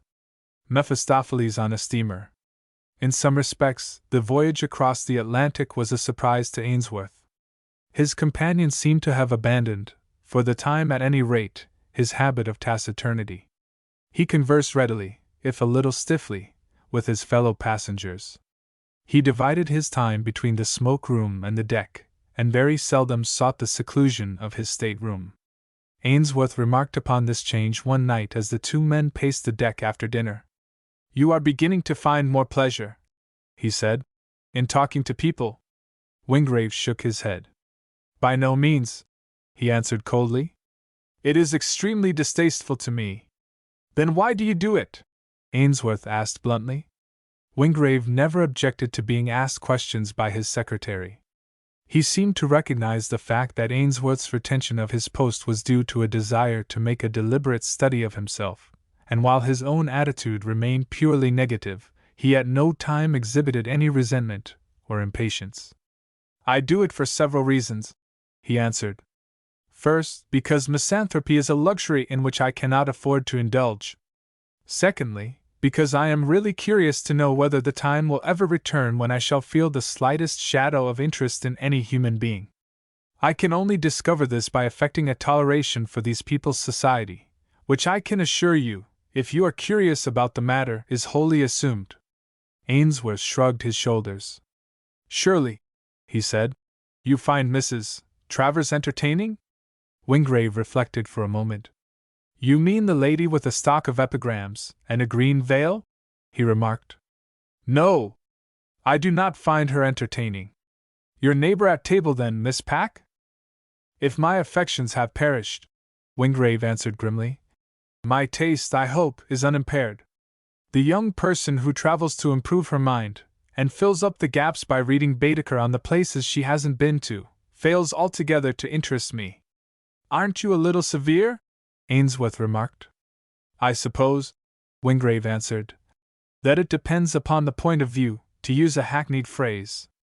You study people with a discerning eye for good qualities. Nature and circumstances have ordered it otherwise with me. I see them through darkened glasses.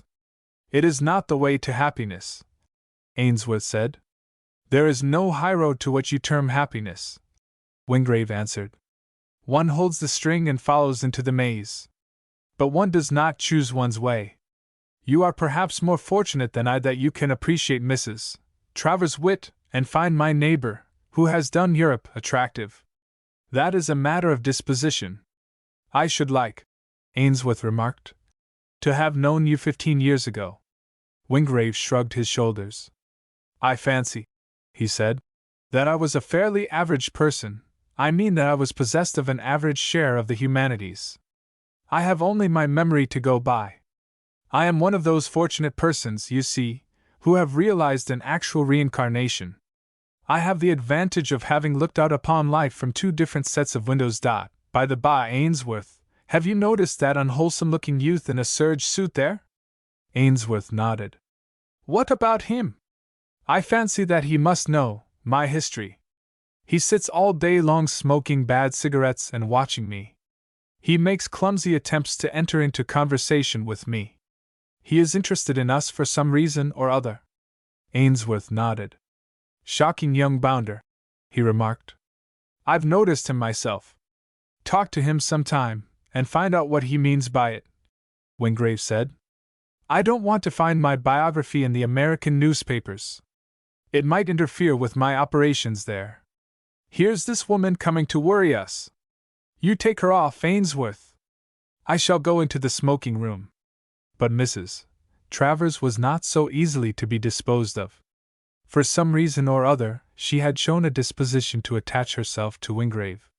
Please put me in my chair, she said to him, holding out her rug and cushion. No! Not you, Mr. Ainsworth. Mr. Wingrave understands so much better how to wrap me up. Thanks. Won't you sit down yourself? It's much better for you out here than in the smoking room, and we might go on with our argument. I thought, Wingrave remarked, accepting her invitation after a moment's hesitation, that we were to abandon it. That was before dinner, she answered, glancing sideways at him. I feel braver now. You are prepared, he remarked, for unconditional surrender? She looked at him again. She had rather nice eyes, quite dark and very soft, and she was a great believer in their efficacy. Of my argument? He did not answer her for a moment. He had turned his head slightly towards her, and though his face was, as usual, expressionless, and his eyes cold and hard, she found nevertheless something of meaning in his steady regard. There was a flush in her cheek when she looked away. I am afraid, she remarked, that you are rather a terrible person. You flatter me, he murmured. I am really quite harmless. Not from conviction, then, I am sure, she remarked. Perhaps not, he admitted. Let us call it from lack of enterprise. The virtues are all very admirable things, but it is the men and women with vices who have ruled the world. The good die young because there is no useful work for them to do. No really satisfactory person, from a moral point of view, ever achieved greatness. She half closed her eyes. My head is going round, she murmured. What an upheaval! Fancy Mephistopheles on a steamer! He was, at any rate, the most interesting of that little trio, Wingrave remarked. But even he was a trifle heavy. Do you go about the world preaching your new doctrines? She asked. Not I, he answered. Nothing would ever make a missionary of me, for good or for evil, for the simple reason that no one else's welfare except my own has the slightest concern for me. What hideous selfishness, she said softly. But I don't think you quite mean it. I can assure you I do, he answered drily. My world consists of myself for the central figure, and the half a dozen or so of people who are useful or amusing to me. Except that the rest are needed to keep moving the machinery of the world, they might all perish, so far as I was concerned. I don't think, Mrs. Travers said softly, that I should like to be in your world. I can very easily believe you, he answered. Unless, she remarked tentatively. I came to convert. He nodded. There is something in that, he admitted. It would be a great work, a little difficult, you know. All the more interesting. You see, he continued, I am not only bad, but I admire badness. My wish is to remain bad. In fact, I should like to be worse if I knew how. You would find it hard to make a start. I couldn't even admit that a state of goodness was desirable. She looked at him curiously. The night air was perhaps getting colder, for she shivered and drew the rug a little closer around her. You speak like a prophet, she remarked. A prophet of evil, then? She looked at him steadfastly. The lightness had gone out of her tone. Do you know, she said, I am almost sorry that I ever knew you. He shook his head. You can't mean it, he declared. Why not? I have done you the greatest service one human being can render another. I have saved you from being bored. She nodded. That may be true, she admitted. But can you conceive no worse state in the world than being bored? There is no worse state, he answered drily. I was bored once, he added. For 10 years or so, I ought to know. Were you married? She asked. He shook his head. Not quite so bad as that, he answered. I was in prison. She turned a startled face towards him. Nonsense! It is perfectly true, he said coolly. Are you horrified? What did you do? She asked in a low tone. I killed a man. Purposely? He shrugged his shoulders. He attacked me. I had to defend myself. She said nothing for several moments. Shall I go? He asked. No. Sit still, she answered. I am frightened of you, but I don't want you to go away. I want to think. Yes. I can understand you better now. Your life was spoilt. By no means, he answered. I am still young. I am going to make up for those 10 years. She shook her head. You cannot, she answered. The years can carry no more than their ordinary burden of sensations. If you try to fill them too full, you lose everything. I shall try what I can do, he remarked calmly. She rose abruptly. I am afraid of you tonight, she said. I am going downstairs. Will you give my rug and cushion to the deck steward? And good night. She gave him her hand, but she did not look at him, and she hurried away a little abruptly. Wingrave yawned, and lighting a cigar, strolled up and down the deck. A figure loomed out of the darkness, and almost ran into him. It was the young man in the serge suit. He muttered a clumsy apology and hurried on. A Cockney conspirator. The bar closes in 10 minutes, sir, the smoking room steward announced. The young man who had been the subject of Wingrave's remarks hastily ordered another drink, although he had an only half-emptied tumbler in front of him. Presently he stumbled out onto the deck. It was a dark night, and a strong head wind was blowing. He groped his way to the railing and leaned over, with his head half buried in his hands. Below, the black tossing sea was churned into phosphorescent spray, as the steamer drove onwards into the night. Was it he indeed, George Richardson? He doubted it. The world of tape measures and calico counters seemed so far away, the interior of his quondam lodgings in a by-street of Islington, so unfamiliar and impossible. He felt himself swallowed up in this new and bewildering existence, of which he was so insignificant an atom, the existence where tragedy reared her gloomy head, and the shadows of great things loomed around him. Down there in the cold, restless waste of black waters, what was it that he saw? The sweat broke out upon his forehead, the blood seemed turned to ice in his veins. He knew very well that his fancy mocked him, that it was not indeed a man's white face gleaming on the crest of the waves. But none the less he was terrified. Mr. Richardson was certainly nervous. Not all the brandy he had drunk, and he had never drunk half as much before in his life, afforded him the least protection from these ghastly fancies. The step of a sailor on the deck made him shiver, the thought of his empty stateroom was a horror. He tried to think of the woman at whose bidding he had left behind him Islington and the things that belonged to Islington. He tried to recall her soft suggestive whispers, the glances which promised more even than her spoken words, all the perfume and mystery of her wonderful presence. Her very name was an allurement. Mademoiselle Violet. How softly it fell from the lips. God in heaven, what was that? He started round, trembling in every limb. It was nothing more than the closing of the smoking room door behind him. Sailors with buckets and mops were already beginning their nightly tasks. He must go to his stateroom. Somehow or other, he must get through the night. He did it, but he was not a very prepossessing-looking object when he staggered out on deck 12 hours later, into the noon sunshine. The chair towards which he looked so eagerly was occupied. He scarcely knew himself whether that little gulp of acute feeling, which shot through his veins, was of relief or disappointment. While he hesitated, Wingrave raised his head. Wingrave did not, as a rule, speak to his fellow passengers. Of Richardson, he had not hitherto taken the slightest notice. Yet this morning, of all others, he addressed him. "I believe," he said, holding it out towards him, "that this envelope is yours. I found it under your chair." Richardson muttered something inarticulate, and almost snatched it away. It was the envelope of the fatal letter which Mademoiselle Violet had written him to Queenstown. "Sit down, Mr. Richardson, if you are not in a hurry," Wingrave continued calmly. "I was hoping that I might see you this morning. Can you spare me a few minutes?" Richardson subsided into his chair. His heart was thumping against his ribs. Wingrave's voice sounded to him like a far-off thing. "The handwriting upon that envelope which I have just restored to you, Mr. Richardson, is well known to me," Wingrave continued, gazing steadfastly at the young man whom he was addressing. "The envelope! The handwriting!" Richardson faltered.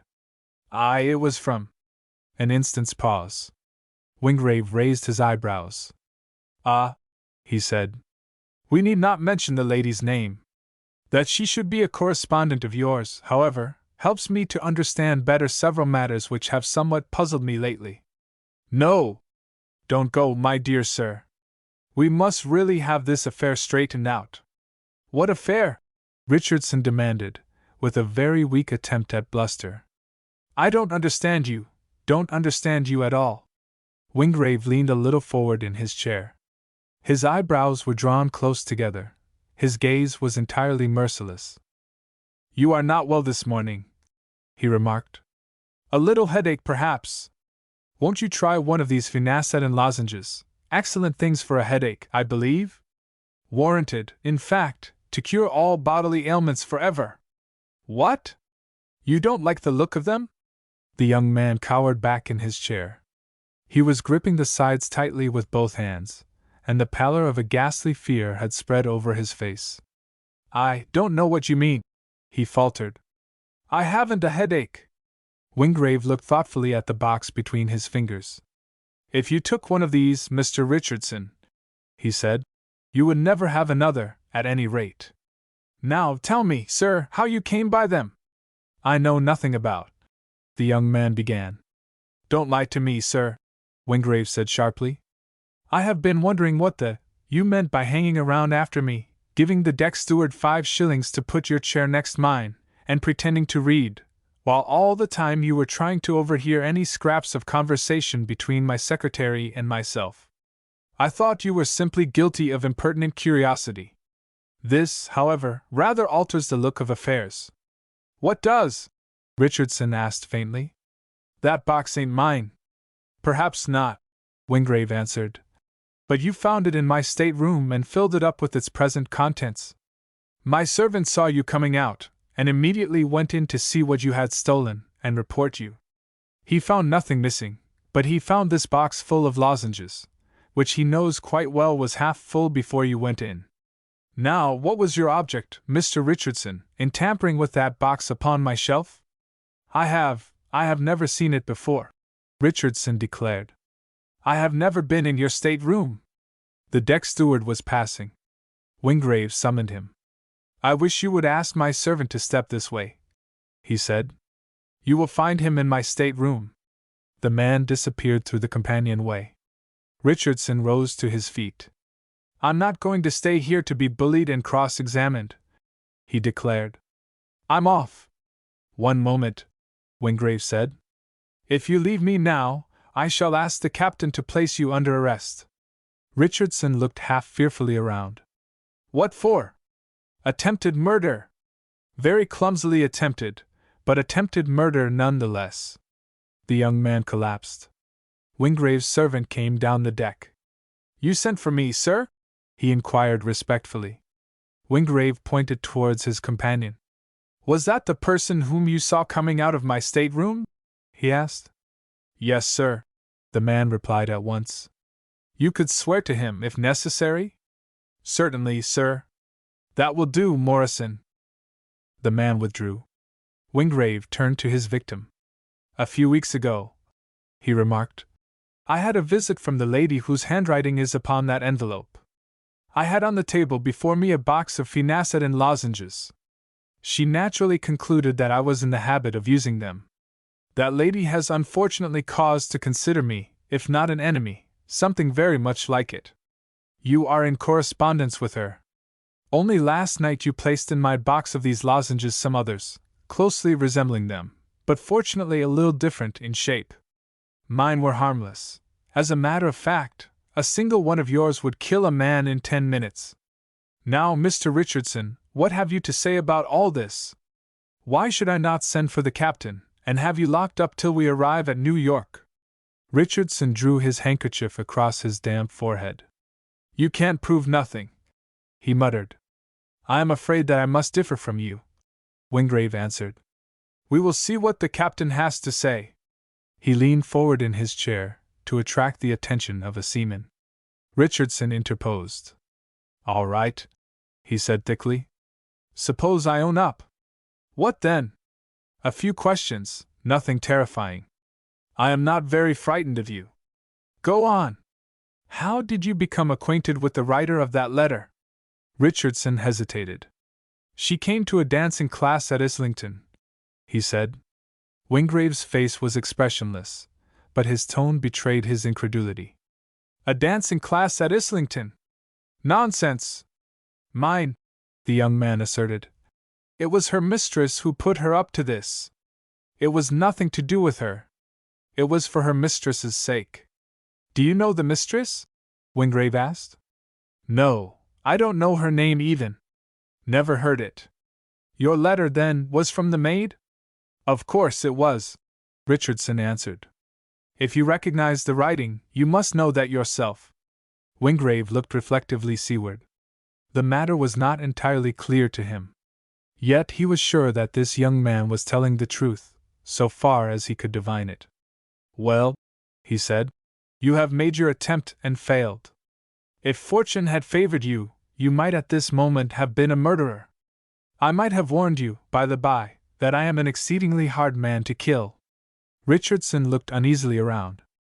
"I ain't admitting anything, you know," he said. "Precisely. Well, what are you going to do now? Are you satisfied with your first reverse, or are you going to renew the experiment?" "I've had enough," was the dogged answer. "I've been made a fool of. I can see that. I shall return home by the next steamer. I never ought to have got mixed up in this." "I am inclined to agree with you," Wingrave remarked calmly.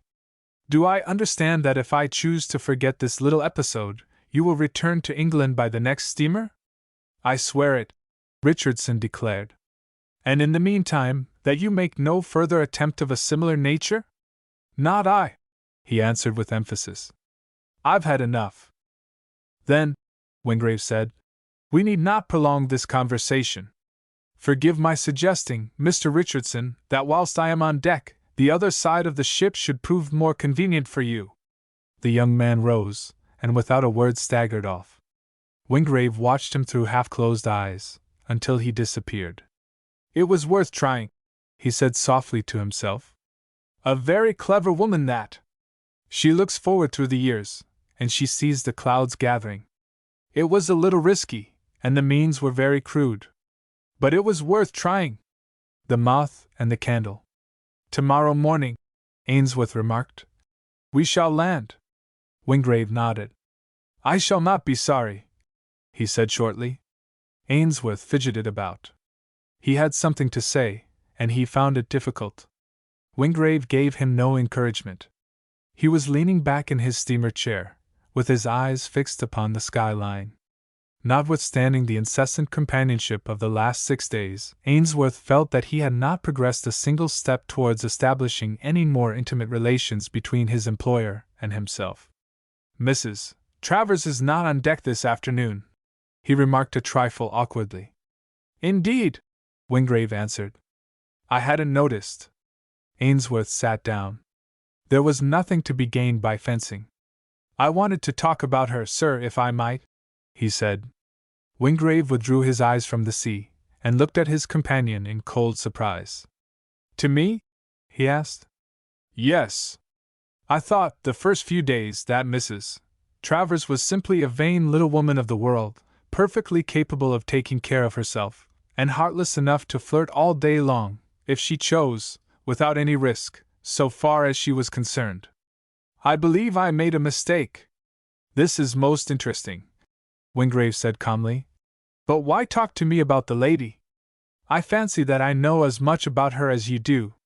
Very likely, but you may not have realized the same things. Mrs. Travers is a married woman, with a husband in Boston, and 2 little children, of whom, I believe, she is really very fond. She is a foolish, good-natured little woman, who thinks herself clever because her husband has permitted her to travel a good deal, and has evidently been rather fascinated by the latitudinarianism of continental society. She is a little afraid of being terribly bored when she gets back to Boston, and she is very sentimental. I had no idea, Wingrave remarked, that you had been submitting the lady and her affairs to the ordeal of your marvelous gift of analysis. I rather fancied that you took no interest in her at all. I did not, Ainsworth answered, until last night. And last night? He repeated questioningly. I found her on deck, crying. She had been tearing up some photographs, and she talked a little wildly. I talked to her then for a little time. Can't you be more explicit? Wingrave asked. Ainsworth looked him in the face. She gave me the impression, he said, that she did not intend to return to her husband. Wingrave nodded. And what have you to say to me about this? He asked. I have no right to say anything, of course, Ainsworth answered. You might very properly tell me that it is no concern of mine. Mrs. Travers has already compromised herself, to some extent, with the people on board who know her and her family. She never leaves your side for a moment if she can help it, and for the last 2 or 3 days she has almost followed you about.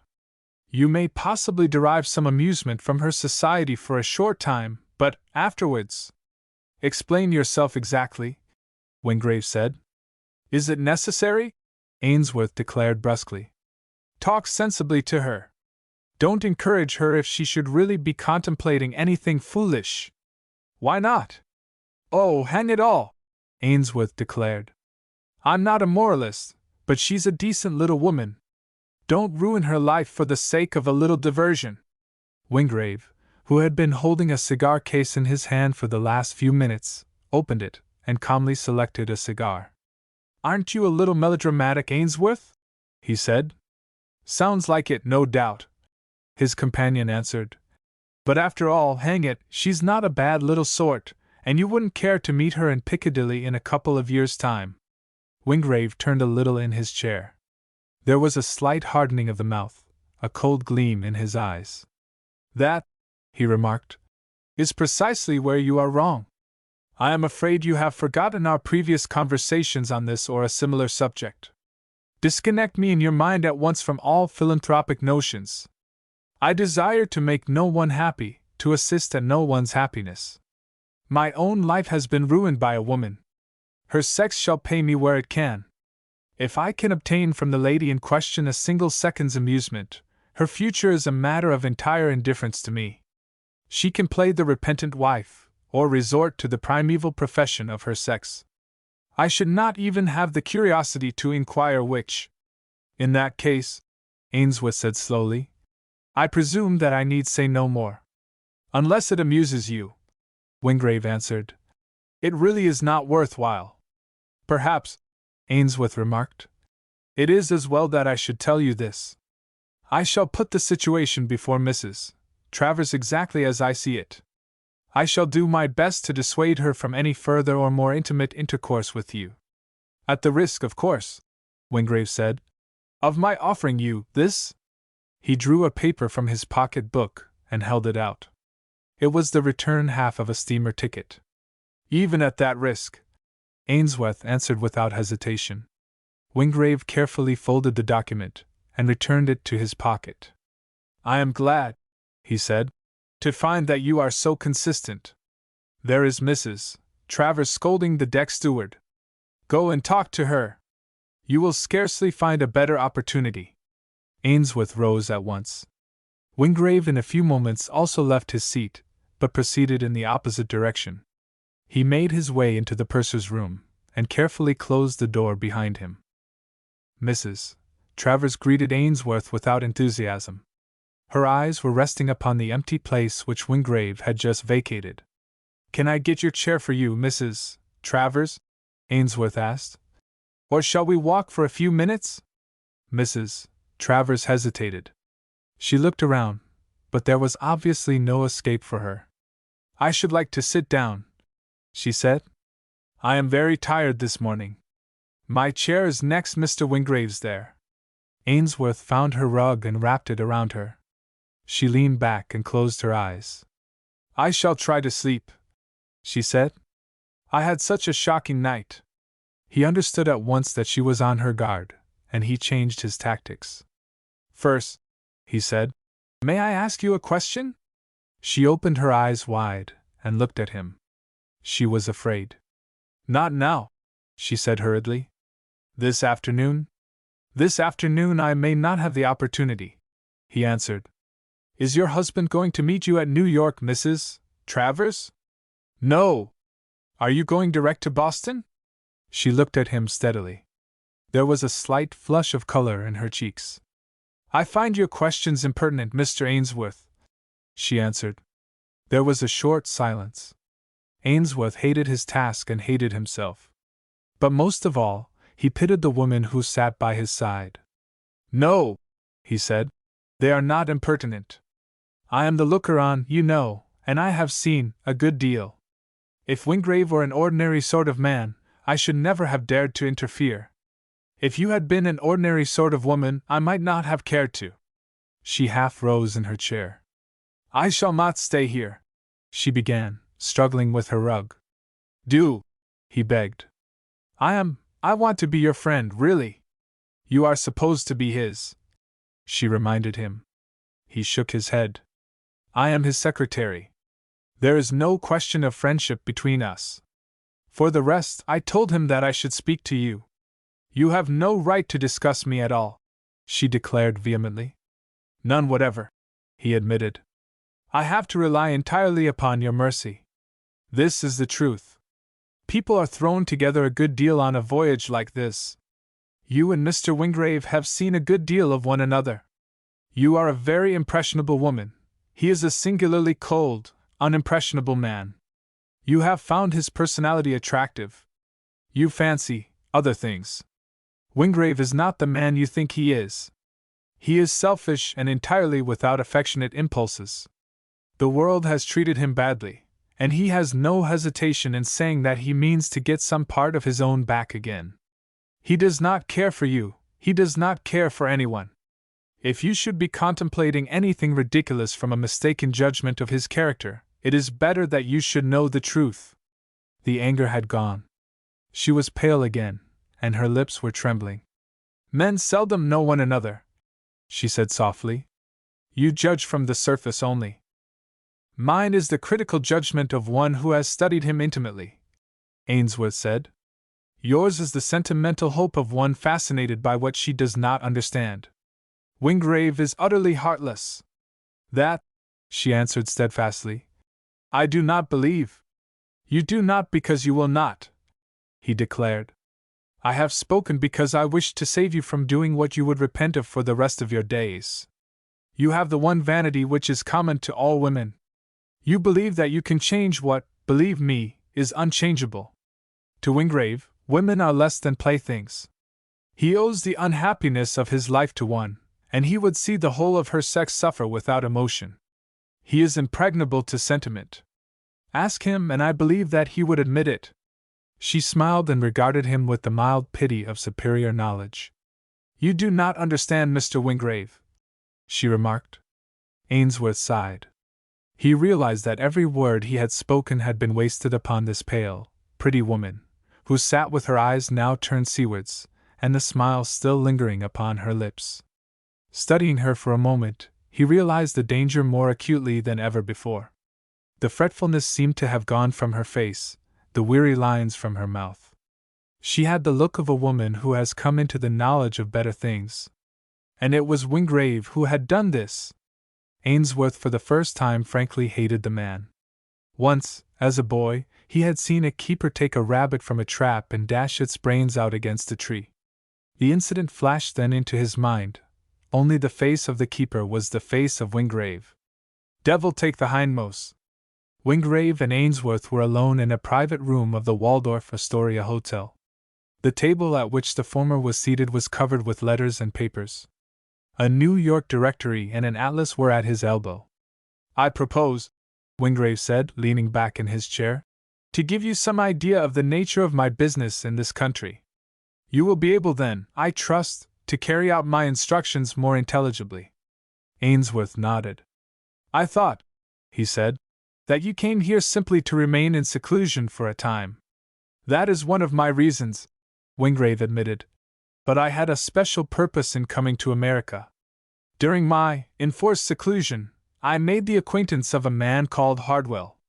He was an Englishman, but he had lived in America for some years, and had got into trouble over some company business. We had some conversation, and it is upon his information that I am now going to act. He is trustworthy? Ainsworth asked. I take the risk, Wingrave answered coolly. There is a small copper mine in Utah called the Royal Hardwell Copper Mine. The shares are $100 ones, and there are 10,000 of them. They are scarcely quoted now, as the mine has become utterly discredited. Hardwell managed this himself with a false report. He meant to have the company go into liquidation, and then buy it for a very small amount. As a matter of fact, the mine is good, and could be worked at a large profit. You have Hardwell's word for that, Ainsworth remarked. Exactly, Wingrave remarked. I am proceeding on the assumption that he told me the truth. I wish to buy, if possible, the whole of the shares, and as many more as I can get brokers to sell. The price of the shares today is $2. I presume you will send out an expert to the mine first? Ainsworth said. I shall do nothing of the sort, Wingrave answered. The fact that I was buying upon information would send the shares up at once. I mean to buy first, and then go out to the mine. If I have made a mistake, I shall not be ruined. If Hardwell's story is true, there will be millions in it. Ainsworth said nothing, but his face expressed a good deal. Here are the names of 7 respectable brokers, Wingrave continued, passing a sheet of paper towards him. I want you to buy 500 shares from each of them. The price may vary a few points. Whatever it is, pay it. Here are 7 signed checks. I shall buy myself as many as I can without spoiling the market. You had better start out in about a quarter of an hour and see to this. You have my private ledger? Yes. Open an account to Hardwell in it. A quarter of all the shares I buy are to be in his name, and a quarter of all the profits I make in dealing in the shares is to be credited to him. A fairly generous arrangement for Mr. Hardwell, Ainsworth remarked. There is nothing generous about it, Wingrave answered coldly. It is the arrangement I made with him, and to which I propose to adhere. You understand what I want you to do? Perfectly, Ainsworth answered. I still think, however, that much the wiser course would be to send an expert to the mine first. Indeed, Wingrave remarked politely. That is all, I think. I shall expect to see you at luncheon time. If you are asked questions as to why you are dealing in these shares to such an extent, you can say that the friend for whom you are acting desires to boom copper, and is going on the low price of the metal at the moment. They will think you a fool, and perhaps may not trouble to conceal their opinion after they have finished the business. You must endeavor to support the character. I have no doubt but that you will be successful. Ainsworth moved towards the door. Once more Wingrave called him back. He was leaning a little forward across the table. His face was very set and cold. There is a question which I wish to ask you, Ainsworth, he said. It concerns another matter altogether. Do you know who sent the Marconigram to Dr. Travers, which brought him to New York to meet his wife? I do not, Ainsworth answered. It was sent by someone on board the ship. Wingrave continued. You have no suspicion as to whom it could have been? None, Ainsworth answered firmly. At the same time, I do not mind telling you this. If I had thought of it, I would have sent it myself. Wingrave shrugged his shoulders. It is perhaps fortunate for the continuation of our mutual relations that you did not think of it, he remarked quietly. I accept your denial. I shall expect you back at 1 o'clock. At a few minutes after that hour the two men sat down to luncheon. Wingrave at that time was the possessor of 6,000 shares in the Royal Hardwell copper mine, which had cost him, on an average, $2.25. The news of the dealing, however, had got about, and although derision was the chief sentiment amongst the brokers, the price steadily mounted. A dozen telegrams were sent out to the mine, and on receipt of the replies, the dealing became the joke of the day. The mine was still deserted, and no fresh inspection had been made. The price dropped a little. Then Wingrave bought 1,000 more by telephone, and it rose again to 4. A few minutes before closing time, he threw every share of which he was possessed upon the market, and the next morning Royal Hardwell stood at $1.75. For a week Wingrave pursued the same tactics, and at the end of that time he had made $20,000. The brokers, however, now understood, or thought they understood, the situation. No one bought for the rise, they were all sellers. Wingrave at once changed his tactics. He bought 5,000 shares in one block, and sold none. Even then, the market was only mildly amused.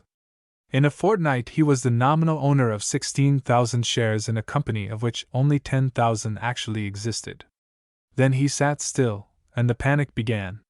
The shares in a company which everyone believed to be worthless stood at $30, and not a share was offered. A small pandemonium reigned in Wingrave's sitting room.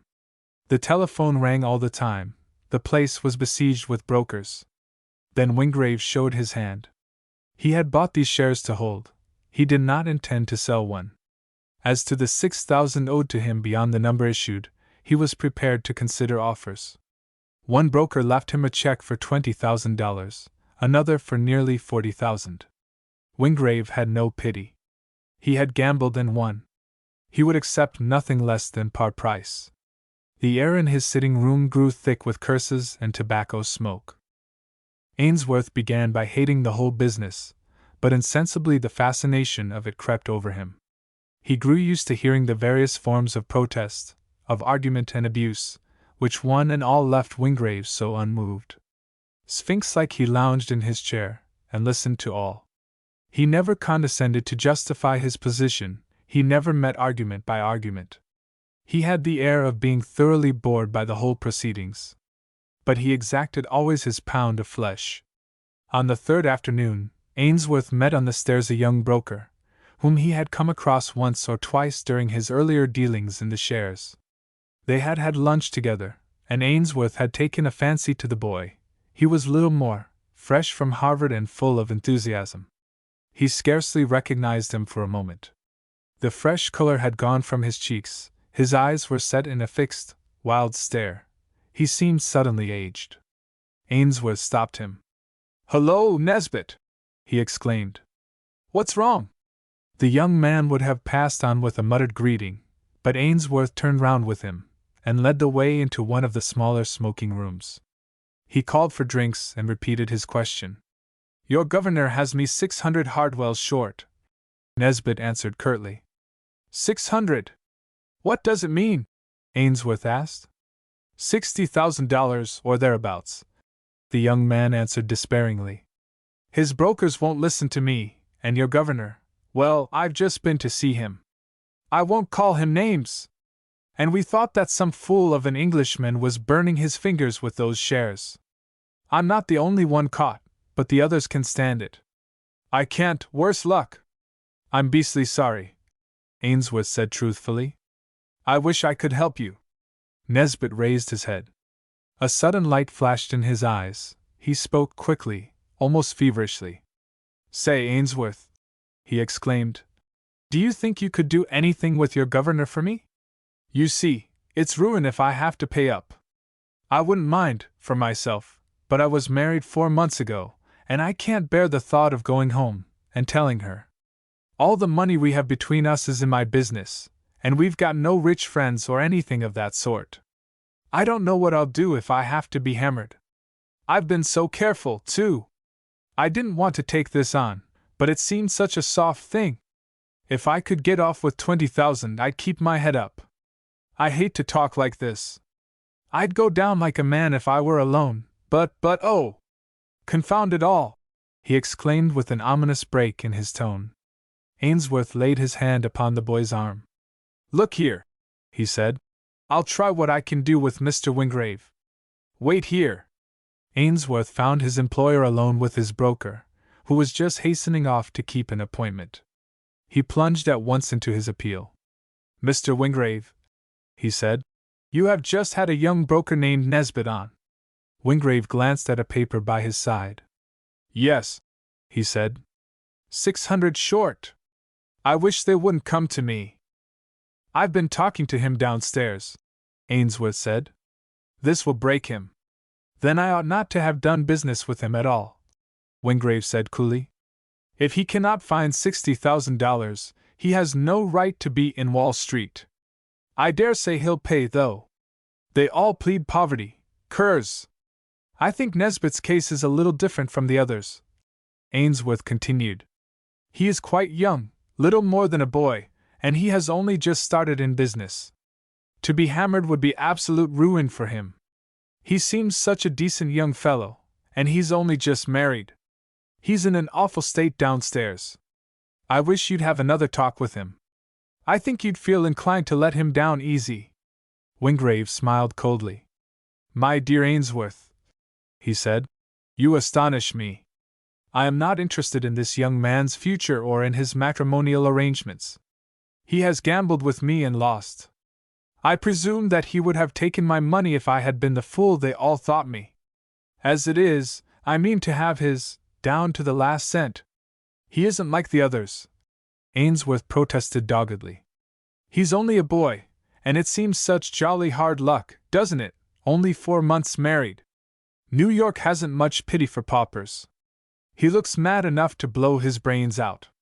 Have him up, sir, and see if you can't compromise. Fetch him, Wingrave said curtly. Ainsworth hurried downstairs.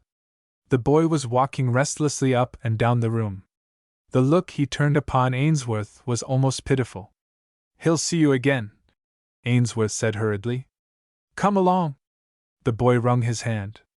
You're a brick, he declared. The hidden hand? Wingrave glanced up as they entered. He motioned Nesbit to a chair by his side, but the young man remained standing. My secretary tells me, Wingrave said curtly, that you cannot pay me what you owe.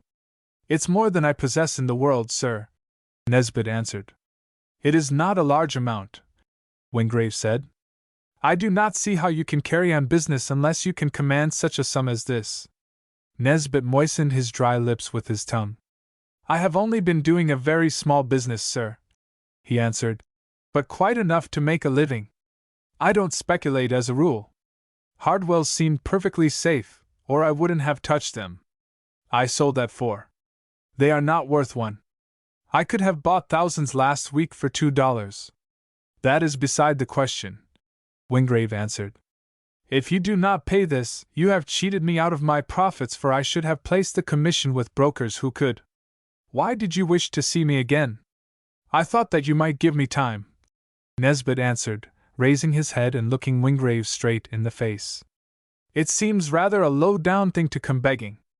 I'd rather cut my right hand off than do it for myself, but I've someone else to think about, and if I'm hammered, I'm done for. Give me a chance, Mr. Wingrave. I'll pay you in time. What do you ask for? Wingrave said. I thought that you might give me time, Nesbit said, and I'll pay you the rest off with the whole of my profits every year. A most absurd proposal, Wingrave said coolly. I will instruct my brokers to take $20,000 down and wait 1 week for the balance. That is the best offer I can make you. Good day. The young man stood as though he were stunned. I can't find it, he faltered. I can't indeed. Your resources are not my affair, Wingrave said. I shall instruct my broker to do as I have said. If the money is not forthcoming, you know the alternative. You mean to ruin me, then? Nesbit said slowly. I mean to exact the payment of what is due to me, Wingrave said curtly. If you cannot pay, it seems to me that I am the person to be pitied, not you. Show Mr. Nesbit out, Ainsworth. Nesbit turned towards the door. He was very pale, but he walked steadily. He did not speak another word to Wingrave. I'm beastly sorry, Ainsworth said to him on the stairs. I wish I could help you. Thank you, Nesbit answered. No one can help me. I'm through. Ainsworth returned to the sitting room. Wingrave had lit a cigarette and watched him as he arranged some papers.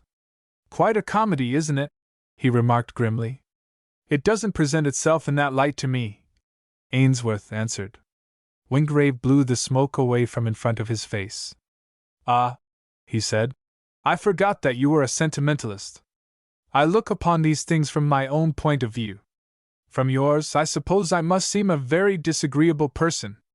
I admit frankly that the sufferings of other people do not affect me in the slightest. I am sorry for you, Ainsworth said shortly. If there is going to be much of this sort of thing, though, I must ask you to relieve me of my post. I can't stand it. Whenever you like, my dear fellow, Wingrave answered. I think that you would be very foolish to leave me, though. I must be a most interesting study. You are. What the devil made you? Ainsworth muttered. Wingrave laid down his cigarette. I am what my fellows have made me, he said slowly. I tasted hell for a good many years. It has left me, I suppose, with a depraved taste. Ring up my brokers, Ainsworth. I want to speak to Malcolmson. He had better come round here. The day dragged on. Ainsworth hated it all, and was weary long before it was half over. Everyone who came was angry, and a good many came whom Wingrave refused to see. Just before 5 o'clock, young Nesbit entered the room unannounced. Ainsworth started towards him with a little exclamation. The young man's evident excitement terrified him, and he feared a tragedy. Malcolmson, too, half rose to his feet. Wingrave alone remained unmoved. Nesbit walked straight up to the table at which Malcolmson and Wingrave were sitting. He halted in front of the latter. Mr. Wingrave, he said, you will give me my receipt for those shares for $57,600. Wingrave turned to a paper by his side, and ran his forefinger down the list of names. Mr. Nesbit, he said. Yes. $60,000. The young man laid a slip of paper upon the table. That is a certified check for the amount, he said. Mr. Malcolmson, please give me my receipt. Ah, Mr. Wingrave remarked. I thought that you would find the money. Nesbit bit his lip, but he said nothing till he had the receipt and had fastened it up in his pocket. Then he turned suddenly round upon Wingrave. Look here, he said. You've got your money. I don't owe you a cent now. I'm going to tell you what I think of you. Wingrave rose slowly to his feet. He was as tall as the boy, long, lean, and hard. His face expressed neither anger nor excitement, but there was a slight, dangerous glitter in his deep-set eyes. If you mean, he said, that you are going to be impertinent, I would recommend you to change your mind. Nesbit for a moment hesitated. There was something ominous in the cool courage of the older man. And before he could collect himself, Wingrave continued. I presume, he said, that you chose your own profession. You knew quite well there was no place in it for men with a sense of the higher morality. It is a profession of gamblers and thieves. If you'd won, you'd have thought yourself a smart fellow and pocketed your winnings fast enough. Now that you've lost, don't whine. You sat down willingly enough to play the game with me. Don't call me names because you lost. This is no place for children. Pocket your defeat, and be more careful next time. Nesbit was silent for a moment. Wingrave, cool and immovable, dominated him. He gave a little laugh, and turned towards the door. Guess you're right, he declared. We'll let it go at that. Ainsworth followed him from the room. I'm awfully glad you're out of the scrape, he said. Nesbit caught him by the arm. Come right along, he said. I haven't had a drink in the daytime for a year, but we're going to have a big one now. I say, do you know how I got that money? Ainsworth shook his head. On easy terms, I hope. They sat down in the American bar, and a colored waiter in a white linen suit brought them whiskey and Apollinaris in tall tumblers. Listen, Nesbit said. My brain is on the reel still. I went back to my office, and if it hadn't been for the little girl, I should have brought a revolver by the way. Old Johnny there waiting to see me, no end of a swell, Filson, the uptown lawyer. He went straight for me. Been dealing in Hardwell's? He asked. I nodded. Short, eh? 600 shares, I answered. There was no harm in telling him, for the street knew well enough. Bad job, he said.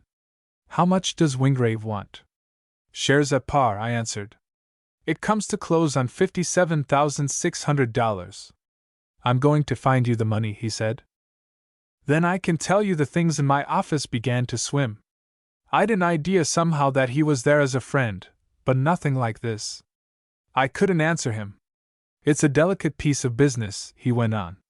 In fact, the fewer questions you ask, the better. All I can say is there's a chap in Wall Street got his eye on you. Your old dad once helped him over a much worse place than this.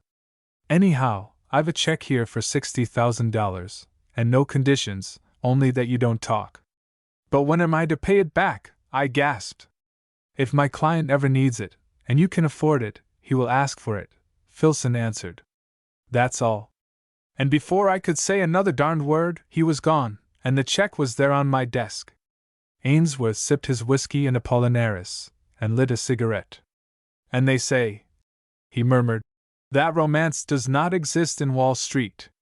You're a lucky chap, Nesbit. Lucky? Do you think I don't realize it? Of course, I know the old governor had lots of friends on the street, but he was never in a big way, and he got hit awfully hard himself before he died. I can't understand it anyway. I wouldn't try, Ainsworth remarked, laughing.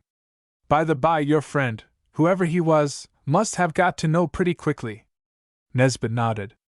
I thought of that, he said. Of course, Filsons are lawyers from Malcolmson, Wingrave's broker, so I dare say it came from him.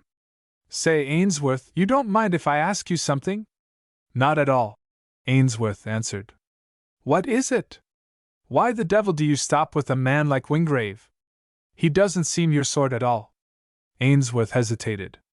Wingrave interests me, he answered. He has had a curious life, and he is a man with very strange ideas. Nesbit finished his drink, and rose up. Well, he said, he's not a man I should care to be associated with. Not but what I dare say he was right upstairs. He's strong, too, and he must have a nerve. But he's a brute for all that. Nesbit went his way, and Ainsworth returned upstairs. Wingrave was alone. Have we finished this miserable business? Ainsworth asked. For the present, Wingrave answered. Mr. Malcolmson will supply you with a copy of the accounts. See that Hardwell is credited with a quarter share of the profits. Our dealings are over for the present. Be prepared to start on Saturday for the West. We are going to look for those bears. But the mine? Ainsworth exclaimed. It belongs to you now. Aren't you going out to examine it? Wingrave shook his head. No, he said. I know nothing about mines. My visit could not teach me anything one way or the other. I have sent a commission of experts. I am tired of cities and money-making. I want a change. Ainsworth looked at him suddenly. The weariness was there indeed. Was it his fancy, Or was it something more than weariness which shone out of the dark, tired eyes? Book 2. Mr. Wingrave from America. 4 years ago tonight, Ainsworth said, looking round the club's smoking room thoughtfully. We bade you farewell in this same room. Lovell, wan and hollow-eyed, his arm in a sling, his once burly frame gaunt and attenuated with disease, nodded. And I told you the story, he remarked, of the man who had been my friend. Don't let us talk of Wingrave tonight, Ainsworth exclaimed with sudden emphasis. Why not? Lovell knocked the ashes from his pipe, and commenced leisurely to refill it. Why not, indeed? I mean to go and see him as soon as I can get about a little better. If your description of him, Ainsworth said, was a faithful one, you will find him changed. Lovell laughed a little bitterly. The years leave their mark, he said, upon us all, upon all of us, that is, who step out into the open where the winds of life are blowing. Look at me! I weighed 18 stone when I left England. I had the muscles of a prize fighter and nerves of steel. Today I turn the scale at 10 stone and am afraid to be alone in the dark. You will be yourself again in no time, Ainsworth declared cheerfully.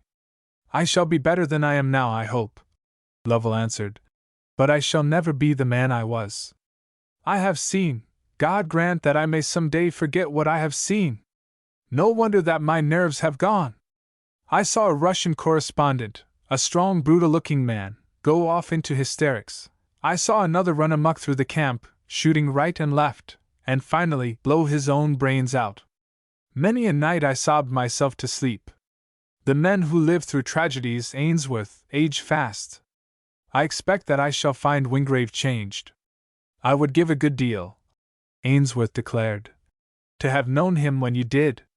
Lovell nodded. You should be able to judge of the past, he said, by the present. 4 years of intimate companionship with any man should be enough. Perhaps, Ainsworth declared. And yet I can assure you that I know no more of Wingrave today than when I was first attracted to him by your story and became his secretary.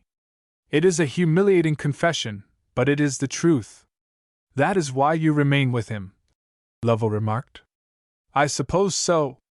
I have often meant to leave, but somehow, when the time comes, I stay on. His life seems to be made up of brutalities, small and large. He ruins a man with as little compunction as one could fancy him, in his younger days, pulling the legs from a fly.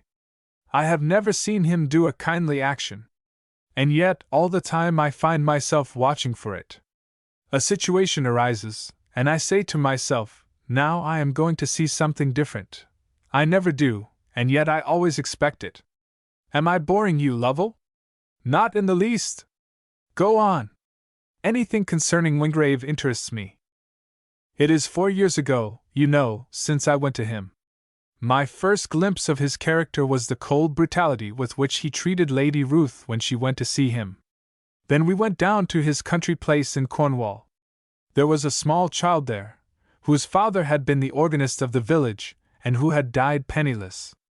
There was no one to look after her, no one to save her from the charity schools and domestic service afterwards.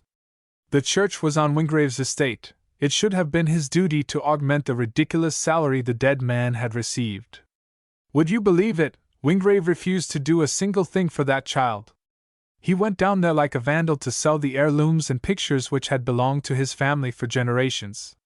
He had no time, he told me coldly, for sentiment. It sounds brutal enough, Lovell admitted. What became of the child? One of her father's relations turned up after all and took care of her, Ainsworth said. Wingrave knew nothing about that, though. Then on the voyage across the Atlantic, there was a silly, pretty little woman on board who was piqued by Wingrave's indifference and tried to flirt with him. In a few days she was his slave. She was going home to her husband, and you would have thought that any decent fellow would have told her that she was a little fool and let her go. But not Wingrave. She was landing with him at New York, but someone amongst the passengers, who guessed what was up, sent a Marconigram to her husband, and he met us at the landing stage. Nothing came of that then? No, but it wasn't Wingrave's fault. Then he began dealing with some shares in a mine, the mine, you know. They were supposed to be worthless, and one boy, who was a little young to the game, sold him too many. Wingrave was bleeding these brokers for hundreds of thousands of dollars, and the boy came and asked to be let off by paying his whole fortune to escape being hammered. Wingrave refused. I believe if the boy hadn't just been married, he'd have blown his brains out. Lovell laughed. I don't envy your job, he remarked. Is there nothing to set down on the credit side of the ledger? Not much, Ainsworth answered.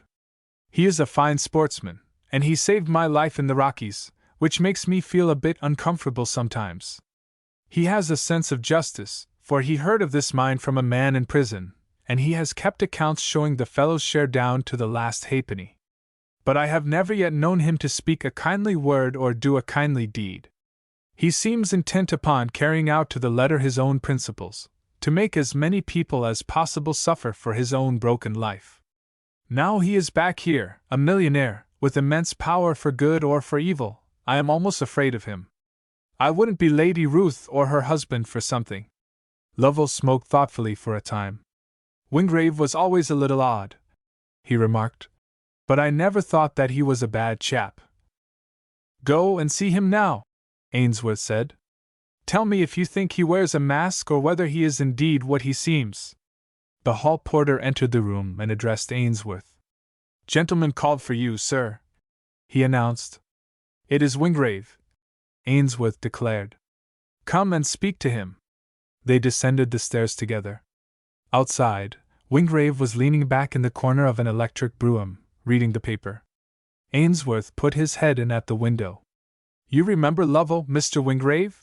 He said. We were just talking when your message came up. I brought him down to shake hands with you. Wingrave folded his paper down at the precise place where he had been reading and extended a very limp hand. His manner betrayed not the slightest interest or pleasure. How are you, Lovell? He asked. Some time since we met. A good many years, Lovell answered.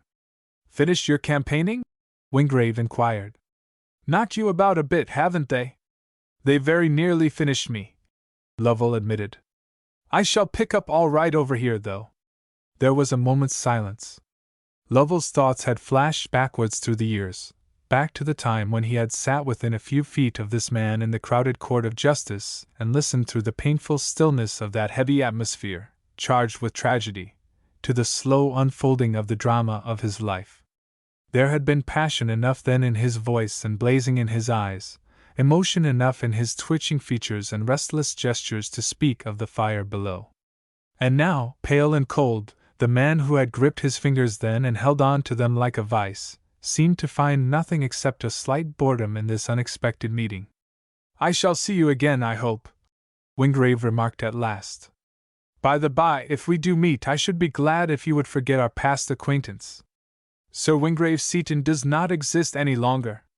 I prefer to be known only as Mr. Wingrave from America. Lovell nodded. As you wish, of course, he answered.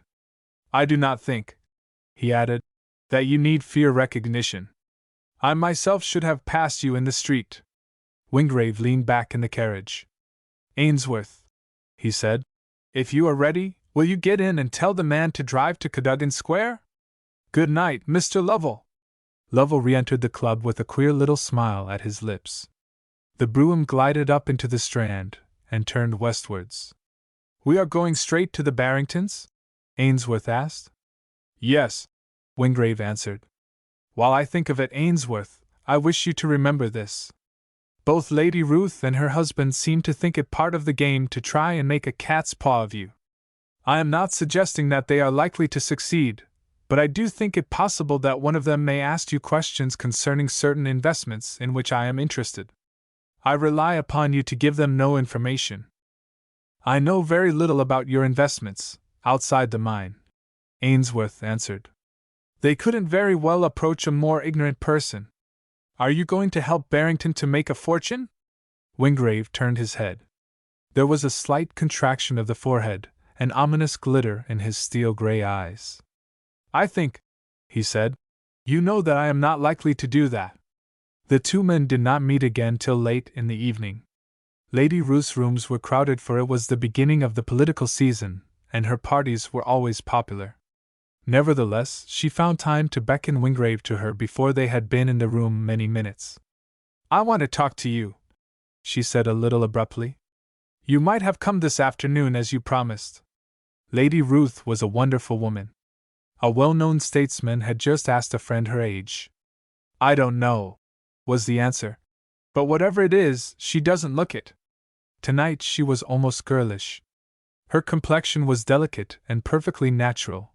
The graceful lines of her figure suggested more the immaturity of youth than any undue slimness.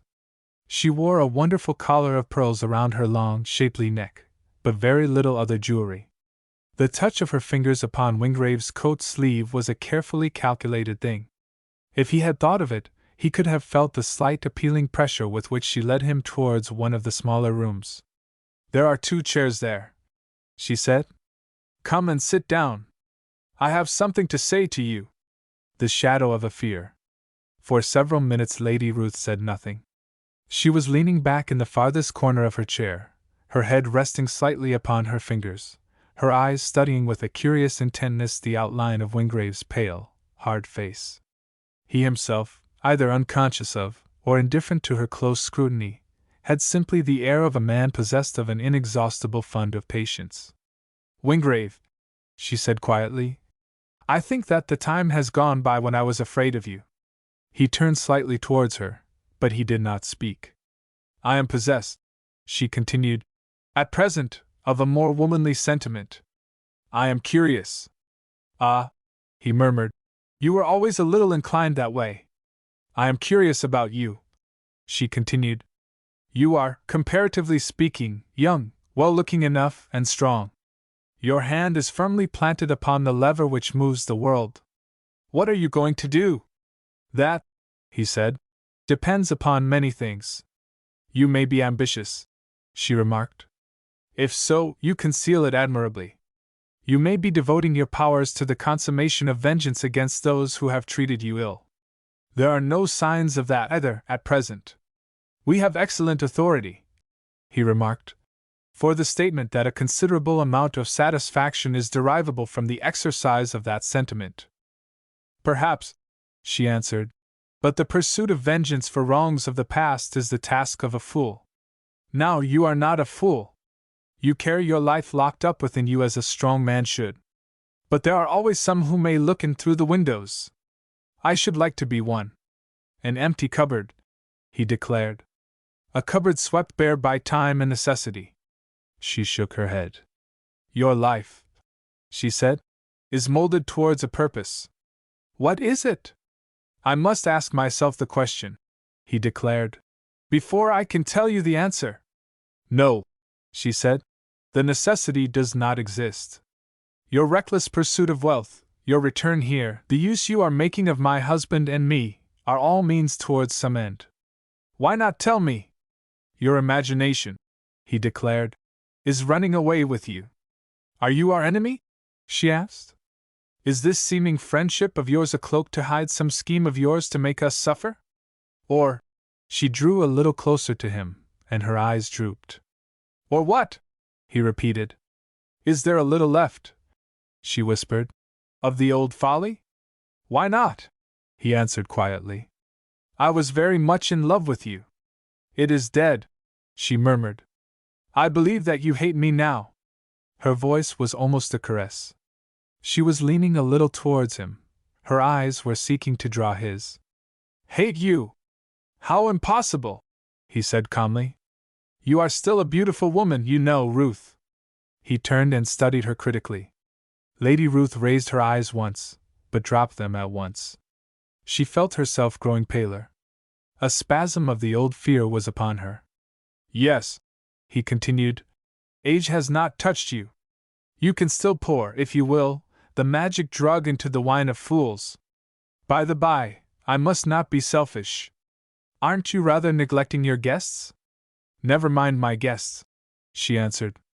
"I have been wanting to talk to you alone for days. Why have you done this? Why are you here? What is it that you are seeking for in life?" "A little amusement only," he declared. I cannot find it except amongst my own kind. You have not the appearance of a pleasure seeker, she answered. Mine is a passive search, he said.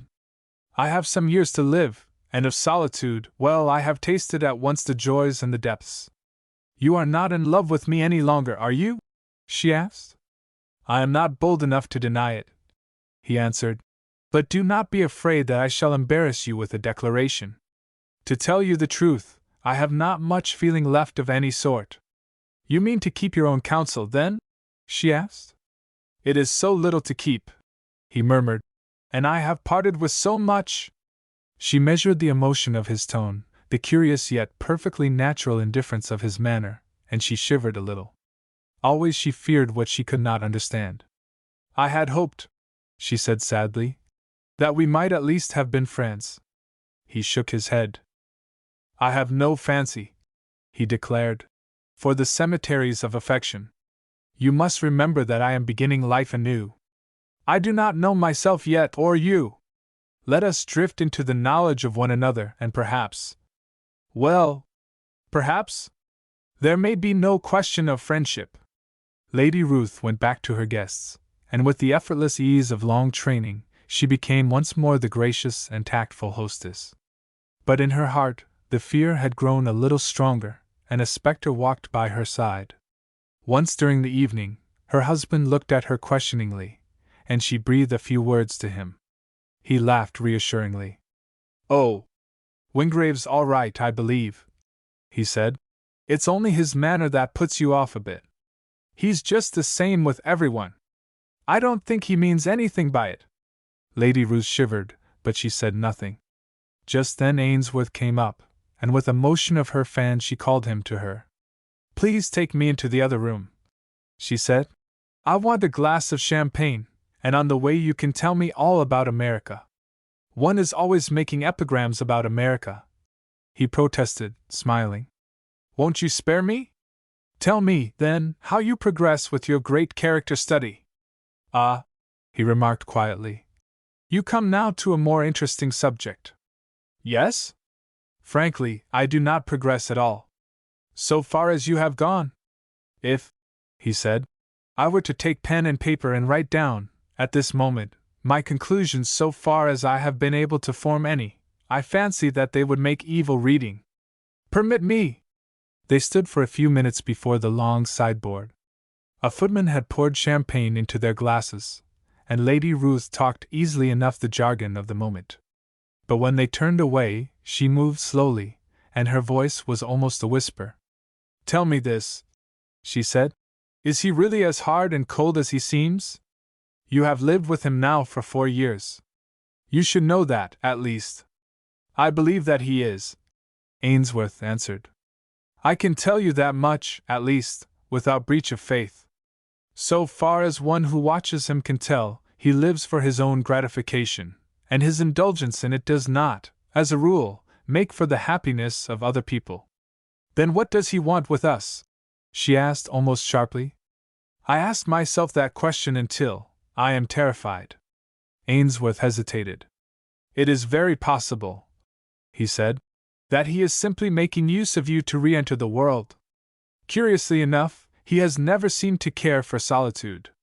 He makes numberless acquaintances. What pleasure he finds in it I do not know, but he seldom avoids people. He may be simply making use of you. What do you think yourself? I cannot tell, Ainsworth answered. Indeed, I cannot tell. She left him a little impatiently, and Ainsworth joined the outside of the circle of men who had gathered round Wingrave. He was answering their questions readily enough, if a little laconically. He was quite aware that he occupied in society the one unique place to which princes might not even aspire.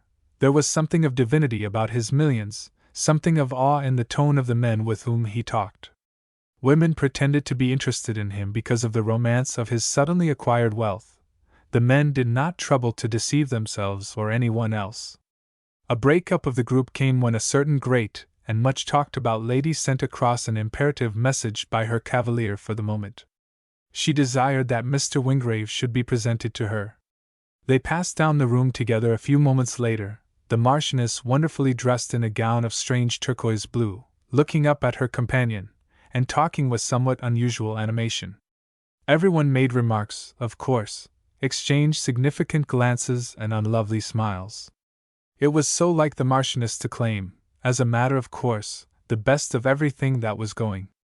Lady Ruth watched them with a curious sense of irritation for which she could not altogether account. It was impossible that she should be jealous, and yet it was equally certain that she was annoyed. If Wingrave resisted his present fair captor, he would enjoy a notability equal to that which his wealth already conferred upon him. No man as yet had done it. Was it likely that Wingrave would wear 2 crowns? Lady Ruth beckoned Ainsworth to her. "Tell me," she said, "what is Mr. Wingrave's general attitude towards my sex?" "Absolute indifference," he declared promptly. "Unless—" He stopped short. "You must go on," she told him. "Unless he is possessed of the ability to make them suffer," he answered after a moment's hesitation. "Then Emily will never attract him," she declared almost triumphantly. "For she has no more heart that he has. He has yet to discover it," Ainsworth remarked. "When he does, I think you will find that he will shrug his shoulders and say farewell." "All the same," Lady Ruth murmured to herself, "Emily is a cat." Lady Ruth spoke to one more man that night of Wingrave, and that man was her husband. Their guests had departed, and Lady Ruth, in a marvelous white dressing gown, was lying upon the sofa in her room. "How do you get on with Wingrave?" she asked. "What do you think of him?" Barrington shrugged his shoulders. "What can one think of a man," he answered, "who goes about like an animated mummy? I have done my best. I talked to him for nearly half an hour at a stretch today when I took him to the club for lunch. He is the incarnation of indifference. He won't listen to politics, women, or tales about them, at any rate, seem to bore him to extinction. He drinks only as a matter of form, and he won't talk finance. By the by, Ruth, I wish you could get him to give you a tip. I scarcely see how we are going to get through the season unless something turns up." "Is it as bad as that?" she asked. "Worse," her husband answered gloomily. "We've been living on our capital for years. Every acre of Queen's Norton is mortgaged, and I'm shot if I can see how we're going to pay the interest." She sighed a little wearily. "Do you think that it would be wise?" she asked. "Let me tell you something, Lumley. I have only known what fear was once in my life. I am afraid now. I am afraid of Wingrave. I have a fancy that he does not mean any good to us." Barrington frowned and threw his cigarette into the fire with a little jerk. "Nonsense!" he exclaimed. "The man's not quite so bad as that. We've been useful to him. We've done exactly what he asked. The other matter's dead and buried. We don't want his money, but it is perfectly easy for him to help us make a little." She looked up at him quietly. "I think, Lumley, that it is dangerous," she said. "Then you're not the clever woman I take you for," he answered, turning to leave the room. "Just as you please. Only it will be that or the bankruptcy court before long." Lady Ruth lay quite still, looking into the fire.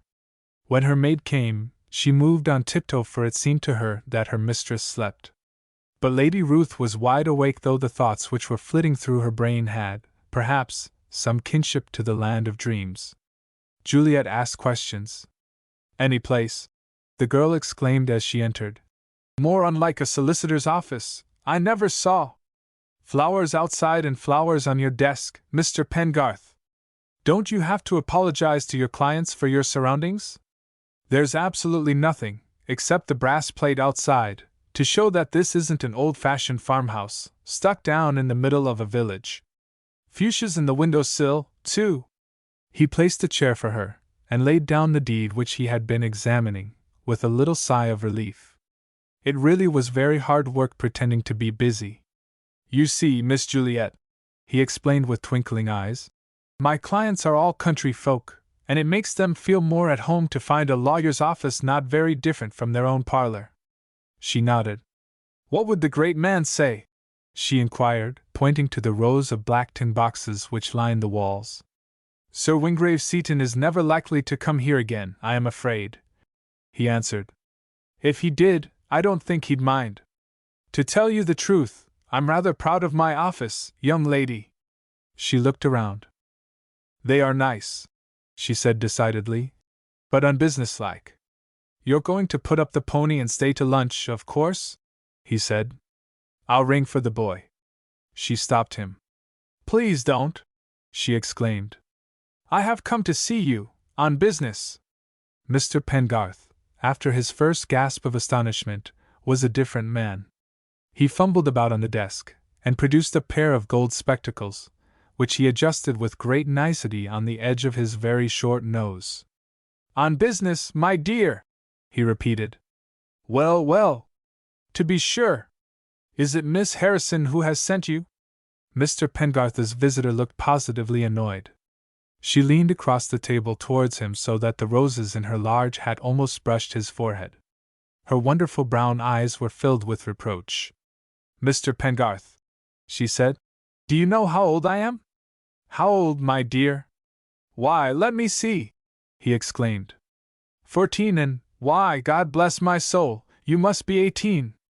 I am 19 years old, Mr. Pengarth, the young lady announced with dignity. Perhaps you will be kind enough to treat me now, with a little more respect. 19, he repeated vaguely. God bless my 19 years old? I consider myself, she repeated, of age. I have come to see you about my affairs. Yes, yes, he said. Quite natural. For 4 years, she continued, I seem to have been supported by some relative of my father, who has never vouchsafed to send me a single line or message except through you. I have written letters which I have given to you to forward. There has been no reply. Have you sent on those letters, Mr. Pengarth? Why, certainly, my dear, certainly. Can you tell me how it is that I have had no answer? Mr. Pengarth coughed. He was not at all comfortable. Your guardian, Miss Juliet, is somewhat eccentric, he answered, and he is a very busy man. Can you tell me, Mr. Pengarth, exactly what relation he is to me? There was a dead silence. Mr. Pengarth found the room suddenly warm, and mopped his forehead with a large silk handkerchief. I have no authority, he declared, to answer any questions. Then can you tell me of your own accord, she said, why there is all this mystery?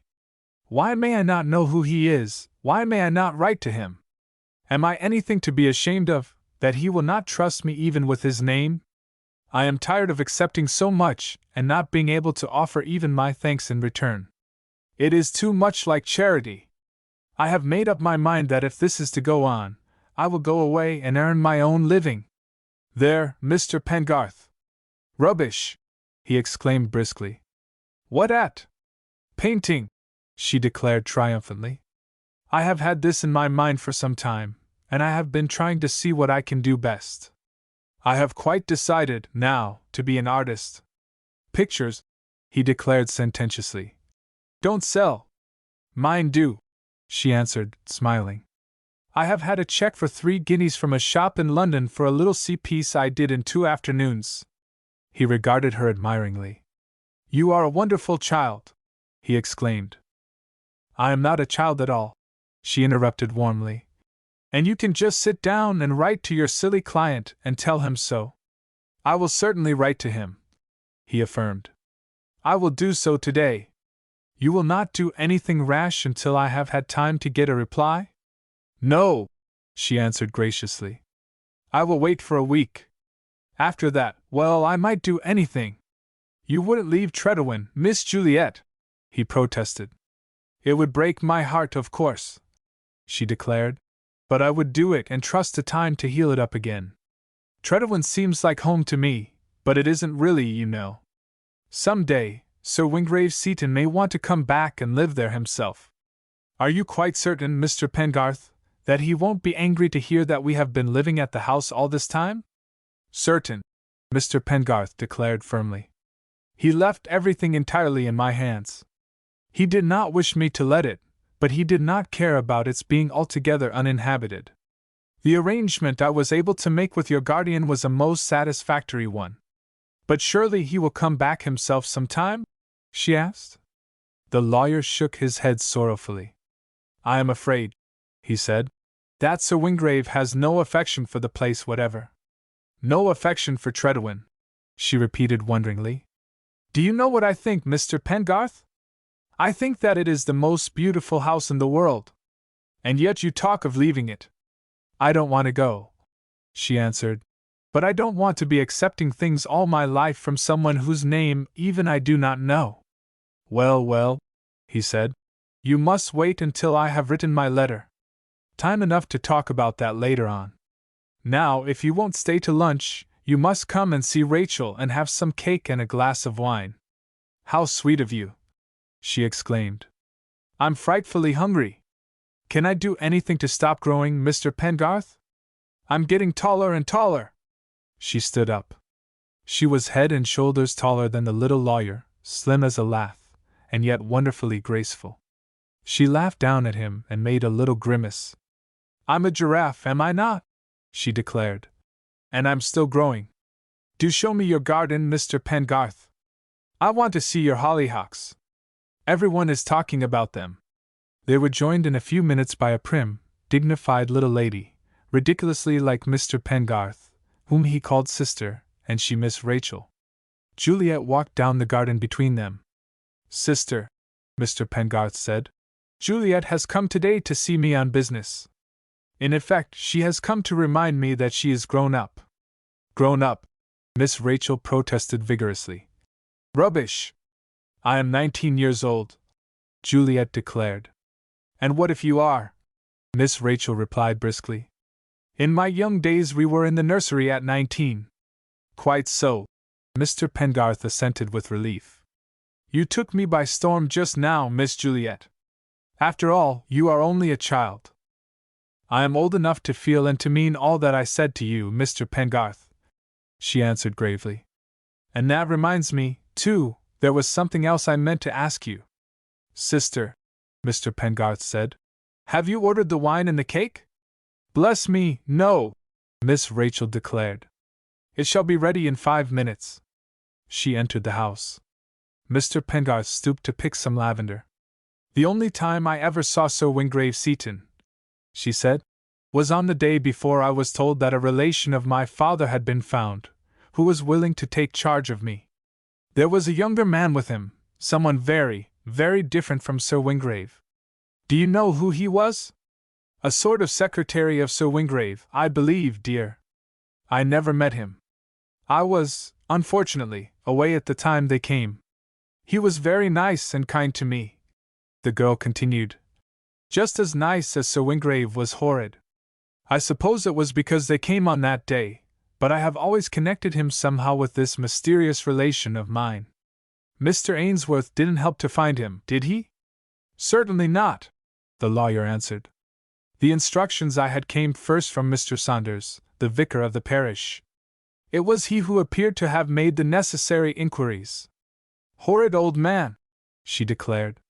He used to make me feel that I wanted to cry every time that I saw him. Miss Rachel is calling us, the lawyer declared with obvious relief. New cake, Juliet declared. I can smell it. Delicious. Lady Ruth's last card. There are 2 letters, Ainsworth announced, which I have not opened. One, I think, is from the Marchioness of Westhampton, the other from some solicitors at Truro. They were both marked private. Wingrave was at breakfast in his flat. Ainsworth had been in an adjoining room sorting his correspondence. He accepted the 2 letters, and glanced them through without remark. But whereas he bestowed scarcely a second's consideration upon the broad sheet of white paper with the small coronet, and the faint perfume of violets, the second letter apparently caused him some annoyance. He read it through for a second time with a slight frown upon his forehead. You must cancel my engagements for 2 days, Ainsworth, he said. I have to go out of town. Ainsworth nodded. There's nothing very special on, he remarked. Do you want me to go with you? It is not necessary, Wingrave answered. I am going, he added, after a moment's pause, to Cornwall. Ainsworth was immediately silent. The one time when Wingrave had spoken to him as an employer was an answer to some question of his as to what had eventually become of the treasures of Tredowin. He had always since scrupulously avoided the subject. "Be so good as to look out the trains for me," Wingrave continued. "I cannot go until the afternoon," he added after a momentary pause. "I have an engagement for luncheon. Perhaps, if you are not too busy, you will see that Morrison packs some things for me." He moved to the writing table, and wrote a few lines to the Marchioness, regretting that his absence from town would prevent his dining with her on the following day. Then he studied the money column and several newspapers for half an hour, and telephoned to his broker. At 11 o'clock, he rode for an hour in the quietest part of the park, avoiding, so far as possible, anyone he knew, and galloping whenever he could.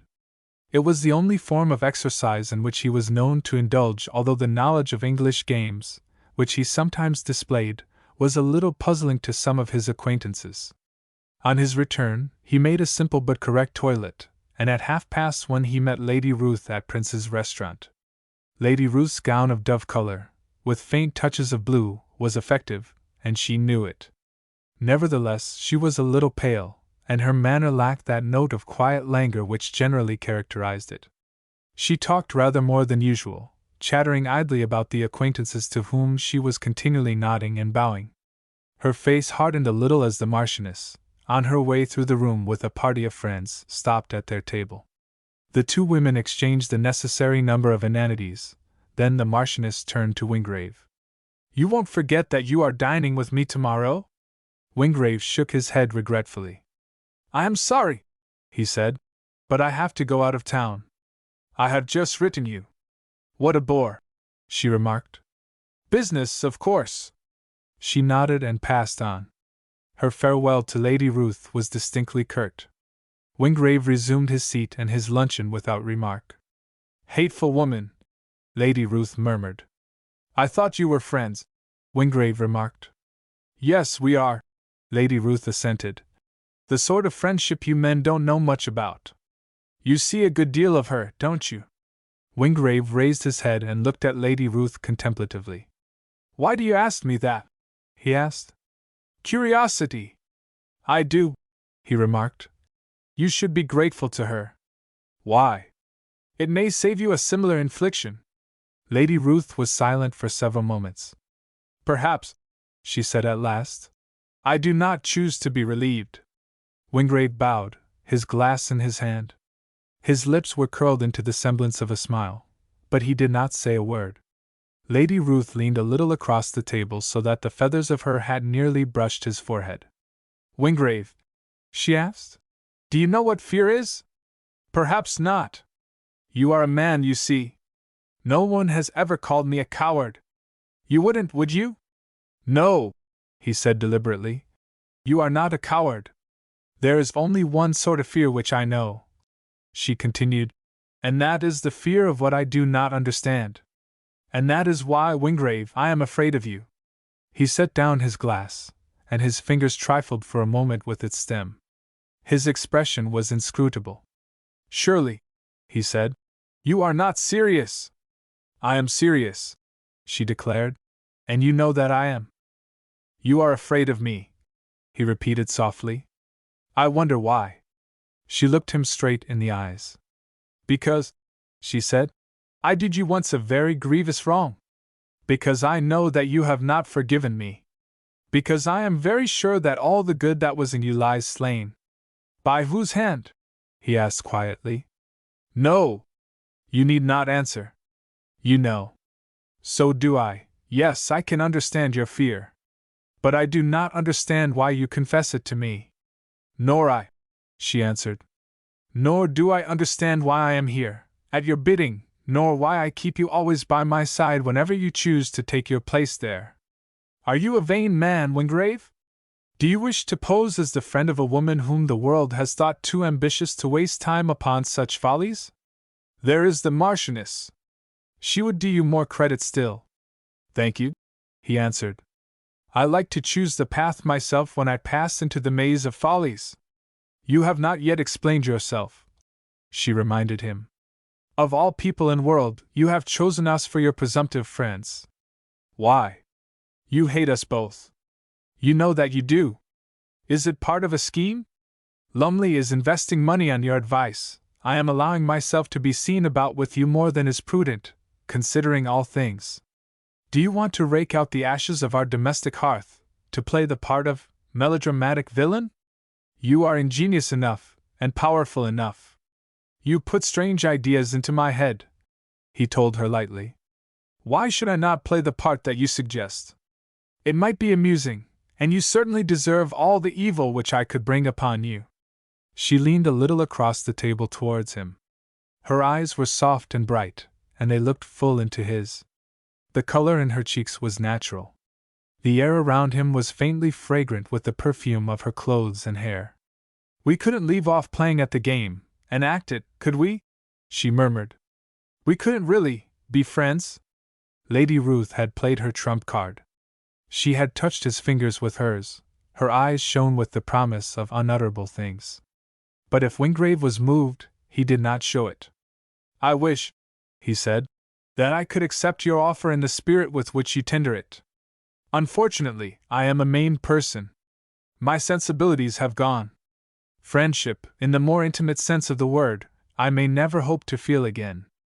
Enmity, well, that is more comprehensible, even enmity, he continued slowly, which might prompt a woman to disguise herself as her own lady's maid, to seek out a tool to get rid of the man she feared.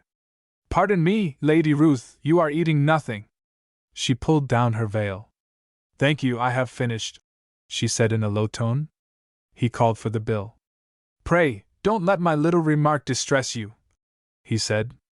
I had almost forgotten the circumstance until something you said brought it into my mind. It is you yourself, you must remember, who set the example of candor. I deserve everything you can say, she murmured, everything you can do. There is nothing left, I suppose, but suffering. Will you take me out to my carriage? You can come back and have your coffee with the Marchioness. She keeps looking across at you, and it will please her to think that you got rid of me. He glanced at his watch. I am afraid, he said, rising, that I must deny myself the pleasure of seeking the Marchioness again today. I have a train to catch in half an hour. You are ready? Quite. They made their way through the maze of tables towards the door, Lady Ruth exchanging greetings right and left with her friends, although the tall, grave-looking man who followed her was by far the greater object of interest. Just like Ruth to keep him in her pocket, remarked her dearest friend, looking after them. They say that he has millions. She sighed a little enviously. The Barrington menage needs a little backing up, her companion remarked. I should say that he had come just in time. The Marchioness has her eye upon him too. There may be some fun presently. Lady Ruth's dearest friend smiled. I will back Ruth, she said drily. Emily is beautiful, but she is too obvious, and too eager. Ruth's little ways are more subtle. Besides, look at the start she has. She isn't the sort of woman men tire of. Lady Ruth held out her hand through the window of her electric coupe. Thank you for my luncheon, she said. When shall we see you again? In a few days, he answered, standing bareheaded upon the pavement. I shall call directly I return. Lady Ruth nodded and leaned back. Wingrave smiled faintly as he turned away. He had seen the little shudder which she had done her best to hide. Lady Ruth found her husband at home, writing letters in his study. She sank wearily into a chair by his side. Been lunching out? He inquired. She nodded. At Prince's, with Wingrave. He made no remark, but he seemed far from displeased. If I'd only had the pluck, he remarked a little disconsolately, I might have made thousands by following his advice this week. It was you who put me off, too. It turned out all right? She asked. Exactly as he said. I made 500. I might just as well have made 5,000. Can you let me have a couple of hundred? She asked. The people are all bothering so. You know that I can't, he answered irritably. I had to send a lot to Louis, and then it wasn't a quarter of what he is pressing for. We shall never get through the season, Ruth, unless… She raised her eyes. Unless what? Unless something turns up. There was a short, uncomfortable silence. Lady Ruth rose to her feet and stood facing the fireplace with her back to him. "Lumley," she said. "Let's face it." He gave a little start. "Face what?" he inquired. "Ruin, the bankruptcy court, and all the rest of it," she declared, a note of defiance creeping into her tone. Her husband's face was white with astonishment. He stared across at her blankly. "Are you mad, Ruth?" he exclaimed. "Do you know what you are saying?" "Quite well," she answered. "I'm a little sick of the whole show. The tradespeople are getting impertinent. I don't even know where to get flowers for dinner tonight or where to go for my ascot gowns. It must come sooner or later." "You're talking like a fool," he declared harshly. "Do you know that I should have to give up my seat and my clubs? We could live quietly in the country." "Country be hanged!" he exclaimed savagely. "What use is the country to you and me? I'd sooner put a bullet through my brain. Ruth, old lady," he added more gently, "what's gone wrong? You're generally such a well-plucked un. Have you had a row with Wingrave?" he asked, looking at her anxiously. "No." "Then what is it?" "Nothing. I've lost my nerve, I suppose. You want a change. It isn't so very long to Cowes now, and thank heavens, that'll cost us nothing. We're going on Wingrave's yacht, aren't we?" "Yes." "We did accept." Barrington fidgeted for a moment with a paper knife.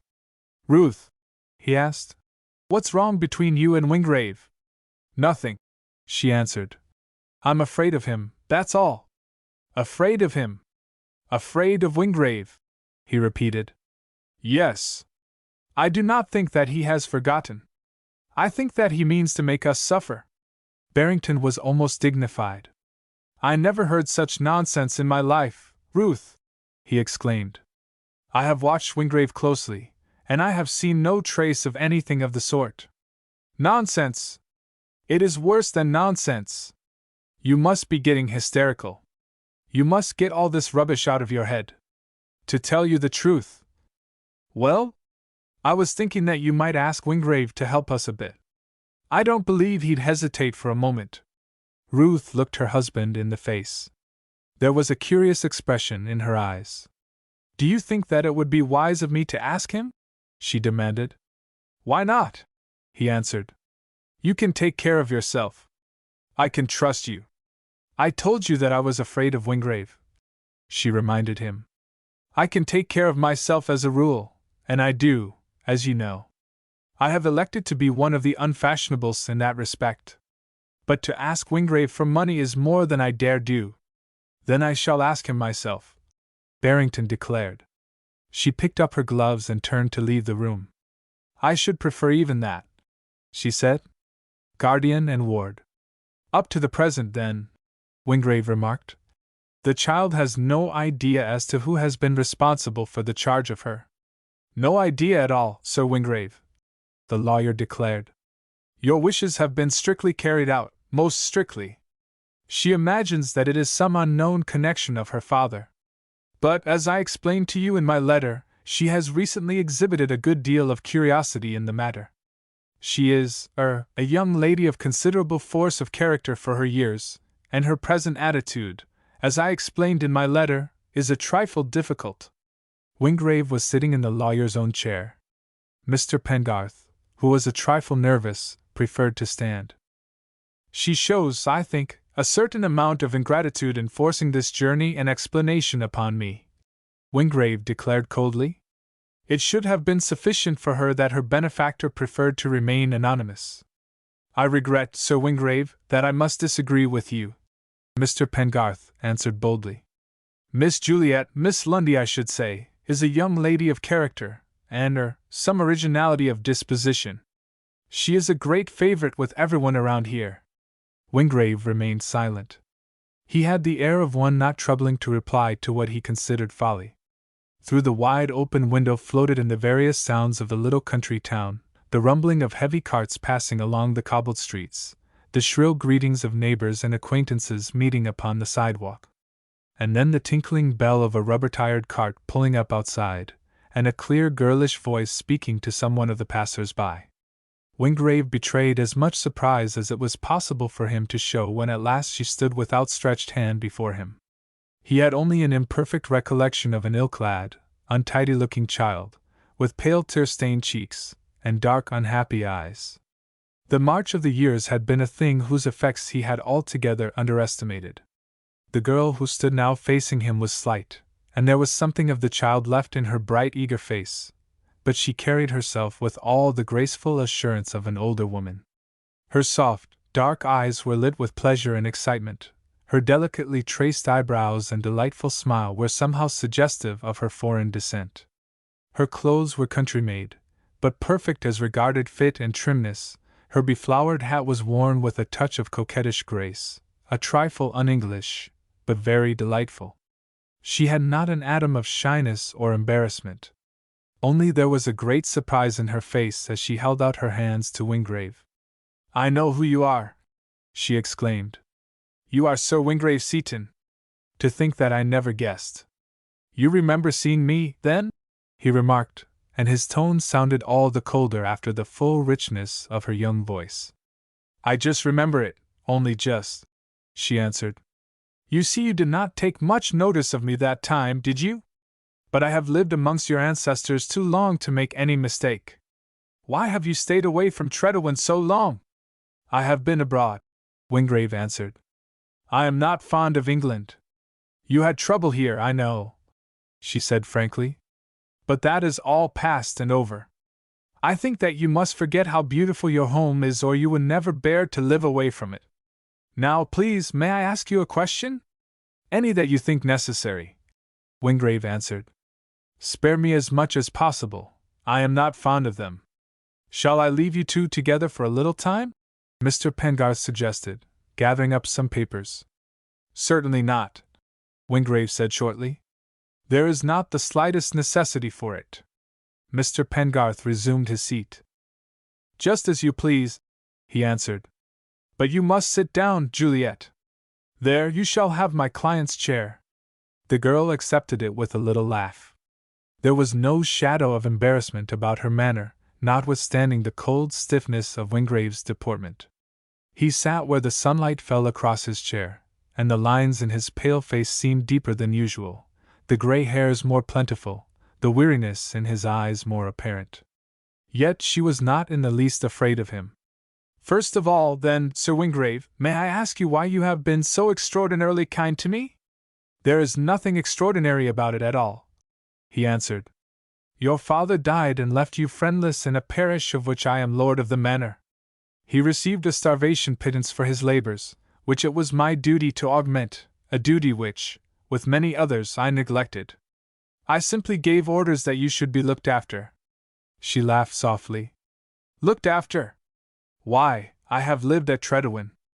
I have had a governess, a pony to drive. Heaven knows how many luxuries. That," he interrupted hastily, "is nothing. The house is better occupied. What I have done for you is less in proportion than the sixpence you may sometimes have given to a beggar, for I am a ridiculously rich man, with no possible chance of spending 1/4 of my income. You had a distinct and obvious claim upon me, and, at no cost or inconvenience to myself, I have endeavored, through others, to recognize it. I will accept your view of the situation," the girl said, still smiling, but with a faint note of disappointment in her tone. "I do not wish to force upon you expressions of gratitude which you would only find wearisome. But I must thank you. It is in my heart, and I must speak of it. There, it is over, you see. I shall say no more. You are a sensible young lady," Wingrave said, making a motion as though to rise. "I have only one request to make to you, and that is that you keep to yourself the knowledge which Mr. Pengarth informs me that you insisted upon acquiring. You are nearly enough of age now, and I will make you your own mistress. That is all, I think." The smile died away from her lips. Her tone became very earnest. "Sir Wingrave," she said, "for all that you have done for me, I am, as you know, grateful. I would try to tell you how grateful, only I know that it would weary you. So we will speak only of the future. I cannot continue to accept, even such magnificent alms as yours." "What do you mean, child?" he asked, frowning across at her.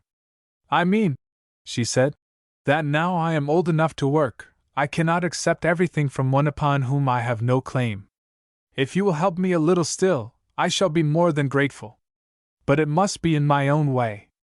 You talk about work, he said. What can you do? I can paint, she answered. Fairly well.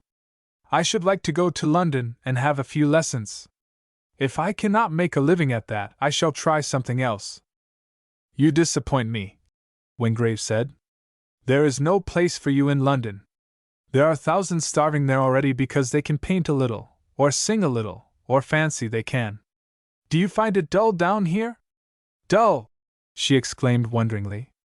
I think that there can be no place on earth so beautiful as Tredowin. You are happy here?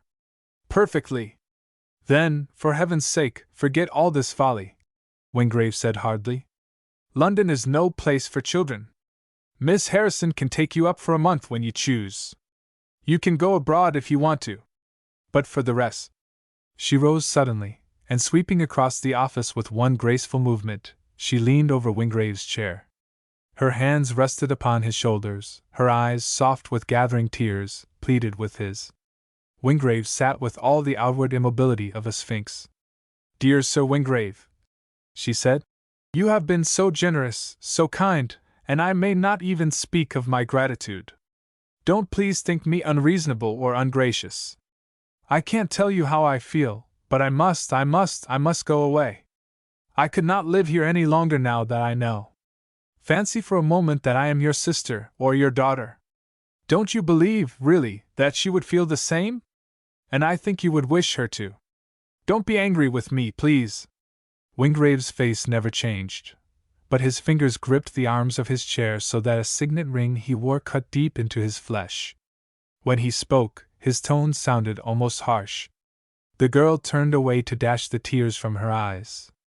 What do you think of this folly, Pengarth? The lawyer looked his best client squarely in the face. I do not call it folly, Sir Wingrave. I think that Miss Lundy is right. There was a pause. Her eyes were still pleading with him. Against the two of you, Wingrave remarked. I am, of course, powerless. After all, it is no concern of mine. I shall leave you, Pengarth, to make such arrangements as Miss Lundy desires. He rose to his feet. Juliet now was pale. She dashed the tears from her eyes and looked at him in amazement mingled with something which was almost like despair. You don't mean, she exclaimed, you are going away without coming to Tredowin? Why not? He asked. I never had any intention of going there. You are very angry with me, she cried in despair. I. Her lip quivered. Wingrave interposed. I shall be happy to go and have a look at the place, he said carelessly, if you will drive me back. I fancy I have almost forgotten what it is like. She looked at him as at one who had spoken irreverently. Her eyes were full of wonder. I think that you must have indeed forgotten, she said. How very beautiful it is. It is your home too. There is no one else, she added softly, who can live there, amongst all those wonderful things, and call it really home. I am afraid, he said, you will find that I have outlived all sentiment, but I will certainly come to Tredowin with you. Ghosts of dead things. It was here, she said, as they passed through the walled garden seawards, that I saw you first, you and the other gentleman who was so kind to me. Wingrave nodded. I believe that I remember it, he said. You were a mournful-looking object in a very soiled pinafore and most untidy hair. I had been out on the cliffs, she reminded him, where I am taking you now. If you are going to make unkind remarks about my hair, I think that I had better fetch a hat. Pray don't leave me, he answered. I should certainly lose my way. Your hair in those days was, I fancy, a little more unkempt. She laughed. It used to be cut short, she said. Hideous! There! Isn't that glorious? She had opened the postern gate in the wall, and through the narrow opening was framed a wonderful picture of the Cornish sea, rolling into the rock-studded bay. Its soft thunder was in their ears, salt and fragrant, The west wind swept into their faces. She closed the gate behind her and stepped blithely forward. "Come!" she cried. "We will climb the cliffs where we left you alone once before." Side by side they stood looking over the ocean. Her head was thrown back, her lips a little parted. He watched her curiously. "You must have sea blood in your veins," he remarked. "You listen as though you heard music all the time." "And what about you?" she asked him, smiling. "You are the grandson of Admiral Sir Wingrave Seaton, who commanded a frigate at Trafalgar, and an ancestor of yours fought in the Armada." "I am afraid," he said quietly, "that there is a hiatus in my life somewhere. There are no voices which call to me any more, and my family records are so much dead parchment." Trouble passed into her glowing face and clouded her eyes. "Ah," she said, "I do not like to hear you talk so. Do you know that when you do, you make me afraid that something I have always hoped for will never come to pass?" "What is it?" he asked. "I have always hoped," she said, "that some day you would come once more to Tredowin. I suppose I am rather a fanciful person. This is a country of superstitions and fancies, you know, but sometimes when I have been alone in the picture gallery with all that long line of dark faces looking down upon me from the walls, I have felt like an interloper. Always they seem to be waiting. Tonight, after dinner, I will take you there. I will try and show you what I mean." He shook his head. "I shall never come back," he said, "and there are no more of my name." She hesitated. When at last she spoke, the color was coming and going in her cheeks. "Sir Wingrave," she said, "I am only an ignorant girl, and I have no right to talk to you like this. Please be angry with me if you want to. I deserve it. I know all about that 10 years. Couldn't you forget it and come back? None of the country people round here, your own people, believe anything evil about you. You were struck, and you struck back again. A man would do that. You could be as lonely as you liked here, or you could have friends if you wished for them. But this is the place where you ought to live. You would be happier here, I believe, than in exile. The love of it all would come back, you would never be lonely. It is the same sea which sang to you when you were a child, and to your fathers before you. It would bring you forgetfulness when you wanted it, or—" Wingrave interrupted her. His tone was cold, but not unkind. "My dear young lady," he said, "it is very good of you to be so sympathetic, but I am afraid I am not at all the sort of person you imagine me to be. What I was before those 10 years, well, I have forgotten. What I am now, I unfortunately know. I am a soured, malevolent being whose only pleasure lies in the dealing out to others some portion of the unhappiness which was dealt out to me." "I do not believe it," she declared briskly. He shrugged his shoulders. "Nevertheless, it is true," he declared coolly. "Listen. More or less you interest me. I will tell you something which I have never yet told to a single human being. I need not go into particulars. You will probably believe a broad statement. My 10 years' imprisonment was more or less an injustice. Sir Wingrave—" He checked her. There was not a tremor in his tone. The gesture with which he had repelled her was stiff and emotionless. "I went into prison one man, I came out another. While I live, I shall never be able to think kindly again of a single one of my fellow creatures. It was not my fault. So far as our affections are concerned, we are machines, all of us. Well, my mainspring has broken." "I don't believe it," she declared. "It is, nevertheless, true," he affirmed calmly. "I am living in exile because I have no friends, because friends have become an impossibility to me. I shall not tell you any more of my life because you are young and you would not believe me if I did. Some day," he added grimly, "you will probably hear for yourself. I shall never believe anything," she declared, "which I do not choose to believe. I shall never believe, for instance, that you are quite what you think yourself. We will talk of other things," he said. "5 years ago, you showed Ainsworth where the seagulls built. And now I will show you," she exclaimed, "if you are sure that your head is steady enough. Come along!" It was after dinner that she took him into the picture gallery. Miss Harrison, very much disturbed by the presence of the Master of Tredowin, and still more so by the hint which she had already received as to coming changes, followed them at a little distance. "I am so sorry," Juliet said, "that we have no cigars or cigarettes." "I seldom smoke," Wingrave answered. "If only we had had the slightest idea of your coming," Miss Harrison said for the 10th time, "we would have made more adequate preparations. The wine cellar, at least, could have been opened. I allowed Mr. and Mrs. Tresfarwin to go for their holiday only yesterday, and the cellars, of course, are never touched." "Your claret was excellent," Wingrave assured her. "I am quite sure," Miss Harrison said, "that claret from the local grocer is not what you are accustomed to." "My dear madam," Wingrave protested, "I seldom touch wine. Show me which picture it is, Juliet, that you, She had led him to the end of the gallery, and stopped before what seemed to be a plain oak cupboard surrounded by a massive frame. She looked at him half fearfully. "You want to see that picture?" he asked. "If I might." He drew a bunch of keys from his pocket, and calmly selected one. It was a little rusty, but the cupboard turned at once on its hinges. A woman's face smiled down upon them, dark and splendid, from the glowing touch of a great painter. Juliet studied it eagerly, and then stole a sidelong glance at the man by her side. He was surveying it critically and without any apparent emotion.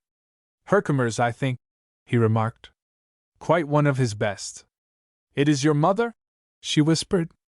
He nodded. "I'm not great at genealogy," he said, "but I can go as far back as that. She was by way of being a great lady, the daughter of the Duke of Warminster." "You were an only son," she said softly. "She must have been very fond of you." "Customary thing, I suppose," he remarked. "Lucky for her, under the circumstances, that she died young." He closed the oaken door in front of the picture, and locked it. "I should like to see the armory," he said. "But I really forget, let me see, it is at the end of the long gallery, isn't it?" She led him there without a word. She was getting a little afraid of him. They inspected the library and wandered back into the picture gallery. It was she, now, who was silent. She had shown him all her favorite treasures without being able to evoke a single spark of enthusiasm. "Once," she remarked, "we all had a terrible fright. We were told that everything was going to be sold." He nodded. "I did think of it," he admitted. "But there seemed to be no hurry. All these things are growing into money year by year.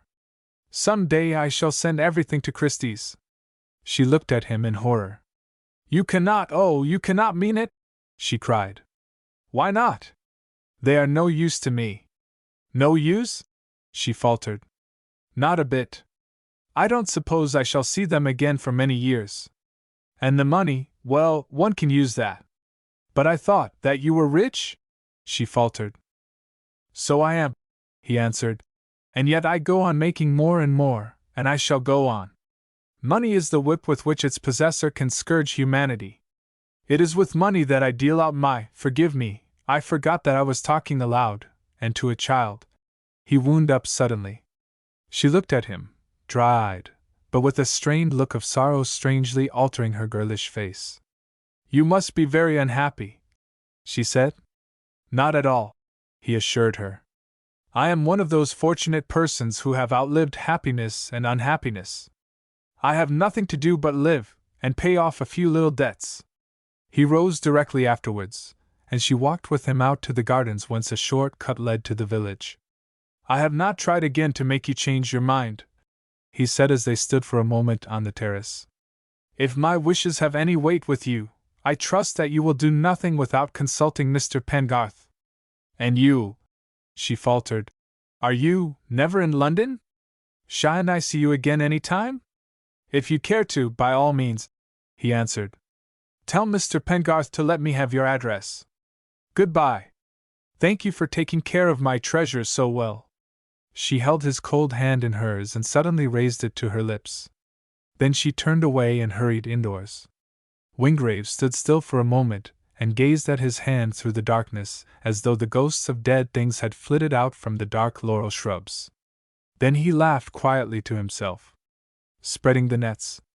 By the by, the Marchioness asked him, "Have you a Christian name?" "Sorry," Wingrave answered. "If I ever had, I've forgotten it."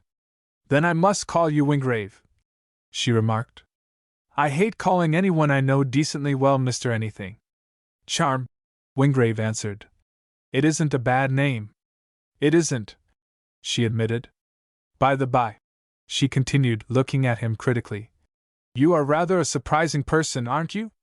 "Glad you found it out," Wingrave answered. "I always thought so.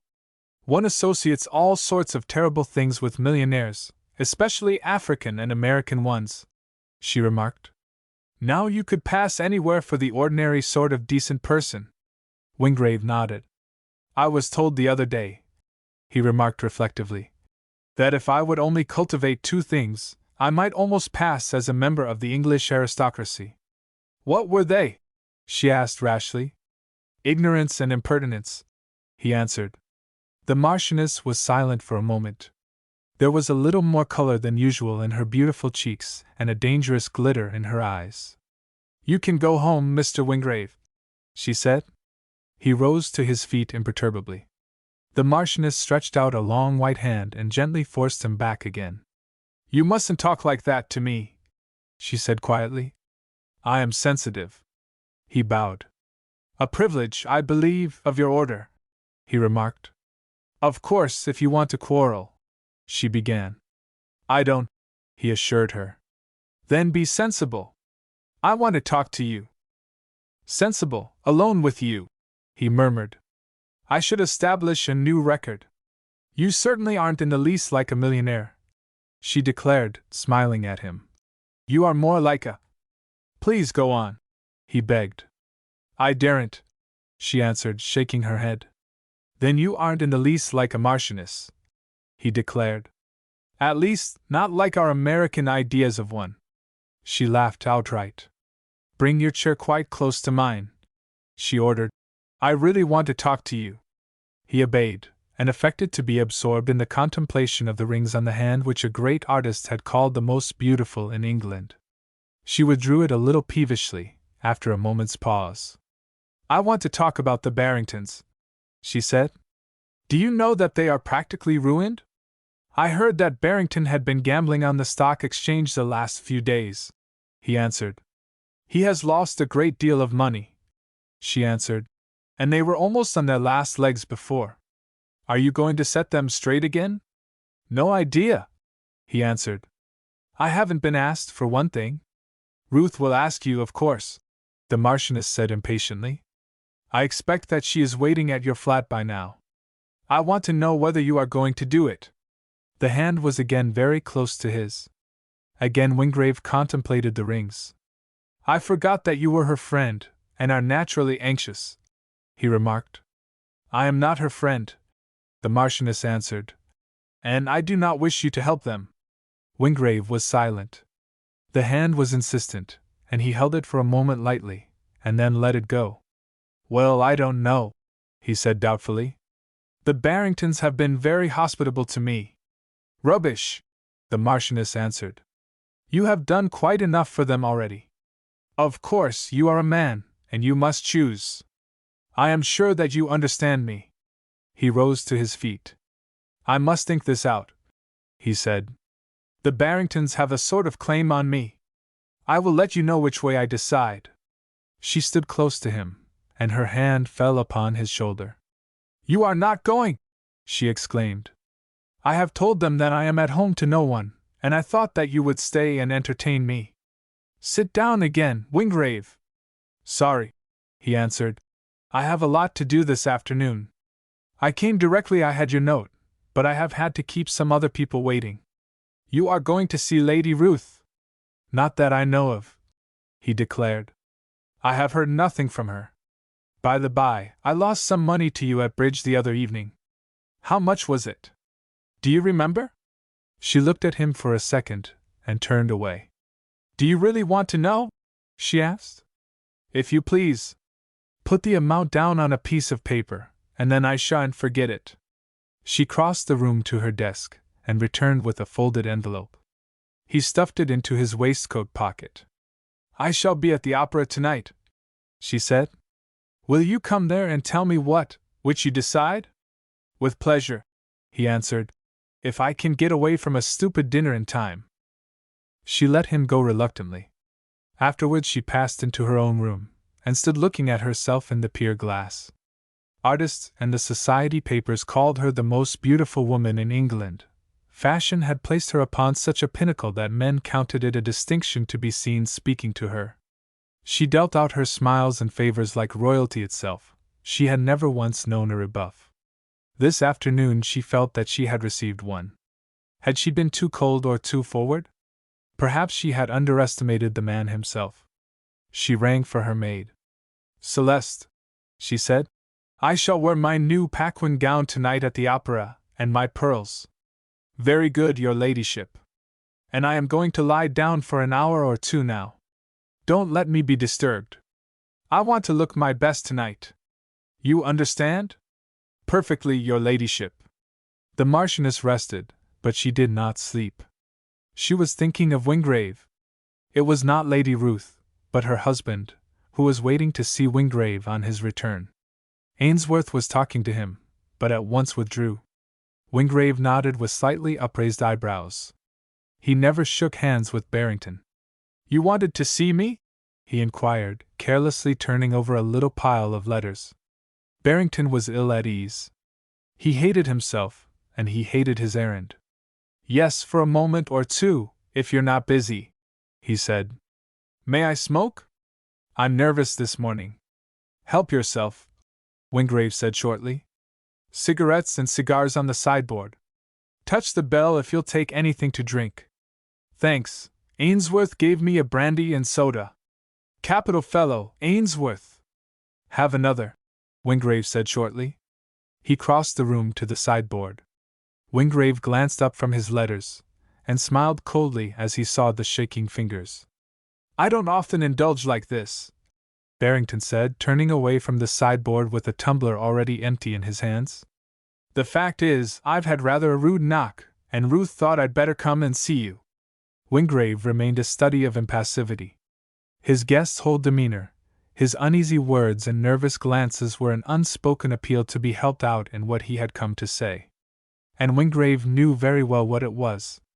Nevertheless, he remained silent, politely questioning. Barrington sat down a little heavily. He was not so carefully dressed as usual. He looked older. His appearance lacked altogether that air of buoyant prosperity which was wont to inspire his friends and creditors with confidence. I've been a fool, Wingrave, he said. You showed me how to make a little money a few weeks ago, and it seemed so easy that I couldn't resist having it tried by myself, only on rather a larger scale. I lost. Then I went in again to pull myself round, and I lost again. I lost more than I can easily raise before settlement. I am sorry, Wingrave said politely. It is very unwise to meddle in things you know so little about. For a moment the worm turned. Barrington rose to his feet, and with a deep flush upon his cheeks moved towards the door. But his spark of genuine feeling died out almost as soon as it had been kindled. Outside that door was ruin. Within, as he very well knew, lay his only chance of salvation. He set down his hat and turned round. Wingrave, he said, will you lend me some money? Wingrave looked at him with upraised eyebrows. I, he remarked, lend you money? Why should I? Heaven knows, Barrington answered. It is you who have chosen to seek us out. You have forced upon us something which has at least the semblance of friendship. There is no one else whom I could ask. It isn't only this damned stock exchange transaction. Everything has gone wrong with me for years. If I could have kept going till next July, I should have been all right. I have made a little success in the House, and I am promised a place in the next government. I know it seems queer that I should be asking you, but it is that, or ruin. Now you know how things are with me. You are making, Wingrave said quietly, a mistake. I have not pretended or given the slightest evidence of any friendship for yourself. Barrington looked at him with slowly mounting color. You mean? Precisely, Wingrave interrupted. I do not know what I might or might not do for Lady Ruth. I have not considered the subject. It has not, in fact, been presented to me. It is the same thing, Barrington declared hoarsely. Pardon me, it is not, Wingrave answered. What I ask you to do, Barrington said, I ask on behalf of my wife. As an ambassador, Wingrave said coldly, you are not acceptable to me. It is a matter which I could only discuss with Lady Ruth herself. If Lady Ruth has anything to say to me, I will hear it. Barrington stood quite still for several moments. The veins on his forehead stood out like tightly drawn cords, his breath came with difficulty. The light in his eyes, as he looked at Wingrave, was almost murderous. If Lady Ruth desires to see me, Wingrave remarked slowly, I shall be here at 9 o'clock this evening. Tomorrow my movements are uncertain. You will excuse me if I hurry you away now. I have an engagement which is already overdue. Barrington took up his hat and left the room without a word. Wingrave remained in his chair. His eyes followed the departing figure of his visitor. When he was absolutely sure that he was alone, he covered his face with one hand. His engagement seemed to have been with his thoughts, for he did not stir for nearly an hour later. Then he rang the bell for Ainsworth. In the toils. Wingrave did not speak for several moments after Ainsworth had entered the room. He had an engagement book before him and seemed to be deep in its contents. When at last he looked up, his forehead was furrowed with thought, and he had the weary air of a man who has been indulging in unprofitable memories. Ainsworth, he said, be so good as to ring up Walters and excuse me from dining with him tonight. Ainsworth nodded. Any particular form of excuse? He asked. No. Say that I have an unavoidable engagement. I will see him tomorrow morning. Anything else? Ainsworth asked, preparing to leave the room. No. You might see that I have no visitors this evening. Lady Ruth is coming here at 9 o'clock. Lady Ruth is coming here, Ainsworth repeated in a colorless tone. Alone? Yes. Ainsworth shrugged his shoulders, but made no remark. He turned towards the door, but Wingrave called him back. Your expression, Ainsworth, he said, interests me. Am I or the lady in question responsible for it? I am sorry for Lady Ruth, Ainsworth said. I think that I am sorry, too, for her husband. Why? She is coming of her own free will. There are different methods of compulsion, Ainsworth answered. Wingrave regarded him thoughtfully. That, he said, is true. But I still do not understand why you are sorry for her. Because, Ainsworth said, I know the history of a certain event, and I know you. It is, I suppose, for this end that you made use of them. Wingrave nodded. Quite right, he declared. I think that the time is not far off when that dear lady and I can cry quits. This time, too, I see nothing to impair my satisfaction at the probable finale. In various other cases, as you might remember, I have not been entirely successful. It depends, Ainsworth remarked drily, upon what you term success. Wingrave shrugged his shoulders. I think, he said coldly, that you are aware of what my feelings and desired course of action have been with regard to those of my fellow creatures with whom I have happened to come into contact. It seems to me that I have been a trifle unfortunate in several instances. As for instance? Ainsworth asked. Well, to take a few cases only, Wingrave continued, there was the child down at Tredowin whom you were so anxious for me to befriend. Of course, I declined to do anything of the sort, and she ought, by rights, to have gone to some charitable institution, founded and supported by fools, and eventually become, perhaps, a domestic servant. Instead of which, some relation of her father turns up and provides for her lavishly. You must admit that that was unfortunate. It depends upon the point of view, Ainsworth remarked drily. Personally, I considered it a most fortunate occurrence. Naturally, Wingrave agreed. But then you are a sentimentalist. You like to see people happy, and you would even help to make them so if you could without any personal inconvenience. I am at the other pole. If I could collect humanity into one sentient force, I would set my heel upon it without hesitation. I try to do what I can with the atoms, but I have not the best of fortune. There was Mrs. Travers, now. There I should have been successful beyond a doubt if some busybody hadn't sent that cable to her husband. I wonder if you were idiot enough to do that, Ainsworth? If I had thought of the Marconigram, Ainsworth said, I am sure I should have done it. But as a matter of fact, I did not. Just as well, so far as our relations are concerned, Wingrave said coldly. I did manage to make poor men of a few brokers in New York, but my best coup went wrong. That boy would have blown his brains out, I believe, if some meddling idiot hadn't found him all that money at the last moment. I have had a few smaller successes, of course, and there is this affair of Lady Ruth and her estimable husband. You know that he came to borrow money of me, I suppose? I guessed it, Ainsworth answered. You should be modern in your revenge and lend it to him. Wingrave smiled coldly. I fancy, he said, that Lumley Barrington will find my revenge modern enough. I may lend the money they need, but it will be to Lady Ruth. I told her husband so a few minutes ago. I told him to send his wife to me. He has gone to tell her now. I wonder, Ainsworth remarked, that he did not thrash you, or try to. Again Wingrave's lips parted. Moral deterioration has set in already, he remarked. When he pays his bills with my money, he will lose the little he has left of his self-respect. Ainsworth turned abruptly away. He was strongly tempted to say things which would have ended his connection with Wingrave, and as yet he was not ready to leave. For the sake of a digression, he took up a check-book from the table. There are 3 checks, he remarked, which I cannot trace. One for £10,000, another for 5, and a third for £1,000. What account shall I put them to? Private drawing account, Wingrave answered. They represent a small speculation. By the by, you'd better go and ring up Walters. Do you wish the particulars entered in your sundry investment book? Ainsworth asked. Wingrave smiled grimly. I think not, he answered. You can put them to drawing account. If you want me again this evening, I shall dine at the Café Royal at 8 o'clock, and shall return here at 5 minutes to 9. Lady Ruth was punctual.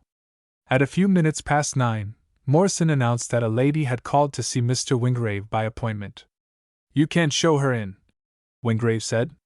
See that we are not disturbed. Lady Ruth was scarcely herself.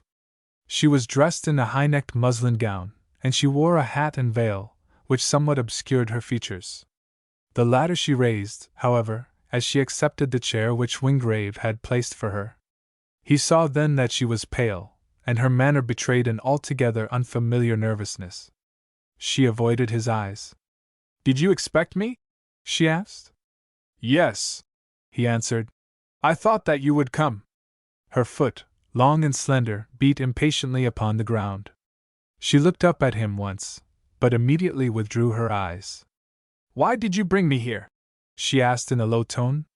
My dear Lady Ruth, he protested. If you want to play at being friends, she said, for heaven's sake call me Ruth. You found it easy enough once. You are very kind, he answered. Ruth, by all means. Now will you answer my question? She said. Do you mean to help us? Us, no, he answered. You, perhaps yes, he added. Then she looked at him, and found herself puzzled by the perfect impassivity of his features. Surely he would drop the mask now. He had insisted upon her coming. Perhaps? She repeated. What, then, are the conditions? He bent over towards her. Curiously enough, there was, mingled with many other sensations, a certain sense of triumph in the thought. It was almost a hope, that at last he was going to betray himself, that he was going to admit tacitly, or by imputation, that her power over him was not wholly dead. It was a terrible situation, in her heart she felt so, but it had its compensations. Wingrave had been her constant attendant for months. He had seen her surrounded by men, all anxious to secure a smile from her. He had seen her play the great lady in her own house, and she played it very well. She knew that she was a past mistress in the arts which fascinate his sex, she understood the quiet speeches, the moods, every trick of the gamester in emotions, from the fluttering of eyelids to the unchaining of the passions. And he had loved her. Underneath it all, he must love her now. She was determined that he should tell her so. It was genuine excitement which throbbed in her pulses, a genuine color which burned in her cheeks. The conditions? He repeated. You believe, then, that I mean to make conditions? She raised her eyes to his, eloquent eyes she knew, and looked at him. The mask was still there, but he had moved a little nearer to her. I do not know, she said softly. You must tell me. There was a moment's silence. She had scarcely given herself credit for such capacity for emotion. He was on his feet. Surely the mask must go now. And then, she felt that it must be a nightmare. It was incredible. He had struck a match and was calmly lighting a cigarette. One, he said coolly, is that Mademoiselle Violet employs no more amateur assassins to make clumsy attempts upon my life. She sat in her place rigid, half frozen with a cold, numbing fear. He had sent for her, then, only to mock her. She had failed. They were not even to have the money. Speech was quite impossible. Then he continued. I will take your assent for granted, he said. Do you know how much you require to free yourself? About £8,000, she answered mechanically. He sat down and wrote a check, which he laid before her. You will have to endorse that, he remarked in a matter-of-fact tone. Your name at the back will do instead of a receipt. She sprang to her feet. Keep your money, she cried. I will not touch it. Please open the door for me. I am going. By all means, if you wish it, he answered undisturbed. At the same time, I am curious to know why you came here at all if you did not intend to accept it. She faced him, hot and angry. I did intend to accept it, she declared. It is that or ruin. But you are too cruel. You make it impossible. You surprise me, he answered. I suppose you know best. For heaven's sake tell me, she cried passionately. What has come to you? What manner of a man are you? You loved me once. Now, even after all these years, you cannot deny it. You have gone out of your way to be with me, to be my companion wherever we are. People are beginning to smile when they see us together. I don't mind. For God's sake tell me, Wingrave. Why do you do it? Why do you lend me this money? What can I do for you? What do you want me to be? Are you as cold as a stone? Have you no heart even for friendship? I would not seek, he answered, to buy your friendship with a check. But it is yours already, she cried, holding out her hands. Give me a little kindness, Wingrave. You make me feel and seem a perfect idiot. Why, I'd rather you asked me anything that treated me like this. I was under the impression, Wingrave remarked, that I was behaving rather well. I wonder what would really satisfy you. To have you behave as you are doing, and want to behave differently, she cried. You are magnificent, but it is because you are indifferent. Will you kiss me, Wingrave? With pleasure, he answered. She drew away from him quickly. Is it another woman? She asked. The Marchioness? Her eagerness was almost painful. He did not answer her at once.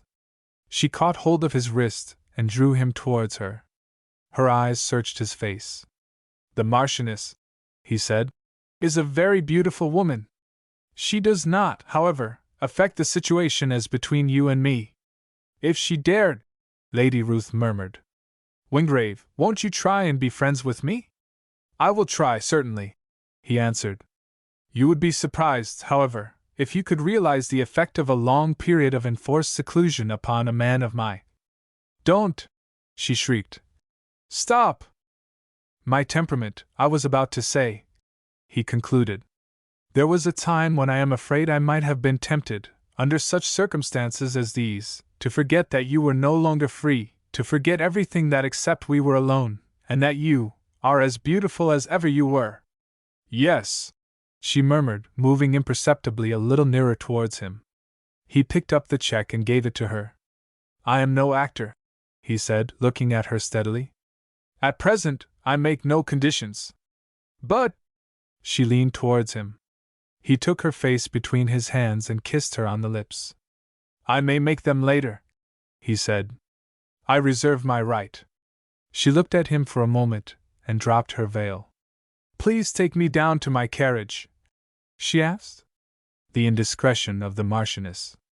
I am perfectly certain, Juliet declared, that we ought not to be here. That, Ainsworth remarked, fanning himself lightly with his pocket handkerchief, may account for the extraordinary sense of pleasure which I am now experiencing. At the same time, I can't see why not. I only met you this afternoon, a few hours ago. And here we are, absolutely wedged together on these seats, and my chaperone is dozing half the time. Pardon me, Ainsworth objected. I knew you when you were a child. For one day. Nevertheless, Ainsworth persisted, the fact remains. If you date our acquaintance from this afternoon, I do not. I have never forgotten the little girl in short frocks and long black hair, who showed me where the seagulls built, and told me Cornish fairy stories. It was a very long time ago, she remarked. 4 years, he answered. For you, perhaps a long time, because you have changed from a child into a woman. But for a man approaching middle age, as I am, nothing. That is all very well, she answered, but I am not sure that we ought to be in the gallery at Covent Garden together, with a chaperone who will sleep. She will wake up, he declared, with the music. And I, she murmured, will dream. Isn't it lovely? He smiled. I wonder how it really seems to you, he remarked. We are breathing an atmosphere hot with gas, and fragrant with orange peel. We are squashed in amongst a crowd of people of a class whom I fancy that neither you nor I know much about. And I saw you last in a wilderness. We saw only the yellow sands, and the rocks, and the Atlantic. We heard only the thunder of the sea and the screaming of seagulls. This is very different. Wonderfully, wonderfully different, she answered. I miss it all. Of course I do, and yet one is so much nearer to life here, the real life of men and women. Oh, one cannot compare it. Why should one try? Ah, listen! The curtain went up. The music of the orchestra subsided, and the music of the human voice floated through the opera house, the human voice, vibrant with joy and passion and the knowledge which lies behind the veil. Juliet found no time to talk then, no time to think even of her companion. Her young cheeks were flushed, her eyes were bright with excitement. She leaned a little forward in her place, she passed with all the effortless facility of her ingenuous youth into the dim world of golden fancies which the story of the opera was slowly unfolding. Beside her, Mrs. Tresfarwin dozed and blinked and dozed again, and on her left Ainsworth himself, a little affected by the music, still found time to glance continually at his companion, so radiant with life and so fervently intent upon realizing to the full this, the first of its unknown joys. So with crashing of chords and thunder of melody the act went on. And when it was over, Juliet thought no more of the Cornish sea and the lullaby of the waves. A new music was stirring in her young blood. They were in the front row of the gallery, and presently she leaned over to gaze down at the panorama below, the women in the boxes and stalls, whose bare shoulders and skillfully coiffured hair flashed with jewels. Suddenly her hand fell upon Ainsworth's arm. Look! She cried in some excitement. Do you see who that is in the box there, the one almost next to the stage? Ainsworth, too, uttered a little exclamation. The lights from beneath were falling full upon the still, cold face of the man who had just taken a vacant chair in one of the boxes. Wingrave! He exclaimed, and glanced at once at his watch. Sir Wingrave Seaton, she murmured. Isn't it strange that I should see him here tonight? He comes often, Ainsworth answered. Music is one of his few weaknesses. There was a movement in the box, and a woman's head and shoulders appeared from behind the curtain. Juliet gave a little gasp. Mr. Ainsworth, she exclaimed, did you ever see such a beautiful woman? Do tell me who she is. A very great lady in London society, Ainsworth answered. That is Emily, Marchioness of Westchester.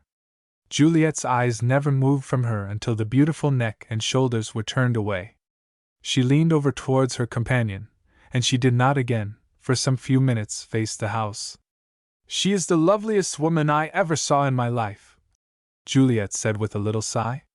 "Is she a great friend of Sir Wingrave Seaton, Mr. Ainsworth?" "He has no friends," Ainsworth answered. "I believe that they are very well acquainted." "Poor Sir Wingrave!"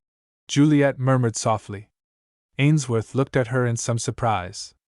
"It is odd that you should have recognized him from up here," he remarked thoughtfully. "He has changed so much during the last few years." Juliet smiled, but she did not explain. She felt that she was obeying Wingrave's wishes. "I should have recognized him anywhere," she answered simply. "I wonder what they are talking about. She seems so interested, and he looks so bored." Ainsworth looked at his watch. It was barely 10 o'clock. "I am very glad to see him here this evening," he remarked. "I should like so much," she said, still gazing at them earnestly, "to know that they are talking about." "So you will not tell me?" the Marchioness murmured, ceasing for a moment the graceful movements of her fan, and looking at him steadily. "You refuse me this, almost the first thing I have ever asked you." "It is scarcely," Wingrave objected, "a reasonable question. Between you and me," she murmured, "such punctiliousness is scarcely necessary, is it?" He withstood the attack of those wonderful eyes lifted swiftly to his, and answered her gravely. "You are Lady Ruth's friend," he remarked. "Probably, therefore, she will tell you all about it." The Marchioness laughed softly, yet with something less than mirth. "Friends!" she exclaimed. "Lady Ruth and I? There was never a woman in this world who was less my friend, especially now." He asked for no explanation of her last words, but in a moment or two she vouchsafed it. She leaned a little forward. Her eyes flashed softly through the semi-darkness. "Lady Ruth is afraid," she said quietly, "that I might take you away from her." "My dear lady," he protested, "the slight friendship between Lady Ruth and myself is not of the nature to engender such a fear." She shrugged her beautiful shoulders. Her hands were toying with the rope of pearls which hung from her neck. She bent over them, as though examining the color of the stones. "How long have you known Ruth?" she asked quietly. He looked at her steadfastly. He could not be sure whether it was his fancy, or whether indeed there was some hidden meaning in her question. "Since I came to live in England," he answered. "Ah!" There was a moment's silence. Then, with a little wave of her hands and a brilliant smile, she figuratively dismissed the subject.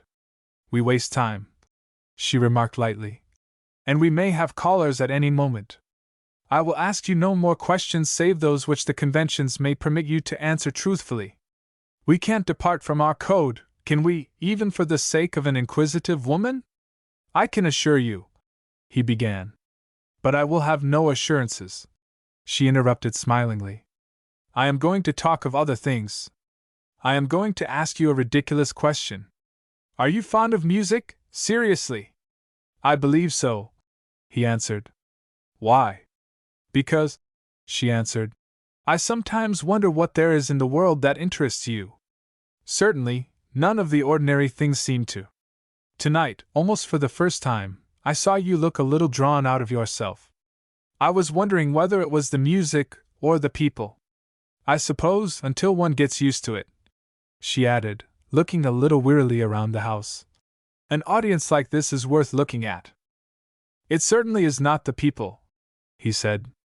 "Do you make as close a study of all your acquaintances?"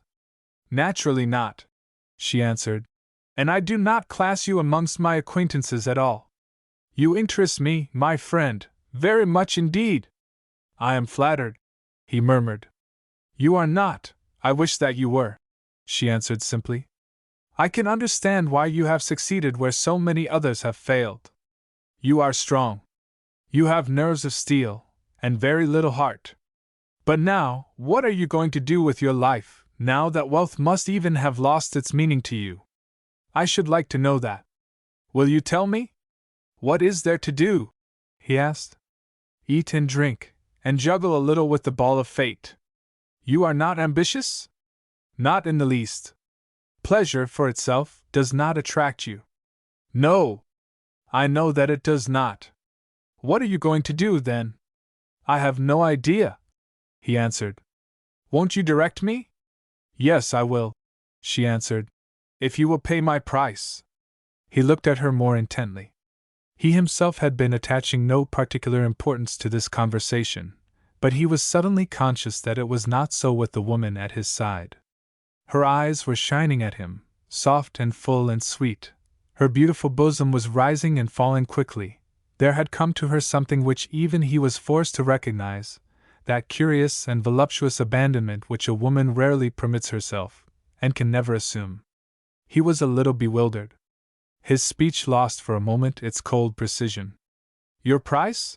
He repeated. I am stupid. I'm afraid I don't understand. Marry me, she whispered in his ear, and I will take you a little further into life than you could ever go alone. You don't care for me, of course, but you shall. You don't understand this world, Wingrave, or how to make the best of it. I do. Let me be your guide. Wingrave looked at her in grave astonishment. You are not by any chance in earnest? He asked. You know very well that I am, she answered swiftly. And yet you hesitate. What is it that you are afraid of? Don't you like to give up your liberty? We need not marry unless you choose. That is only a matter of form nowadays at any rate. I have 100 chaperones to choose from. Society expects strange things from me. It is your companionship I want. Your money is fascinating, of course. I should like to see you spend it, to spend it with both hands. Don't be afraid that we should be talked about. I am not Lady Ruth. I am Emily, Marchioness of Westchester, and I live and choose my friends as I please. Will you be chief amongst them? Hush! For Wingrave it was providential. The loud chorus which had heralded the upraising of the curtain died away. Melba's first few notes were floating through the house. Silence was a necessity. The low passion of the music rippled from the stage, through the senses and into the hearts of many of the listeners. But Wingrave listened silent and unmoved. He was even unconscious that the woman by his side was watching him half anxiously every now and then. The curtain descended amidst a thunder of applause. Wingrave turned slowly towards his companion. And then there came a respite, a knock at the door. The Marchioness frowned, but Wingrave was already holding it open. Lady Ruth, followed by an immaculate young guardsman, a relative of her husband, was standing there. Mr. Wingrave! She exclaimed softly, with upraised eyebrows. Why have you contrived to render yourself invisible? We thought you were alone, Emily, she continued, and took pity on you. And all the time you had a prize. The Marchioness looked at Lady Ruth, and Lady Ruth looked at the Marchioness. The young guardsman was a little sorry that he had come, but Lady Ruth never turned a hair. You must really have your eyes seen to, dear, the Marchioness remarked in a tone of tender concern. When you can't see such an old friend as Mr. Wingrave from a few yards away, they must be very bad indeed. How are you, Captain Kendrick? Come and tell me about the polo this afternoon. Sorry I can't offer you all chairs. This is an absurd box. It was only meant for 2. Come into ours, Lady Ruth said. We have chairs for 6, I think. The Marchioness shook her head. I wish I had a millionaire in the family, she murmured. All the same, I hate large parties. I am old-fashioned enough to think that 2 is a delightful number. Lady Ruth laid her hand upon Wingrave's arm. A decided hint, Mr. Wingrave, she declared. Come and let me introduce you to my sister.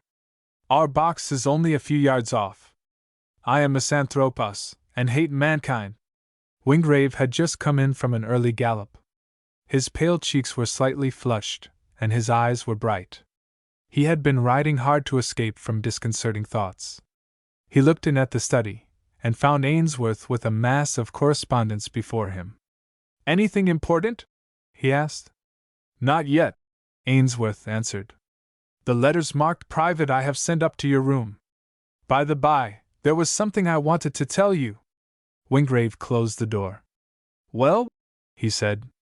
I was up in the gallery of the Opera House last night, Ainsworth said, with a person who saw you only once soon after I first came to you, before America. You were some distance away, and yet my friend recognized you. Wingrave shrugged his shoulders. That, of course, is possible, he answered. It really does not matter so very much unless they knew me, as Wingrave Seaton. My friend, Ainsworth said, recognized you as Sir Wingrave Seaton. Wingrave frowned thoughtfully for a moment. Who was it? He asked. A most unlikely person, Ainsworth remarked, smiling. Do you remember, when we went down to Tredowin just before we left for America, a little, long-legged, black-frocked child, whom we met in the gardens, the organist's daughter, you know? What of her? Wingrave asked. It was she who was with me, Ainsworth remarked. It was she who saw you in the box with the Marchioness of Westchester. Ainsworth was puzzled by the intentness with which Wingrave was regarding him. Impenetrable though the man was, Ainsworth, who had not yet lost his early trick of studying him closely, knew that, for some reason or other, his intelligence had proved disturbing. Have you, then, kept up your acquaintance with this child? He demanded. Ainsworth shook his head. She is not a child any longer, but a very beautiful young woman, he said. I met her again quite by accident. She is up in London, studying art at the studio of an old friend of mine who has a class of girls. I called to see him the other afternoon, and recognized her. Your acquaintance, Wingrave remarked, has progressed rapidly if she accepts your escort to the gallery of the opera. It was scarcely like that, Ainsworth explained. I met her and Mrs. Tresfarwen on the way there, and asked to be allowed to accompany them. Mrs. Tresfarwen was once your housekeeper, I think, at Tredowin. And did you solve the mystery of this relation of her father who turned up so opportunely? Wingrave asked. Ainsworth shook his head. She told me nothing about him, he answered. Wingrave passed on to his own room. His breakfast was on the table awaiting him, and a little pile of letters and newspapers stood by his plate. His servant, his head groom, and his chauffeur were there to receive their orders for the morning. About him were all the evidences of his well-ordered life. He sent both the men away and locked the door. It was half an hour before he touched either his breakfast or his letters. He lunched at Westchester House in obedience to a somewhat imperative summons. There were other guests there, whom, however, he outstayed. As soon as they were alone, his hostess touched him on the arm and led him to her own room. At last! She exclaimed, with an air of real relief. There, sit down opposite to me, please, I want to watch your face. She was a little paler than usual, and he noticed that she had avoided talking much to him at luncheon time. And yet he thought that he had never seen her more beautiful. Something in her face had altered. He could not tell what it was, for he was not a man of much experience as regarded her sex. Yet, in a vague sort of way, he understood the change. A certain part of the almost insolent quietness, the complete self-assurance of her manner, had gone. She was a little more like an ordinary woman. Lady Ruth proved herself an excellent tactician last night, she remarked. She has given me an exceedingly uncomfortable few hours. For you, well, for you it was a respite, wasn't it? I don't know that I should call it exactly that, he answered thoughtfully. She looked at him steadfastly, almost wistfully. Well, she said, I am not going to make excuses for myself. But the things which one says naturally enough when the emotions provoke them sound crude enough in cold blood and colder daylight. We women are creatures of mood, you know. I was feeling a little lonely and a little tired last night, and the music stole away my common sense. I understand, he murmured. All that you said shall be forgotten? Then you do not understand, she answered, smiling at him. What I said I do not wish to be forgotten. Only, just at that moment, it sounded natural enough, and today, I think that I am a little ashamed. He rose from his seat. Her eyes leaped up to his expectantly, and the color streamed into her cheeks. But he only stood by her side. He did nothing to meet the half-proffered embrace. Dear Lady Emily, he said, all the kind things that you said were spoken to a stranger. You did not know me. I did not mean anyone to know me. It is you who have commanded the truth. You must have it. I am not the person I seem to be. I am not the person to whom words such as yours should have been spoken. Even my name is an assumed one. I should prefer to leave it at that, if you are content. I am not content, she answered quietly. I must hear more. He bowed. I am a man, he said, who spent 10 years in prison, the 10 best years of my life. A woman sent me there, a woman swore my liberty away to save her reputation. I was never of a forgiving disposition, I was never an amiably disposed person. I want you to understand this. Any of the ordinary good qualities with which the average man may be endowed, and which I may have possessed, are as dead in me as hellfire could burn them. You have spoken of me as of a man who failed to find a sufficient object in life. You are wrong. I have an object, and I do my best to live up to it. I hate the whole world of men and women who laughed their way through life whilst I suffered tortures. I hate the woman who sent me there. I have no heart, nor any sense of pity. Now perhaps you can understand my life and the manner of it. Her hands were clasped to the side of her head. Something of horror had stolen into the steadfast gaze with which she was still regarding him. Yet there were other things there which puzzled him. This is terrible, she murmured. Then you are not Mr. Wingrave at all? He hesitated. After all, it was scarcely worth while concealing anything now. I am Sir Wingrave Seaton, he said. You may remember my little affair. She caught hold of his hands. You poor, poor dear, she cried. How you must have suffered! Wingrave had a terrible moment. What he felt he would never have admitted, even to himself. Her eyes were shining with sympathy, and it was so unexpected. He had expected something in the nature of a cold withdrawal. Her silence was the only thing he had counted upon. It was a fierce, but short battle. His sudden grasp of her hands was relaxed. He stood away from her.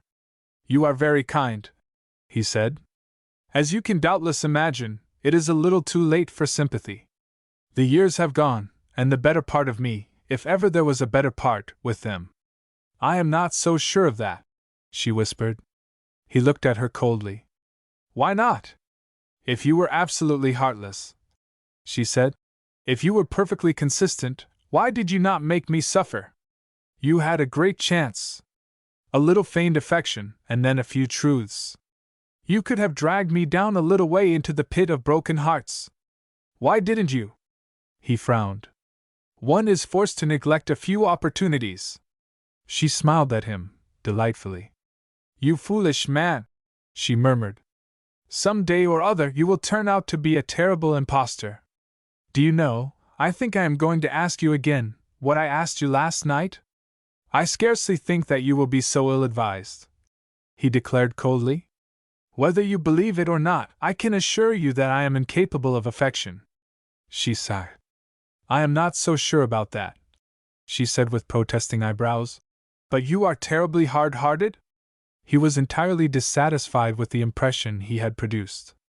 He considered the attitude of the Marchioness unjustifiably frivolous. He had an uneasy conviction that she was not in the least inclined to take him seriously. I don't think, he said, glancing at the clock, that I need detain you any longer. You are really going away, then? She asked him softly. Yes. To call on Lady Ruth, perhaps? As it happens, no, he answered. Suddenly her face changed. She had remembered something. It was Lady Ruth, she exclaimed. Exactly, he interrupted. What a triumph of inconsistency, she declared scornfully. You are lending them money. I am lending money to Lady Ruth, he answered slowly. Their eyes met. She understood, at any rate, what he intended to convey. Certainly his expression was hard and merciless enough now. Poor Ruth, she murmured. Some day, he answered, you will probably say that in earnest. Juliet gains experience. Of course, Juliet said. After Tredowin it seems very small, almost poky, but it isn't, really, and Tredowin was not for me all my days. It was quite time I got used to something else. Wingrave looked around him with expressionless face. It was a tiny room, high up on the 5th floor of a block of flats, prettily but inexpensively furnished. Juliet herself, tall and slim, with all the fire of youth and perfect health on her young face, was obviously contented. "And your work?" he asked. She made a little grimace. "I have a good deal to unlearn," she said, "but Mr. Playdell is very kind and encouraging." "You will go down to Cornwall for the hot weather, I hope?" he said. "London is unbearable in August." "The class are going for a sketching tour to Normandy," she said, "and Mr. Playdell thought that I might like to join them. It is very inexpensive, and I should be able to go on with my work all the time." He nodded thoughtfully.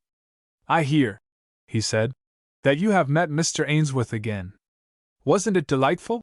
she exclaimed. "He is quite an old friend of Mr. Playdell. I was so glad to see him." "I suppose," he remarked, "you are a little lonely sometimes?" "Sometimes," she admitted. "But I shan't be when I get to know the girls in the class a little better. I have some friends," he said thoughtfully. "Women, of course, who would come and see you with pleasure. And yet," he added, "I am not sure that you would not be better off without knowing them." "They are fashionable ladies, perhaps?" she said simply. He nodded. "They belong to the juggernaut here which is called society. They would probably try to draw you a little way into its meshes. I think, yes, I am sure," he added, looking at her, "that you are better off outside." "And I am quite sure of it," she answered, laughing. "I haven't the clothes or the time or the inclination for that sort of thing. Besides, I am going to be much too happy ever to be lonely. I myself," he said, "am not an impressionable person. But they tell me that most people, especially of your age, find London a terribly lonely place." "I can understand that," she answered, "unless they really had something definite to do. I have felt a little of that myself. I think London frightens me a little. It is so different from the country, and there is a great deal that is difficult to understand." "For instance?" "The great number of poor people who find it so hard to live," she answered. "Some of the small houses round here are awful, and Mr. Malcolm, he is the vicar of the church here, and he called yesterday, tells me that they are nothing like so bad as in some other parts of London. And then you take a bus, it is such a short distance, and the shops are full of wonderful things at such fabulous prices, and the carriages and houses are so lovely, and people seem to be showering money right and left everywhere. It is the same in all large cities," he answered, "more or less. There must always be rich and poor, when a great community are herded together.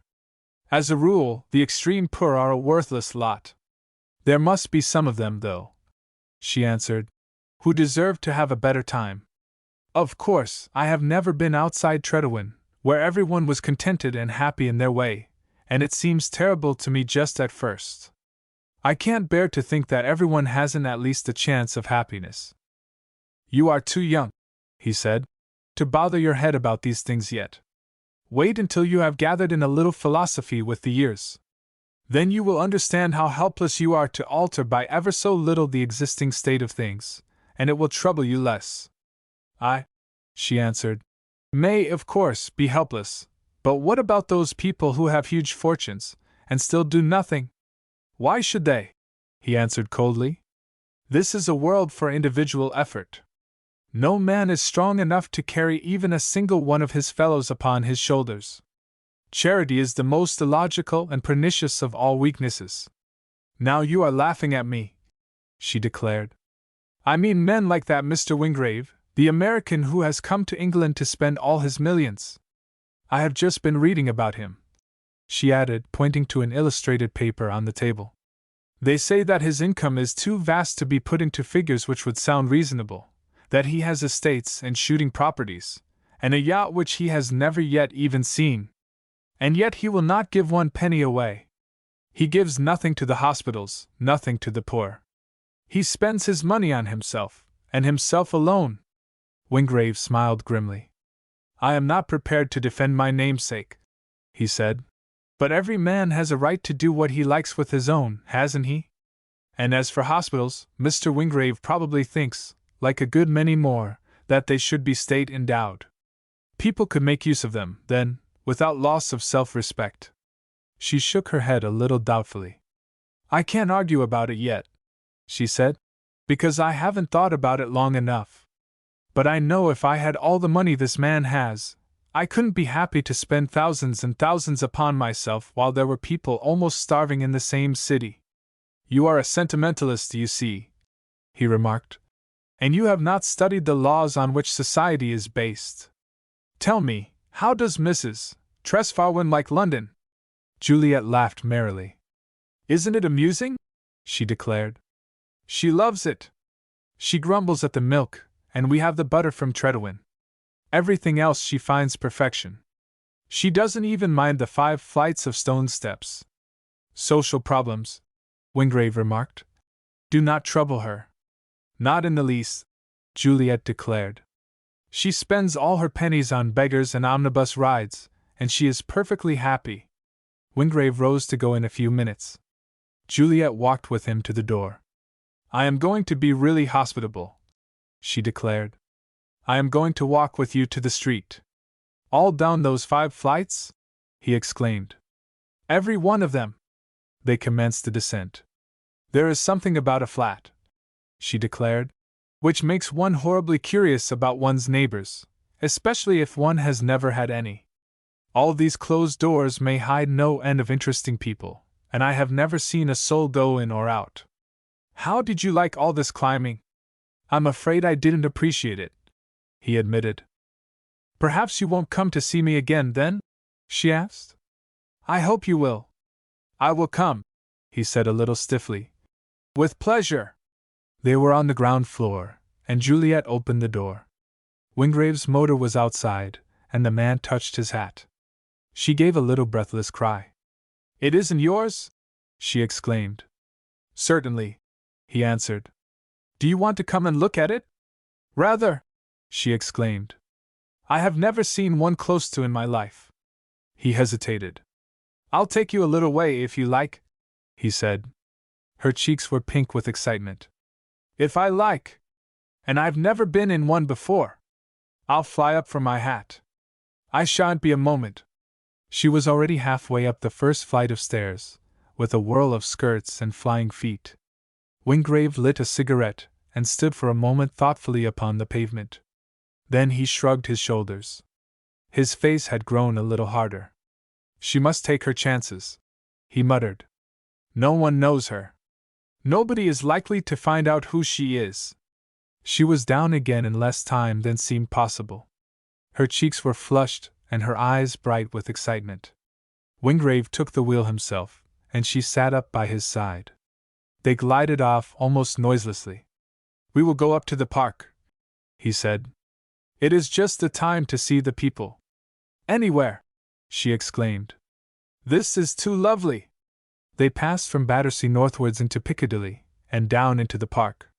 Juliet was too excited to talk. Wingrave had enough to do to drive the car.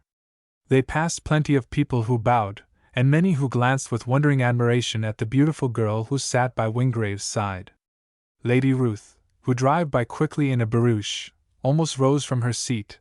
The Marchioness, whose Victoria they passed, had time to wave her hand and flash a quick, searching glance at Juliet, who returned it with her dark eyes filled with admiration. The Marchioness smiled to herself a little sadly as the car shot away ahead. If one asked, she murmured to herself, he would try to persuade one that it was another victim. Nemesis at work. Wingrave was present that evening at a reception given by the Prime Minister to some distinguished foreign guests. He had scarcely exchanged the usual courtesies with his host and hostess before Lady Ruth, leaning over from a little group, whispered in his ear, Please take me away. I am bored. I want to talk to you. He paused at once. Lady Ruth nodded to her friends. Mr. Wingrave is going to take me to hear Melba sing, she said. See you all again, I suppose, at Hereford House. They made slow progress through the crowded rooms. Once or twice Wingrave fancied that his companion hung a little heavily upon his arm. She showed no desire to talk. She even answered a remark of his in a monosyllable. Only when they passed the Marchioness, on the arm of one of the foreign guests in whose honor the reception was given, she seemed to shiver a little, and her grasp upon his arm was tightened. Once, in a block, she was forced to speak to some acquaintances, and during those few seconds, Wingrave studied her curiously. She was absolutely colorless, and her strange, brilliant eyes seemed to have lost all their fire. Her gown was black, and the decorations of her hair were black except for a single diamond. There was something almost spectral about her appearance. She walked stiffly. For the moment she had lost the sinuous grace of movement which had been one of her many fascinations. Her neck and shoulders alone remained, as ever, dazzlingly beautiful. They reached a quiet corner at last. Lady Ruth sank with a little gesture of relief into an easy chair. Wingrave stood before her. "You are tired tonight," he remarked. "I am always tired," she answered wearily. "I begin to think that I always shall be." He said nothing. Lady Ruth closed her eyes for a moment, as though from sheer fatigue. Suddenly she opened them again and looked him full in the face. "Who was she?" she asked. "I do not understand," he replied. "The child you were with, the ingenue, you know, with the pink cheeks and the wonderful eyes. Is she from one of the theaters, or a genuine article?" "The young lady to whom you refer," he answered, "is the daughter of an old friend of mine. I am practically her guardian. She is in London studying painting." "You are her guardian?" Lady Ruth repeated. "I am sorry for her." "You need not be," he answered. "I trust that I shall be able to fulfill my duties in a perfectly satisfactory manner." "Oh, I have no doubt of it," she answered. "Yet I am sorry for her." "You are certainly," he remarked, "not in an amiable mood." "I am in rather a desperate one, if that is anything," she said, looking at him with something of the old light in her tired eyes. "You made a little error, perhaps, in those calculations?" he suggested. "It can be amended."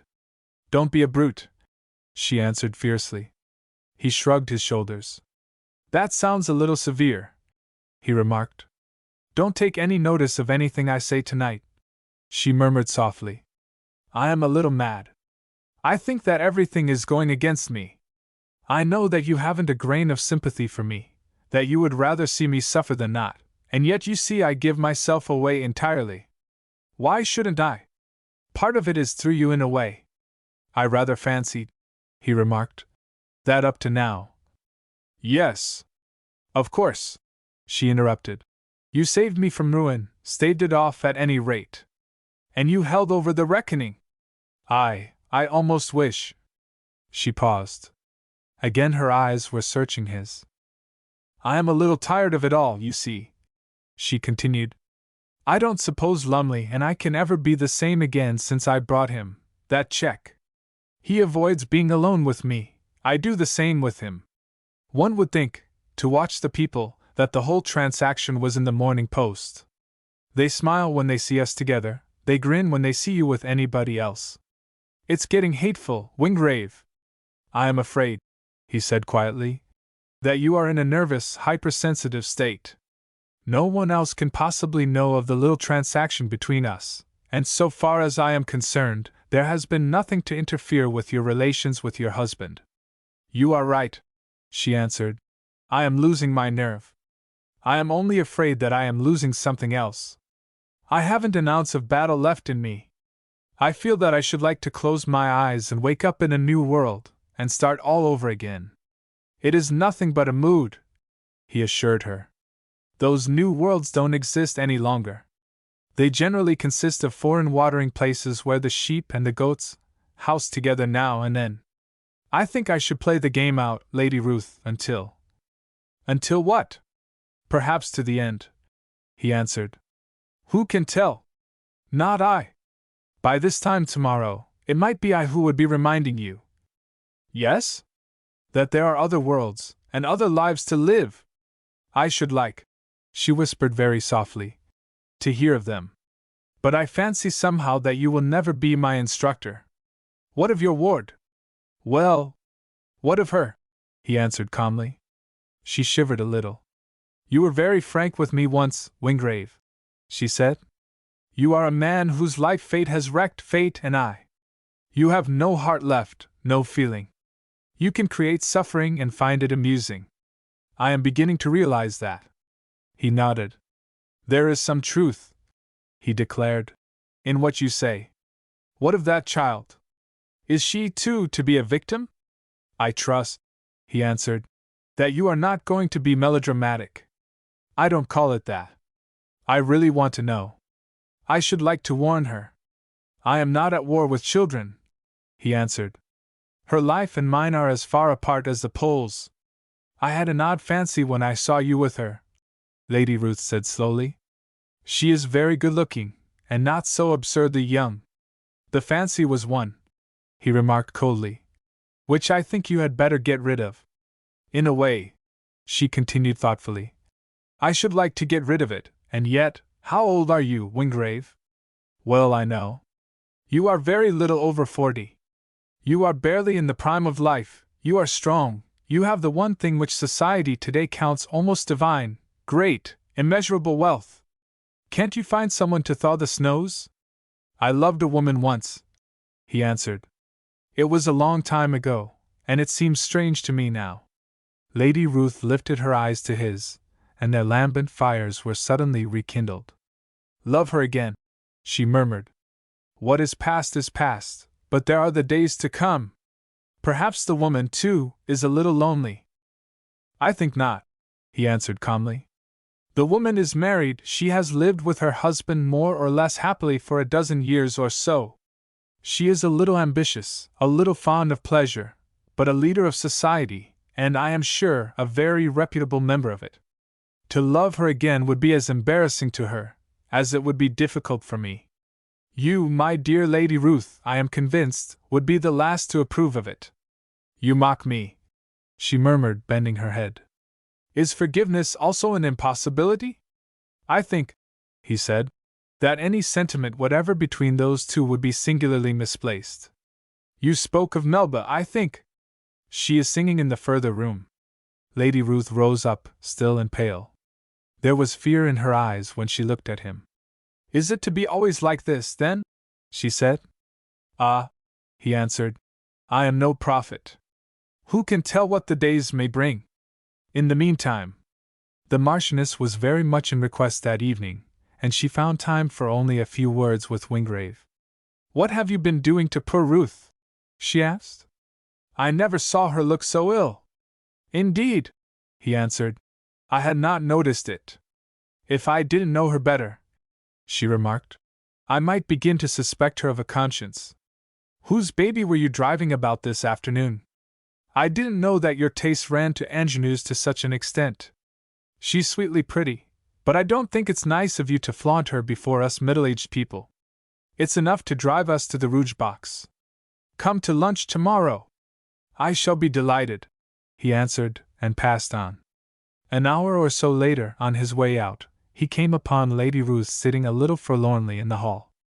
I wonder whether I dare ask you to drop me in Cadogan Square? She asked. Is it much out of your way? I am leaving a little earlier than I expected. I shall be delighted, he answered, offering his arm. They passed out of the door and down the covered way into the street. A few stragglers were loitering on the pavement, and one, a tall, thin young man in a long ulster, bent forwards as they came down the steps. Wingrave felt his companion's grasp tighten upon his arm. A flash of light upon the pale features and staring eyes of the young man a few feet off showed him to be in the act of intercepting them. Then, at a sharp word from Wingrave, a policeman stretched out his arm.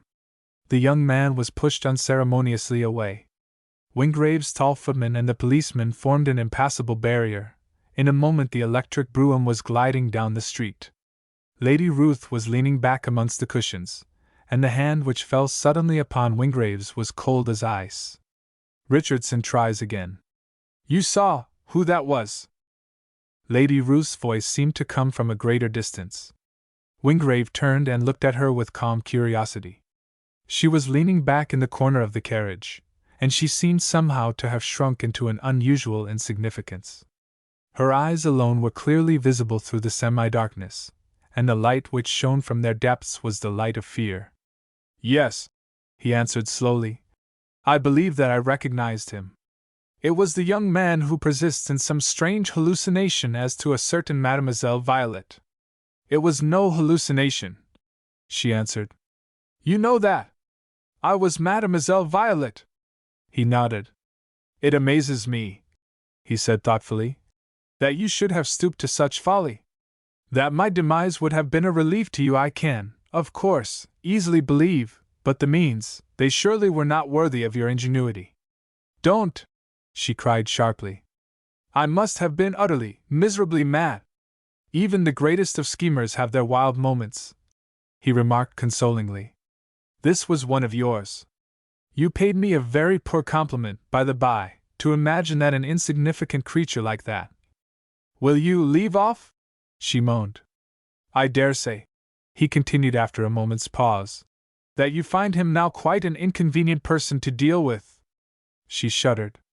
Oh, I am paying for my folly, if that is what you mean, she declared. He knows who I am, that he was deceived.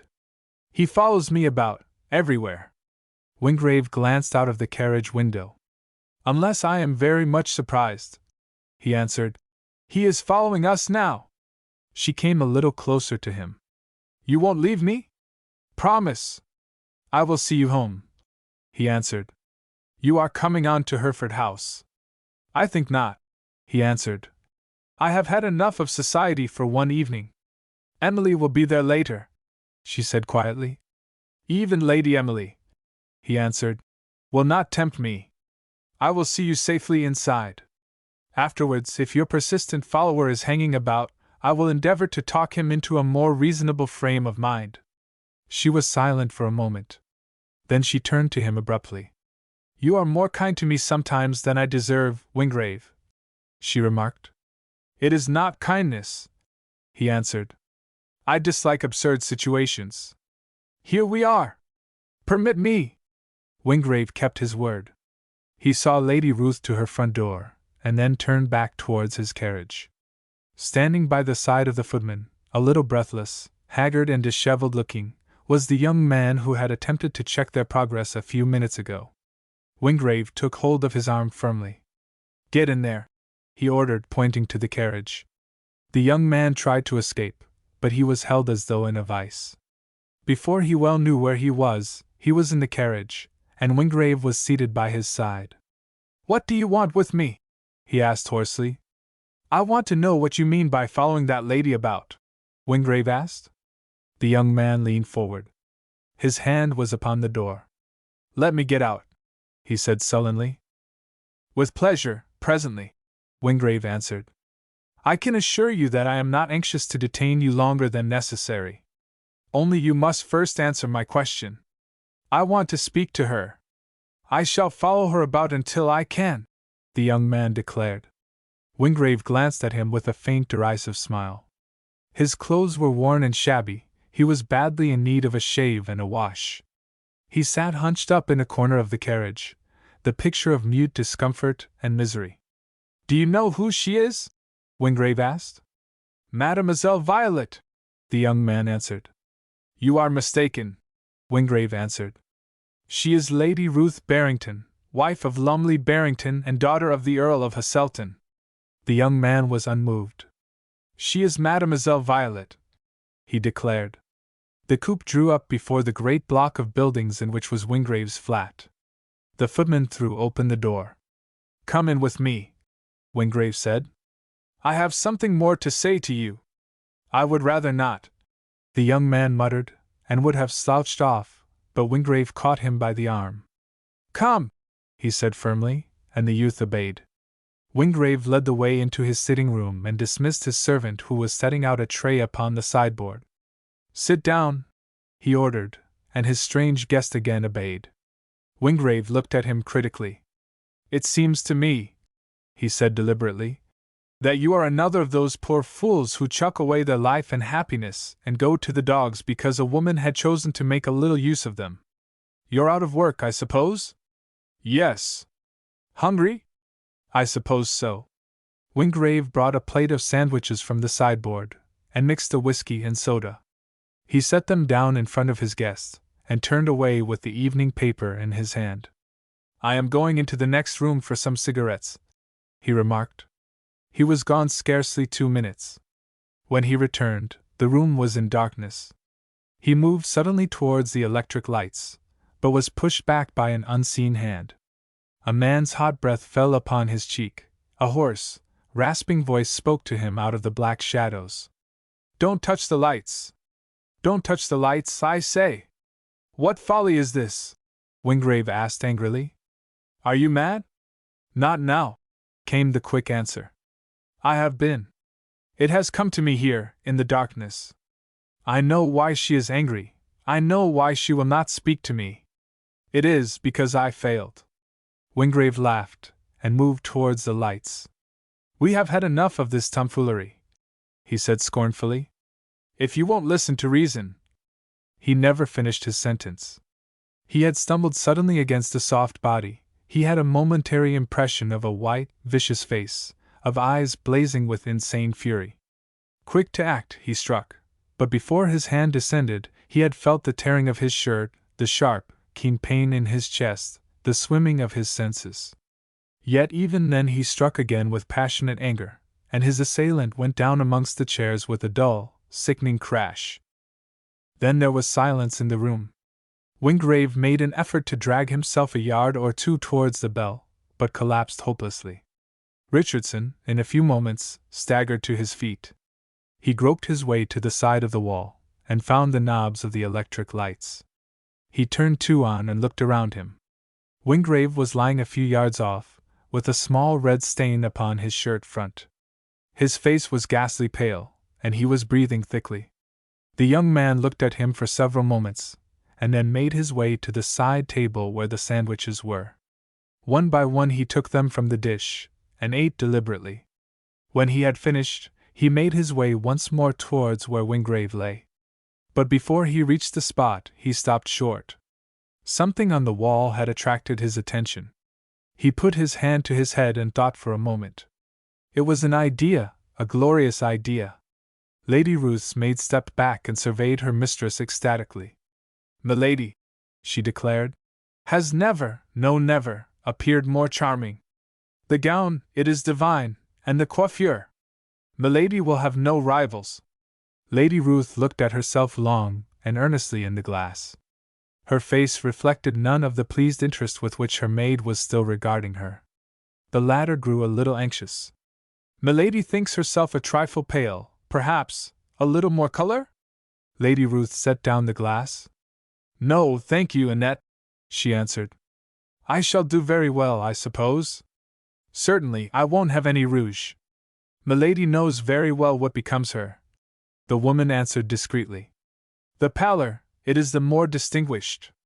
Milady cannot fail to have all the success she desires." Lady Ruth smiled a little wearily. And at that moment, there came a knock at the door. A servant entered. "Someone wishes to speak to your ladyship on the telephone," the girl announced. "On the telephone, at this time of night?" Lady Ruth exclaimed. "Ridiculous! They must send a message, whoever they are." "Parkins told them so, your ladyship," the girl answered. "But they insisted that the matter was important. They would give no name, but said that they were speaking from Mr. Wingrave's rooms." Lady Ruth raised her eyebrows. "It is very extraordinary," she said coldly, "but I will come to the telephone. It was an accident." Lady Ruth took up the receiver. Some instinct seemed to have prompted her to close the door of the study. "Who is there?" she asked. "Who is it that wants me?" A thin, unfamiliar voice answered her. "Is that Lady Ruth Barrington?" "Yes." "Is it Mademoiselle Violet?" The receiver nearly dropped from her hand. "I don't understand you," she answered. "I am Lady Ruth Barrington. Who are you?" "You are Mademoiselle Violet," was the answer. "And you know who I am. Listen, I am in Mr. Wingrave's rooms." She would have liked to have rung off and gone away, but it seemed a sheer impossibility for her to move. And all the time her knees were shaking, and the fear of evil things was in her heart. "What are you doing there?" she asked. "He brought me in himself," the thin voice answered. Can you hear me? I don't want to speak any louder for fear anyone else should be listening. Yes, I can hear, she answered. But how dared you ring me up? Say what you desire to quickly. I am going away. Wait, please, the voice answered. I know why you have been angry with me. I know why you have kept away from me, why you have been so cruel. It was because I failed. Was it not, dear Mademoiselle Violet? She had not the breath or the courage to answer him. In a moment or two he continued, and there was a note of suppressed exultation in his tone. Listen! This time, I have not failed! She nearly screamed. The receiver in her hand burned like a live thing. Her eyes were set in a fixed and awful stare as though she were trying to see for herself outside the walls of the little room where she stood into the larger chamber from which the voice, that awful voice, came. Her own words were hysterical and uncertain, but she managed to falter them out at last. What do you mean? Where is Mr. Wingrave? Tell me at once! The voice, without being raised, seemed to take to itself a note of triumph. He is dying, on the floor, just here. Listen hard. Perhaps you can hear him groan. Now will you believe that I am not a coward? Her shriek drowned his words. She flung the receiver from her with a crash and rushed from the room into the hall. She brushed past her maid with a wild gesture. Never mind my raps. Open the door, Parkins! Is the carriage waiting? Yes, milady. Shall. But she was past him and down the steps. Number 18, Grosvenor Mansions, she cried to the man. Drive fast. The man obeyed. The servants, who had come to the door, stood there a little frightened group. She ignored them and everything else completely. The carriage had scarcely stopped when she sprang out and crossed the pavement in a few hasty steps. The tall commissionaire looked in amazement at her. She wore an opera cloak, she was a bewildering vision of white satin and diamonds, and her eyes were terrible with the fear which was in her heart. She clutched him by the arm. Come up with me to Mr. Wingrave's rooms, she exclaimed. Something terrible has happened. I heard through the telephone. The man dashed up the stairs by her side. Wingrave's suite was on the first floor, and they did not wait for the lift. The commissionaire put his finger on the bell of the outside door. She leaned forward, listening breathlessly. Inside all was silence except for the shrill clamor of the bell. Go on ringing, she said breathlessly. Don't leave off. The man looked at her curiously. Mr. Wingrave came in about an hour ago with a young man, madam, he said. Yes, yes, she cried. Listen! There's someone coming. They heard a hesitating step inside. The door was cautiously opened. It was Richardson, pale, disheveled, but triumphant, who peered out. Mademoiselle, Mademoiselle Violet, he cried. You have come to see for yourself. This way. She raised her arm and struck him across the face so that, with a little moan, he staggered back against the wall. Then she hastened forward into the room towards which he had pointed and the door of which stood open.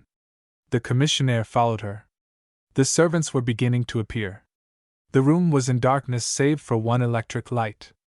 A groan, however, directed them. She fell on her knees by Wingrave's prostrate figure and raised his head slightly. His servant, too, was hurrying forward. She looked up. Get me some brandy, she ordered. Send someone for a doctor. Don't let that young man escape. The brandy, quick! She forced some between his lips. There was already a spot of blood upon the gown which, a few minutes ago, had seemed so immaculate. One of the ornaments fell from her hair. It lay unnoticed by her side. Suddenly Wingrave opened his eyes. She saw at once that he was conscious and that he recognized her. Don't move, please, she begged. It will be better for you not to speak. The doctor will be here directly. He nodded. I don't think that I am much hurt, he said slowly. Your young friend was a born bungler. She shuddered but said nothing. How on earth, he asked, did you get here? She whispered in his ear.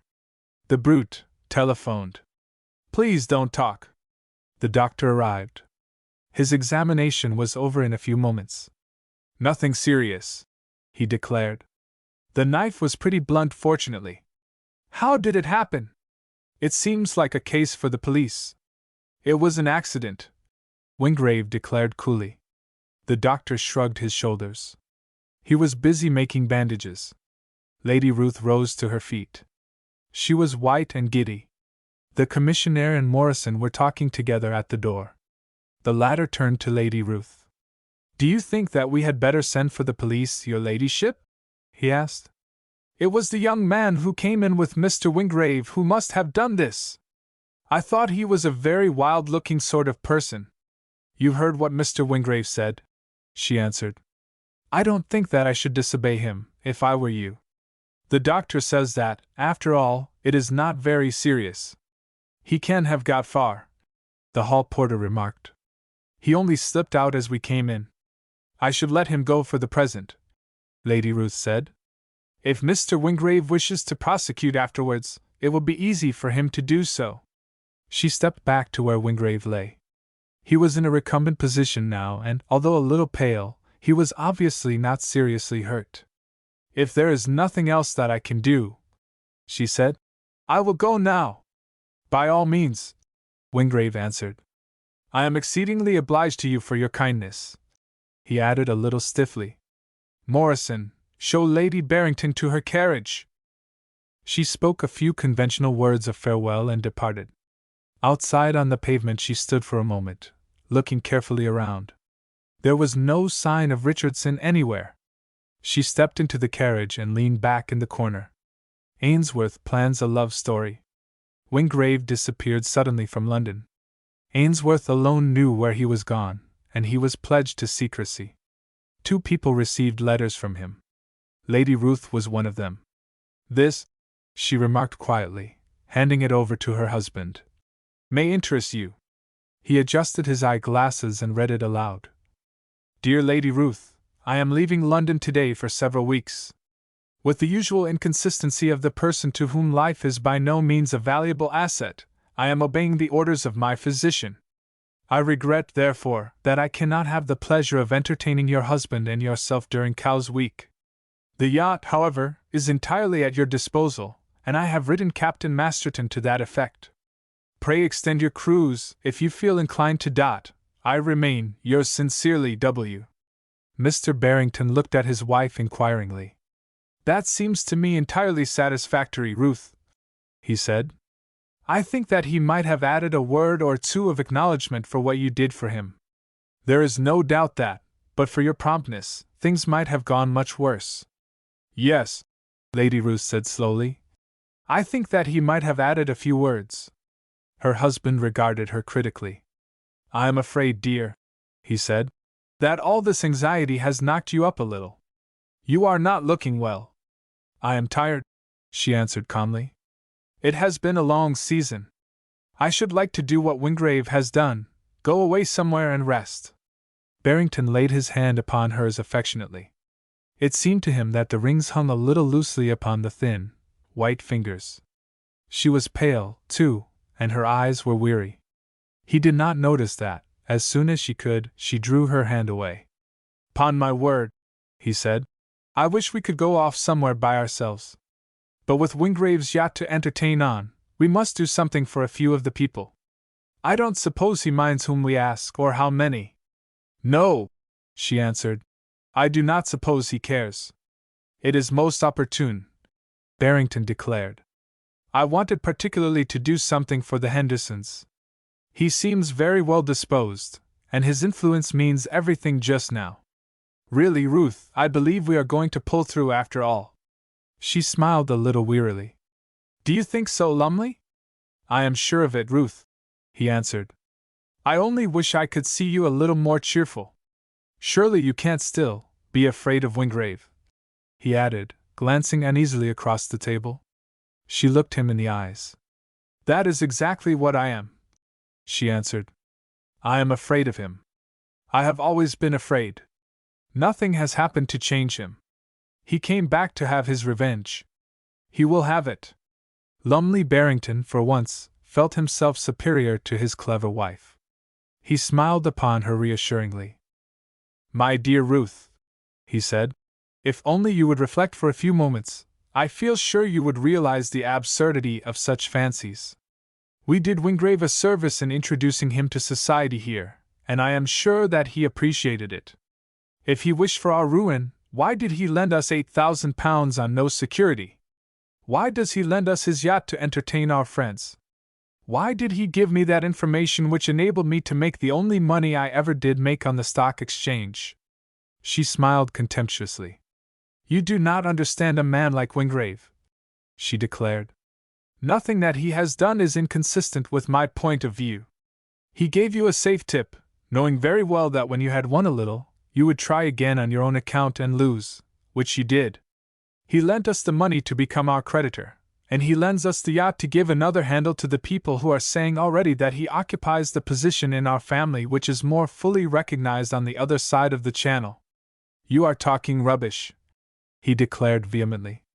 "No one would dare to say such a thing of you, of my wife." She laughed unmercifully.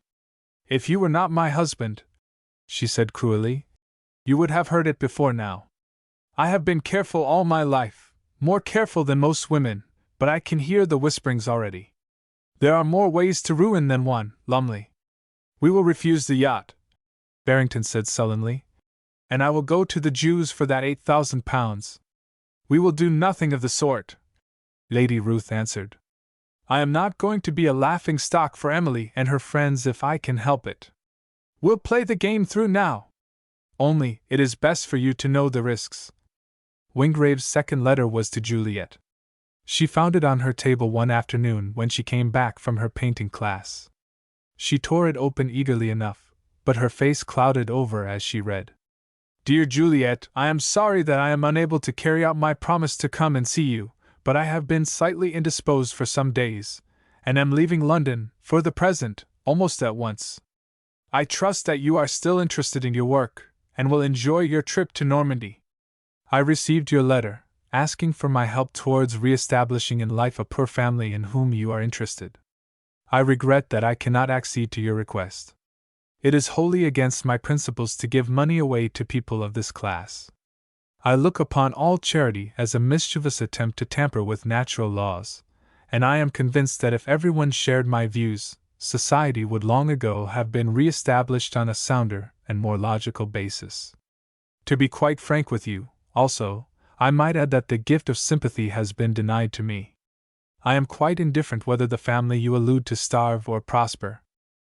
So far as you yourself are concerned, however, the matter is entirely different. If it gives you pleasure to assist in pauperizing any number of your fellow creatures, pray do so. I enclose a check for L100. It is a present to you. Use it entirely as you please, only if you use it for the purpose suggested in your letter to me, remember that the responsibility is yours, and yours alone. I remain, sincerely yours, Wingrave Seaton. Juliet walked straight to her writing table. Her cheeks were flushed, and her eyes were wet with tears. She drew out a sheet of note paper and wrote rapidly. "My dear guardian, I return you the check. I cannot accept such presents after all your goodness to me. I am sorry that you feel as you do about giving money away. You are so much older and wiser than I am that I dare not attempt to argue with you. Only it seems to me that life would be a cruelly selfish thing if we who are so much more fortunate than many of our fellow creatures did not sometimes try to help them a little through their misery. Perhaps I feel this a little more keenly because I wonder sometimes what might not have become of me but for your goodness. I am sorry that you are going away without coming to see me again. You are not displeased with me, I hope, for asking you this, or for any other reason? I am foolish enough to feel a little lonely sometimes. Will you take me out again when you come back, your affectionate ward, Juliet?" Juliet went out and posted her letter. On the way back she met Ainsworth. "Come and sit in the park for a few minutes," he begged. She turned and walked by his side willingly enough. "Have you been in to see me?" she asked. "Yes," he answered. "I have some tickets for the Haymarket for tonight. Do you think we could persuade Mrs. Tresfarwin to come?" "I'm sure we could," she answered, laughing. "Hannah never wants any persuading. How nice of you to think of us. I am afraid, he answered, that I think of you a good deal. Then I think that that also is very nice of you, she declared. You like to be thought of? Who doesn't? What is the play tonight? I'll tell you about it afterwards, he said. There is something else I want to say to you first. She nodded. She scarcely showed so much interest as he would have liked. It is about Berneval, he said, keeping his eyes fixed upon her face. I saw Mr. Playdell today, and he told me that you were all going there. He suggested that I should come too. How delightful! She exclaimed. Can you really get off? Yes. Sir Wingrave is going away, and doesn't want me. I must go somewhere, and I thought that I might go over and take rooms near you all. Would you care to have me? Of course I would, she answered frankly. Oh, she exclaimed suddenly, her face clouding over. I forgot. Well? I am not sure, she said, that I am going. Not going? He repeated incredulously. Mr. Playdell told me that it was all arranged. It was, until today, she said. I am a little uncertain now. He looked at her perplexed. May I know why? He asked. She raised her eyebrows slightly. You are rather an inquisitive person, she remarked. The fact is, I may need the money I have saved for Berneval for somewhere else. Of course, he said slowly. If you don't go, I don't. But you can't stay in London all through the hot weather. Miss Pengarth has asked me to go down there, she said. He laid his hand suddenly upon hers. Juliet, he said. She shook her head. Miss Lundy, please. Well, Miss Lundy then. May I talk to you seriously? I prefer you frivolous, she murmured. I like to be amused. I'll be frivolous enough later on this evening. I've been wondering if you think it impertinent if I asked you to tell me about your guardian. What do you want to know? She asked. Just who he is, and why he is content to let you live with only an old woman to look after you. It isn't the best thing in the world for you, is it? I should like to know him, Juliet. She shook her head. I am sorry, she said. I cannot tell you anything. There was a short silence. Ainsworth was disappointed, and showed it. It isn't exactly ordinary curiosity, he continued. Don't think that. Only I feel that you need someone who has the right to advise you and look after you. I should like to be your guardian, Juliet. She laughed merrily. Good, she declared. I like you so much better frivolous. Well, you shall have your wish. You shall be my guardian for the evening. I have one cutlet for dinner, and I am sure it will be spoilt. Will you come and share it? She rose to her feet and stood looking down upon him. He was struck for the first time by something different in her appearance. The smooth, delicate girlishness of her young face was, as yet, untroubled. Her eyes laughed frankly into his, and all the grace of natural childhood seemed still to linger about her. And yet, there was a change. Understanding was there, understanding, with sorrow in its wake. Ainsworth was suddenly anxious. Had anything happened of which he was ignorant? He rose up slowly. He was sure of himself now. Was he sure of her? A deed of gift. Wingrave threw the paper aside with an impatient exclamation.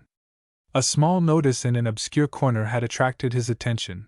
The young man, Richardson, had been fished out of the river half drowned, and in view of his tearful and abject penitence, had been allowed to go his way by a lenient magistrate.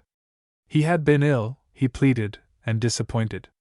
His former employer, in an Islington emporium, gave him a good character, and offered to take him back. So that was an end of Mr. Richardson, and the romance of his days. A worm like that to have brought him, the strong man, low! Wingrave thought with sullen anger, as he leaned back in his chair with half-closed eyes. Here was an undignified hiatus, if not a finale, to all his schemes, to the even tenor of his self-restrained, purposeful life. The west wind was rippling through the orchards which bordered the garden. The muffled roar of the Atlantic was in his ears, a strange everlasting background to all the slighter summer sounds, the murmuring of insects, the calling of birds, the melodious swish of the whirling knives in the distant hayfield. Wingrave was alone with his thoughts, and he hated them. Even Mr. Pengarth was welcome, Mr. Pengarth very warm from his ride, carrying his hat and a small black bag in his hand. As he drew nearer, he became hotter and was obliged to rest his bag upon the path and mop his forehead. He was more afraid of his client than of anything else in the world. "Good afternoon, Sir Wingrave," he said. "I trust that you are feeling better today." Wingrave eyed him coldly. He did not reply to the inquiry as to his health. "You have brought the deed?" he asked. "Certainly, Sir Wingrave." The lawyer produced a roll of parchment from his bag. In response to Wingrave's gesture, he seated himself on the extreme edge of an adjacent seat. "I do not propose to read all that stuff through," Wingrave remarked. "I take it for granted that the deed is made out according to my instructions." "Certainly, Sir Wingrave." "Then we will go into the house, and I will sign it." Mr. Pengarth mopped his forehead once more. It was a terrible thing to have a conscience. "Sir Wingrave," he said, "I apologize most humbly for what I am about to say, but as the agent of your estates in this county and your, legal advisor with regard to them, I am forced to ask you whether you are quite determined upon this most unexampled piece of generosity. Trewethen has been in your mother's family for a great many years, and although I must say that I have a great affection for this young lady, I have also an old-fashioned dislike to seeing, family property pass into the hands of strangers. You might forgive me, Mary." Wingrave smiled very faintly, otherwise his face was inscrutable. "I might," he admitted calmly, "but I shall not. Do you consider me, Mr. Pengarth, to be a person in possession of his usual faculties?" "Oh, most certainly, the lawyer declared emphatically. "Then please do not question my instructions any further. So far as regards the pecuniary part of it, I am a richer man than you have any idea of, Mr. Pengarth, and for the rest, sentiment unfortunately does not appeal to me.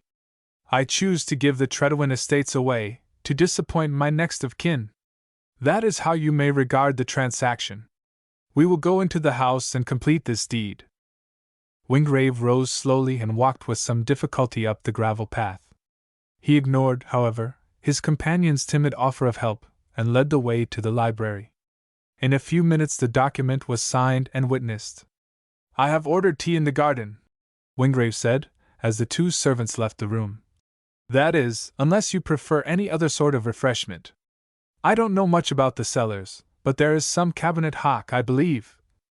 Mr. Pengarth interposed. "I am very much obliged," he said, "but I will not intrude upon you further. If you will allow me, I will ring the bell for my trap." "You will do nothing of the sort," Wingrave answered testily. "You will stay here and talk to me." "I will stay with pleasure if you desire it," the lawyer answered.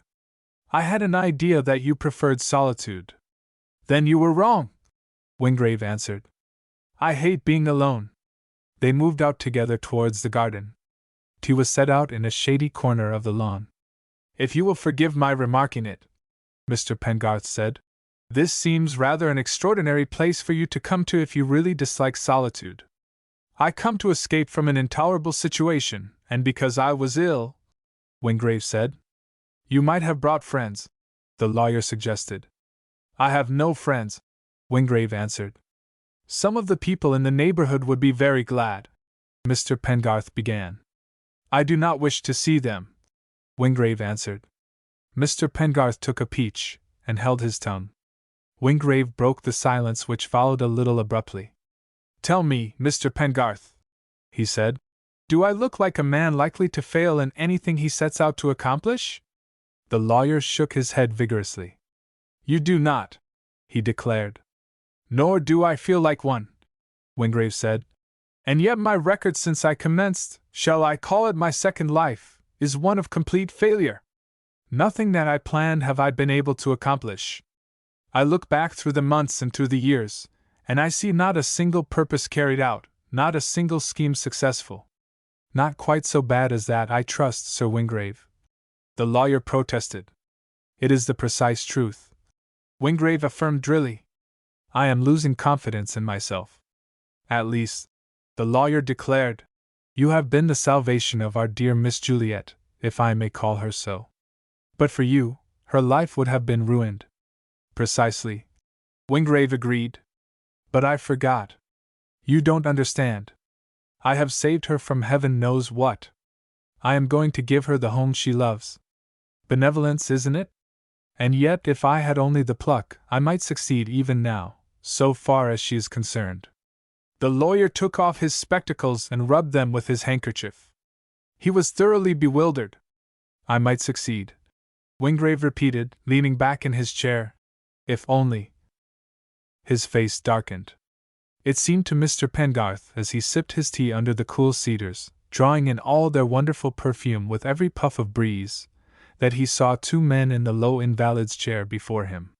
He saw the breath and desire of evil things struggling with some wonderful dream vainly seeking to realize itself. Some of us, the lawyer said timidly, build our ideals too high up in the clouds, so that to reach them is very difficult. Nevertheless, the effort counts. Wingrave laughed mockingly. It is not like that with me, he declared. My plans were made down in hell. God bless my soul, the lawyer murmured. But you are not serious, Sir Wingrave? I'm serious enough, Wingrave answered. Do you suppose a man, with the best pages of his life rooted out, is likely to look out upon his fellows from the point of view of a philanthropist? Do you suppose that the man, into whose soul the irons of bitterness have gnawed and eaten their way, is likely to come out with a smirk and look around him for the opportunity of doing good? Rubbish! My aim is to encourage suffering wherever I see it, to create it where I can, to make sinners and thieves of honest people. God bless my soul! The lawyer gasped again. I don't think you can be as bad as you think you are. What about Juliet Lundy? Fire flashed in Wingrave's eyes. Again, at the mention of her name, he seemed almost to lose control of himself. It was several moments before he spoke. He looked Mr. Pengarth in the face, and his tone was unusually deliberate. Gifts, he said, are not always given in friendship. Life may easily become a more complicated affair for that child with the Tredowin estates hanging round her neck. And anyhow, I disappoint my next of kin. Morrison, smooth-footed and silent, appeared upon the lawn. He addressed Wingrave. A lady has arrived in a cab from Truro, sir, he announced. She wishes to see you as soon as convenient. A sudden light flashed across Wingrave's face, dying out again almost immediately. Who is she, Morrison? He asked. The man glanced at Mr. Pengarth. She did not give her name, sir. Mr. Pengarth and Wingrave both rose. The former at once made his adieus and took a short cut to the stables. Wingrave, who leaned heavily upon his stick, clutched Morrison by the arm. Who is it, Morrison? He demanded. It is Lady Ruth Barrington, sir, the man answered. Alone? Quite alone, sir. For pity's sake. The library at Tredowin was a room of irregular shape, full of angles and recesses lined with bookcases. It was in one of these, standing motionless before a small marble statue of some forgotten Greek poet, that Wingrave found his visitor. She wore a plain serge traveling dress, and the pallor of her face, from which she had just lifted a voluminous veil, matched almost in color the gleaming white marble upon which she was gazing. But when she saw Wingrave, leaning upon his stick, and regarding her with stern surprise, strange lights seemed to flash in her eyes.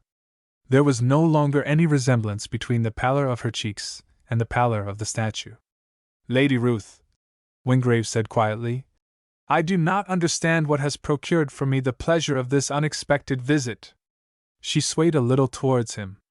Her head was thrown back, all the silent passion of the inexpressible, the hidden secondary forces of nature, was blazing out of her eyes, pleading with him in the broken music of her tone. You do not understand, she repeated. Ah, no! But can I make you understand? Will you listen to me for once as a human being? Will you remember that you are a man, and I a woman pleading for a little mercy, a little kindness? Wingrave moved a step further back. Permit me, he said, to offer you a chair. She sank into it, speechless for a moment. Wingrave stood over her, leaning slightly against the corner of the bookcase. I trust, he said, that you will explain what all this means. If it is my help which you require. Her hands flashed out towards him, a gesture almost of horror. Don't, she begged. You know that it is not that. You know very well that it is not. Why do you torture me? I can only ask you, he said, to explain. She commenced talking quickly. Her sentences came in little gasps. You wanted revenge, not in the ordinary way. You had brooded over it too long. You understood too well. Once it was I who sought to revenge myself on you because you would not listen to me. You hurt my pride. Everything that was evil in me rebelled. Is this necessary? He interrupted coldly. I have never reproached you. You chose the path of safety for yourself. Many another woman in your place would doubtless have done the same thing. What I desire to know is why you are here in Cornwall. What has happened to make this journey seem necessary to you? Listen, she continued. I want you to know how thoroughly you have succeeded. Before you came, Lumley and I were living together decently enough, and, as hundreds of others live, with outside interests for our chief distraction. You came, a friend. You were very subtle, very skillful. You never spoke a word of affection to me, but you managed things so that people talked. You encouraged Lumley to speculate, not in actual words, perhaps, but by suggestion. Then you lent me money. Lumley, my husband, let me borrow from you. Everyone knew that we were ruined, everyone knew where the money came from that set us right. So misery has been piled upon misery. Lumley has lost his self-respect, he is losing his ambition, he is deteriorating every day. How can I do anything else but despise him?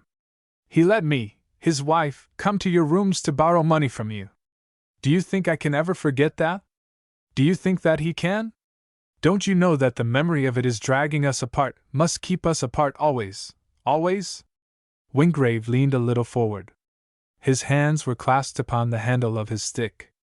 All that you tell me, he remarked coldly, might equally well have been said in London. I do not wish to seem inhospitable, but I am still waiting to know why you have taken an 8 hours' journey to recite a few fairly obvious truths. Your relations with your husband, frankly, do not interest me.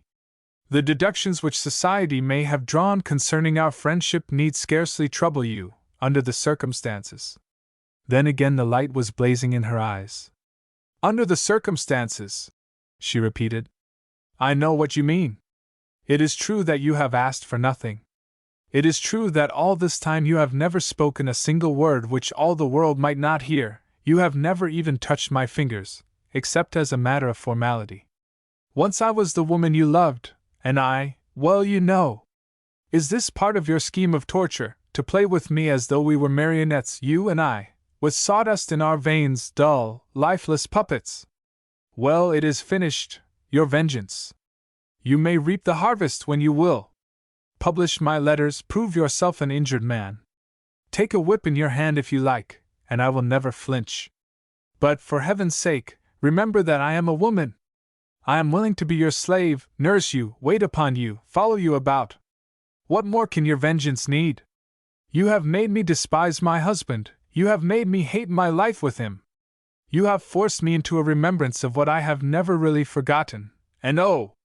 Wingrave, she added, opening her arms to him with a little sob, if you send me away, I think that I shall kill myself. Wingrave! There was a note of despair in her last cry. Her arms fell to her side. Wingrave was on his way to the further end of the room. He rang the bell and turned towards her. Listen, he said calmly. You will return to London tonight. If ever I require you, I shall send for you, and you will come. At present I do not. You will return to your husband. Understand? Yes, she gasped. But... He held out his hand. Morrison was at the door. Morrison, he said, you will order the motor to be round in half an hour to take Lady Ruth to Truro. She has to catch the London express. You will go with her yourself, and see that she has a reserved carriage. If, by any chance, you should miss the train, order a special. Very good, sir. And tell the cook to send in tea and wine, and some sandwiches, in 10 minutes. Once more they were alone. Lady Ruth rose slowly to her feet, and trembling in every limb, she walked down the room and fell on her knees before Wingrave. Wingrave, she said, I will go away. I will do all that you tell me. I will wear my chains bravely, and hold my peace. But before I go, for heaven's sake, say a kind word, look at me kindly, kiss me, hold my hands, anything to prove to me that you are not a dead man. I could bear unkindness, reproaches, abuse. I can bear anything but this deadly coldness. It is becoming a horror to me. Do, Wingrave, do! She clasped his hand. He drew it calmly away. Lady Ruth, he said, you have spoken the truth. I am a dead man. I have no affections. I care neither for you nor for any living being. All that goes to the glory and joy of life perished in that uncountable roll of days, when the sun went out, and inch by inch the wall rose which will divide me forever from you and all the world. Frankly, it was not I who once loved you. It was the man who died in prison. His flesh and bones may have survived, nothing else. She rose slowly to her feet. Her eyes seemed to be dilating. There is another woman, she exclaimed softly. Her voice was like velvet, but the agony in her face was unmistakable. There is no other woman, he answered. She stood quite still. She is here with you now, she cried. Who is it, Wingrave? Tell me the truth. The truth is already told, he answered. Except my cook and her assistants, there is not a woman in the house. Again she listened. She gave a little hoarse cry, and Wingrave started. Out in the hall a girl's clear laugh rang like a note of music to their ears. You lie, she cried fiercely. You lie. I will know who she is. Suddenly the door was thrown open. Juliet stood there, her hands full of roses, her face flushed and brilliant with smiles. How delightful to find you here, she exclaimed, coming swiftly across to Wingrave. I do hope you won't mind my coming. Normandy is off, and I have nowhere else to go. She saw Lady Ruth and stopped. Oh! I beg your pardon, she exclaimed. I did not know. This is Lady Ruth Barrington, Wingrave said.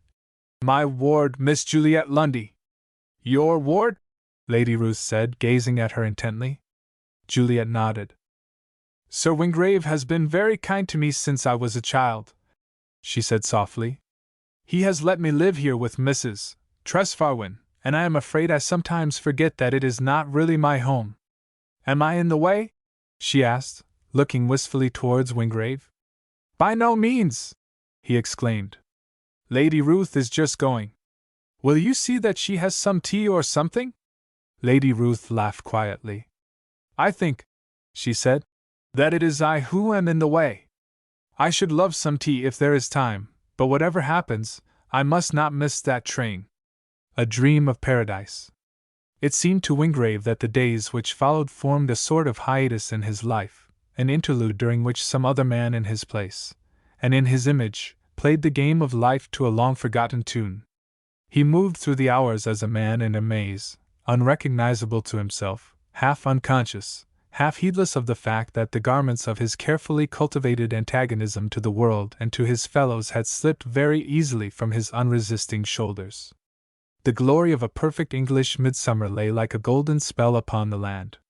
The moors were purple with heather, touched here and there with the fire of the flaming gorse, the wind blew always from the west, the gardens were ablaze with slowly bursting rhododendrons.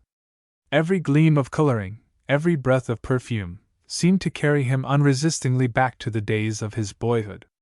He fished once more in the trout streams, he threw away his stick, and tramped or rode with Juliet across the moors.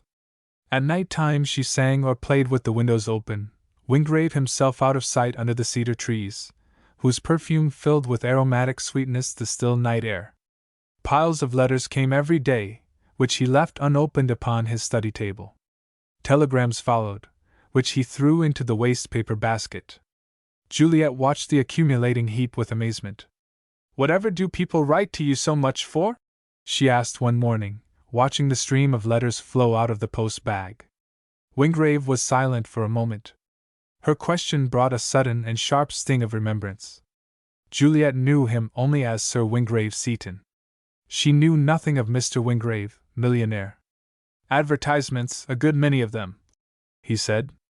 I must send for Ainsworth some day to go through them all. What fun! She exclaimed. Do send for him. He thinks that I am staying with Miss Pendarth, and I haven't written once since I got here. To Wingrave, it seemed that a chill had somehow stolen into the hot summer morning. His feet were very nearly upon the earth again. I forgot, he said, that Ainsworth was a friend of yours.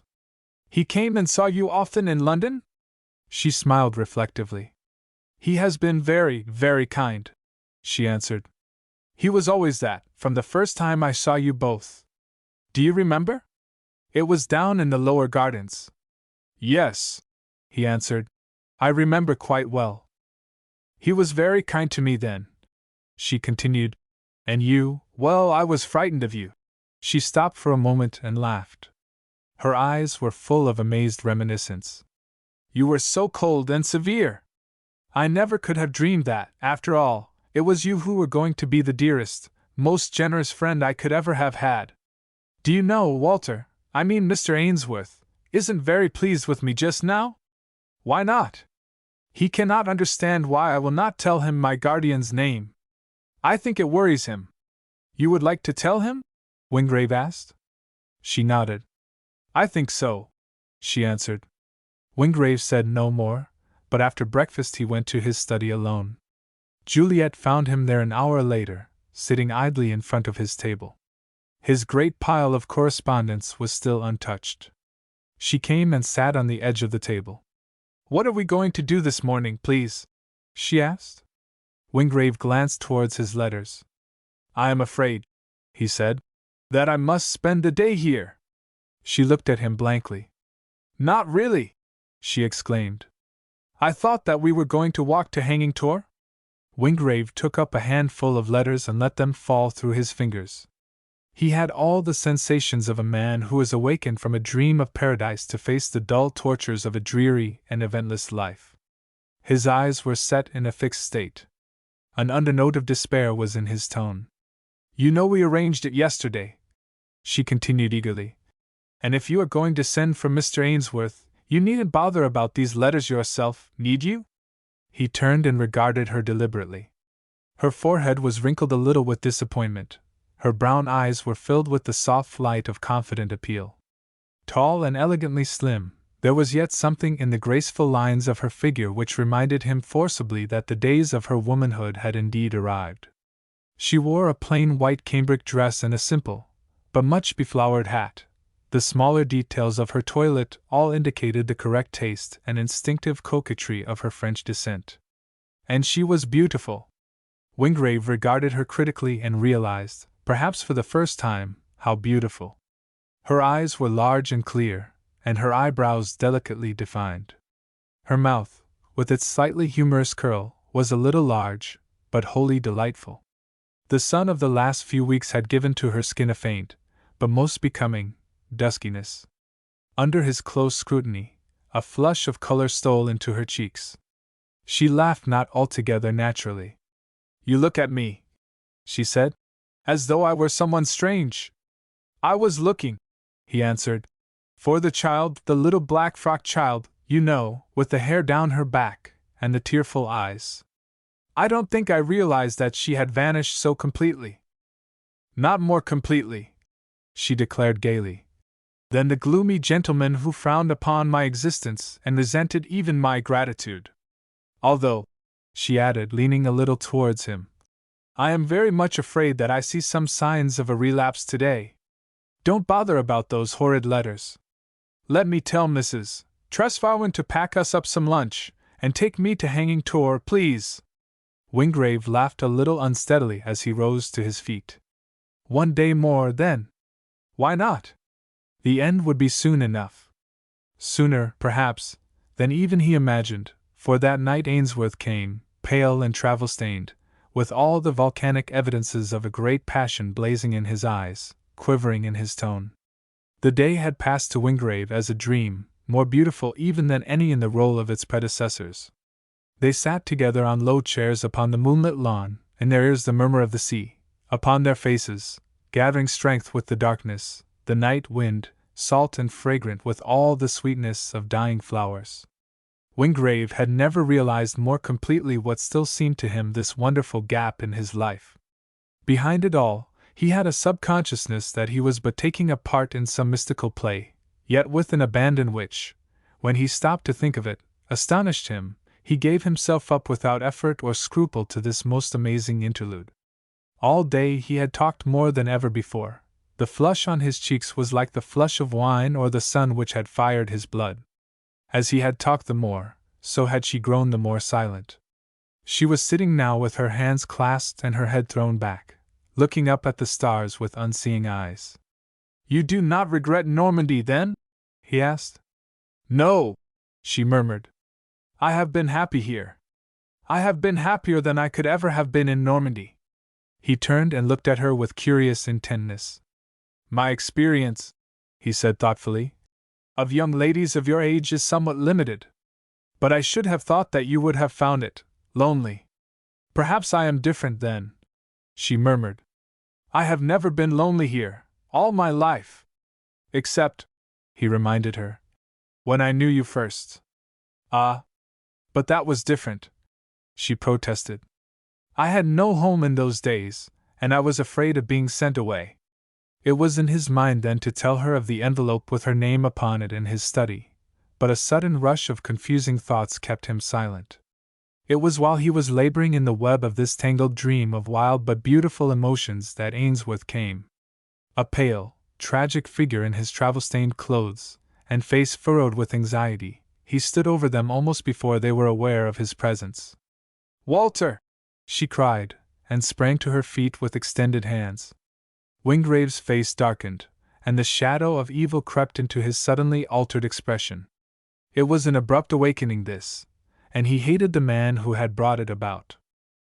Ainsworth held the girl's hands for a moment, but his manner was sufficient evidence of the spirit in which he had come. He drew a little breath, and he looked from one to the other anxiously. "Is this your mysterious guardian, Juliet?" he asked hoarsely. She glanced at Wingrave questioningly. His expression was ominous, and the light faded from her own face. While she hesitated, Wingrave spoke. "I imagine," he said, "that the fact is fairly obvious. What have you to say about it?" "A good deal," Ainsworth answered passionately. "Juliet, please go away. I must speak to your guardian, alone." Again she looked at Wingrave. He pointed to the house. "I think," he said, "that you had better go." She hesitated. Something of the impending storm was already manifest. Ainsworth turned suddenly towards her. "You shall not enter that house again, Juliet," he declared. "Stay in the gardens there, and presently you shall know why." The awakening. Wingrave had risen to his feet. He was perfectly calm, but there was a look on his face which Juliet had never seen there before.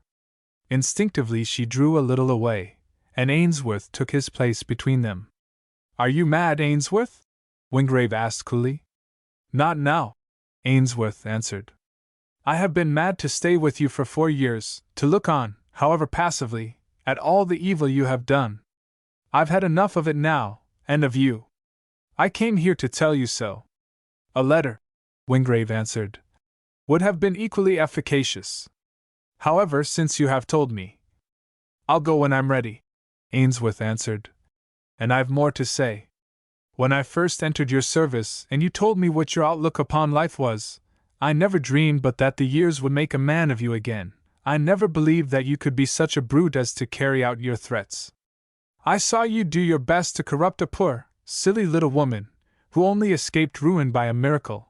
I saw you deal out what might have been irretrievable disaster to a young man just starting in life. Since your return to London, you have done as little good, and as much harm, with your millions as any man could." Wingrave was beginning to look bored. "This is getting," he remarked, "a little like melodrama. I have no objection to being abused, even in my own garden, but there are limits to my patience. Come to the point if you have one. Willingly, Ainsworth answered. I want you to understand this. I have never tried to interfere in any of your malicious schemes, although I am ashamed to think I have watched them without protest. But this one is different. If you should ever dare to harm this child, as sure as there is a God above us, I will kill you. What is she to you? Wingrave asked calmly. I love her, Ainsworth answered. I mean her to be my wife. And she? She looks upon me as her greatest friend, her natural protector, and protect her I will, even against you. Wingrave shrugged his shoulders. It seems to me, he said, that the young lady is very well off as she is. She has lived in my house, and been taken care of by my servants. She has been relieved of all the material cares of life, and she has been her own mistress. I scarcely see how you, my young friend, could do better for her. Ainsworth moved a step nearer to him. The veins on his forehead were swollen. His voice was hoarse with passion. Why have you done this for her? He demanded. Secretly, too, you a man to whom a good action is a matter for a sneer, who have deliberately proclaimed yourself an evildoer by choice and destiny? Why have you constituted yourself her guardian? Not from kindness, for you don't know what it is, not from good nature, for you haven't any. Why then? Wingrave shrugged his shoulders. I admit, he remarked coolly, that it does seem rather a problem. We all do unaccountable things at times, though. For your own sake, Ainsworth said fiercely, I trust that this is one of the unaccountable things. For the rest, you shall have no other chance. I shall take her to Truro tonight. Are you sure that she will go? I shall tell her the truth. And if she does not believe you? She will. If you interfere, I shall take her by force. I interfere, Wingrave remarked. You need not be afraid of that. The affair as it stands is far too interesting. Call her, and make your appeal. I shall tell her the truth, Ainsworth declared. By all means. I shall remain and listen to my indictment. Quite a novel sensation. Call the young lady, by all means, and don't spare me. Ainsworth moved a few steps up the path. He called to her softly, and she came through the little iron gates from the rose gardens. She was very pale, and there was a gleam in her eyes which was like fear. Ainsworth took her by the hand and led her forward. You must be brave, dear, he whispered. I am compelled to say some disagreeable things. It is for your good. It is because I care for you so much. She looked towards Wingrave. He was sitting upon the garden seat, and his face was absolutely expressionless. He spoke to her, and his cold, precise tone betrayed not the slightest sign of any emotion. Ainsworth, he remarked, is going to tell you some interesting facts about myself. Please listen attentively, as afterwards you will be called upon to make a somewhat important decision. She looked at him a little wistfully and sighed. There was no trace any longer of her companion of the last few weeks. It was the stern and gloomy stranger of her earlier recollections who sat there with folded arms. Is it really necessary? She asked. Absolutely, Ainsworth answered hurriedly. It won't take long, but there are things which you must know. Very well, she answered. I am listening. Ainsworth inclined his head towards the place where Wingrave sat. I will admit, he said, that the man there, whom I have served for the last 4 years and more, never deceived me as to his real character and intentions. He had been badly treated by a woman, and he told me plainly that he entered into life again at war with his fellows. Where he could see an opportunity of doing evil, he meant to do it.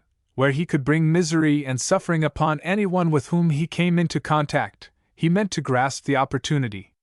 I listened to him, but I never believed.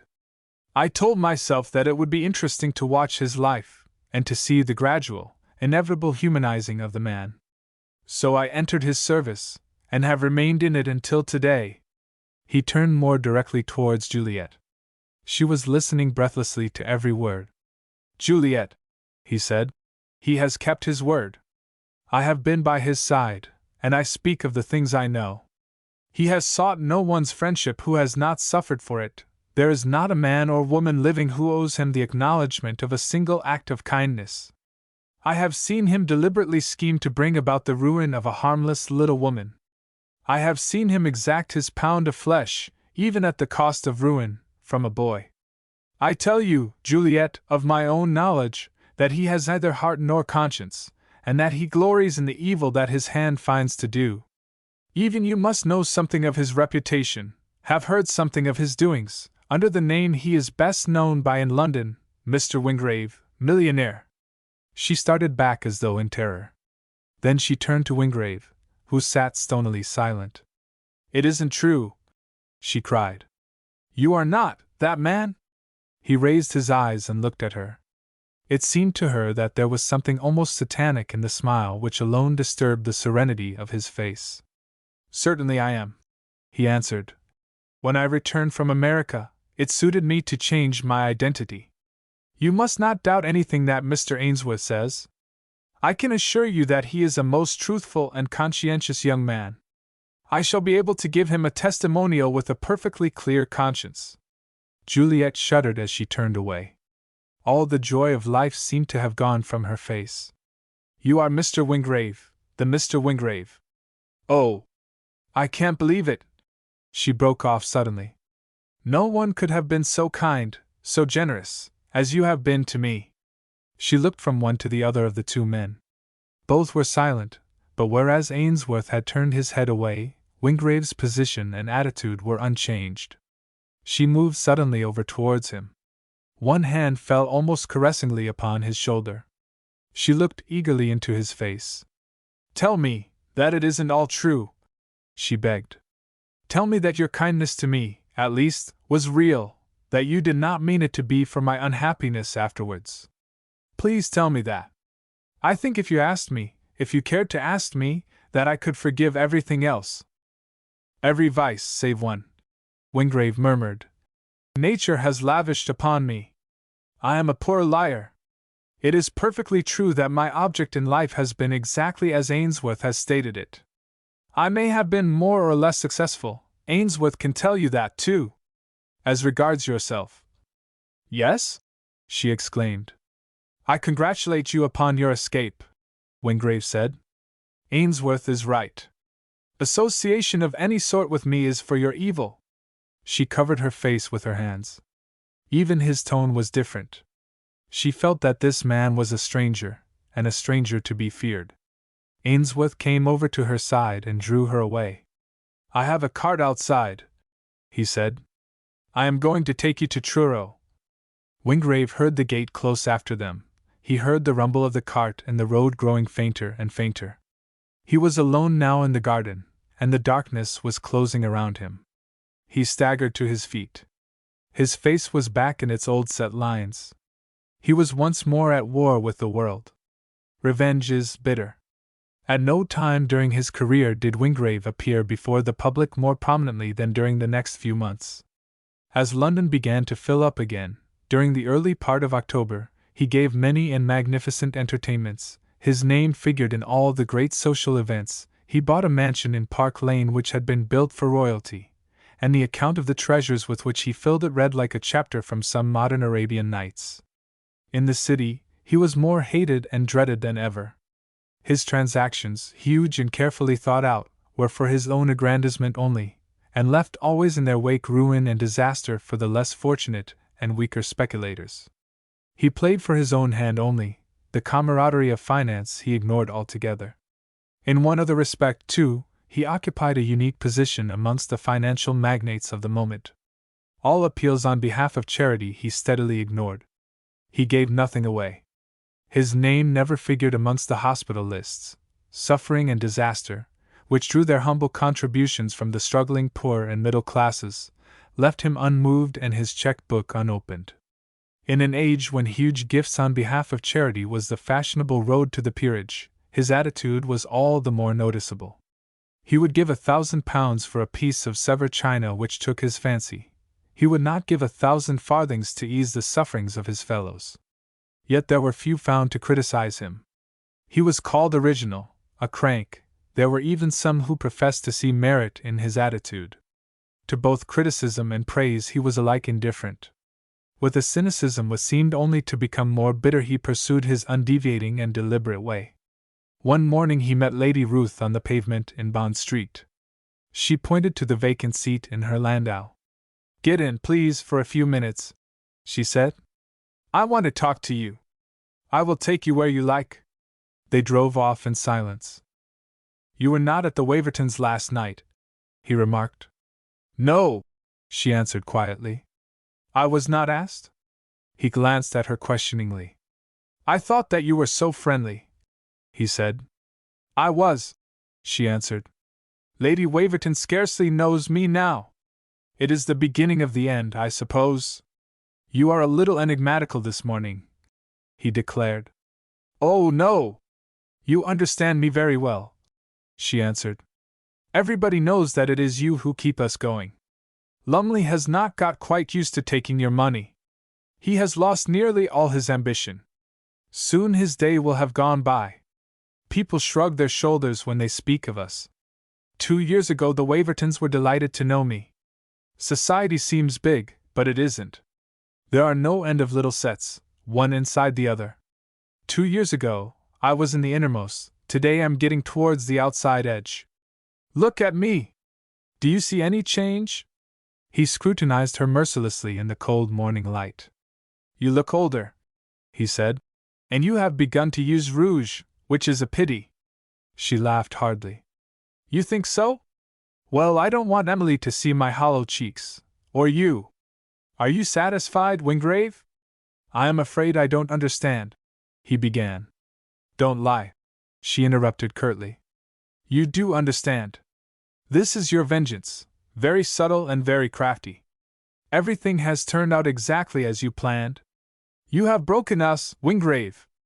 I thought myself a clever woman, but I might as well have tried to gamble with the angels. Why don't you finish it off now, make me run away with you?" "It would bore us both," he answered calmly. "Besides, you wouldn't come." "I should, and you know that I would," she answered. "Everyone expects it of us. I think myself that it would be more decent." He looked at her thoughtfully. "You are a strange woman," he said. "I find it hard sometimes to understand you." "Then you are a fool," she declared in a fierce little whisper. "You know what is underneath all my suffering, all my broken pride. You know that I was fool enough to keep the flame flickering, that I have cared always and for no one else." He stopped the carriage. "You are the most original woman I ever met," he said quietly. "I neither wish to care nor be cared for by anyone. Go home to your husband, and tell him to buy Treadwell's up to 6. That same afternoon Wingrave met Ainsworth and cut him dead. Something in the younger man's appearance, though, perplexed him. Ainsworth certainly had not the air of a successful man. He was pale, carelessly dressed, and apparently in ill health. Wingrave, after an amount of hesitation, which was rare with him, turned his car towards Battersea, and found himself, a few minutes later, mounting the 5 flights of stone steps. Juliet herself opened the door to him. She gave a little gasp when she saw who it was, and did not immediately invite him to enter. "I am sorry," Wingrave said coldly, "to inflict this visit upon you. If you are alone, and afraid to ask me in, we can talk here." Her cheeks became as flushed as a moment before they had been pale. She looked at him reproachfully, and, standing on one side to let him pass, closed the door behind him. Then she led the way into her sitting room. "I am glad that you have come to see me," she said. "Won't you sit down?" He ignored her invitation, and stood looking around him. There was a noticeable change in the little room. There were no flowers, some of the ornaments, and the silver trifles from her table were missing. The place seemed to have been swept bare of everything, except the necessary furniture. Then he looked at her.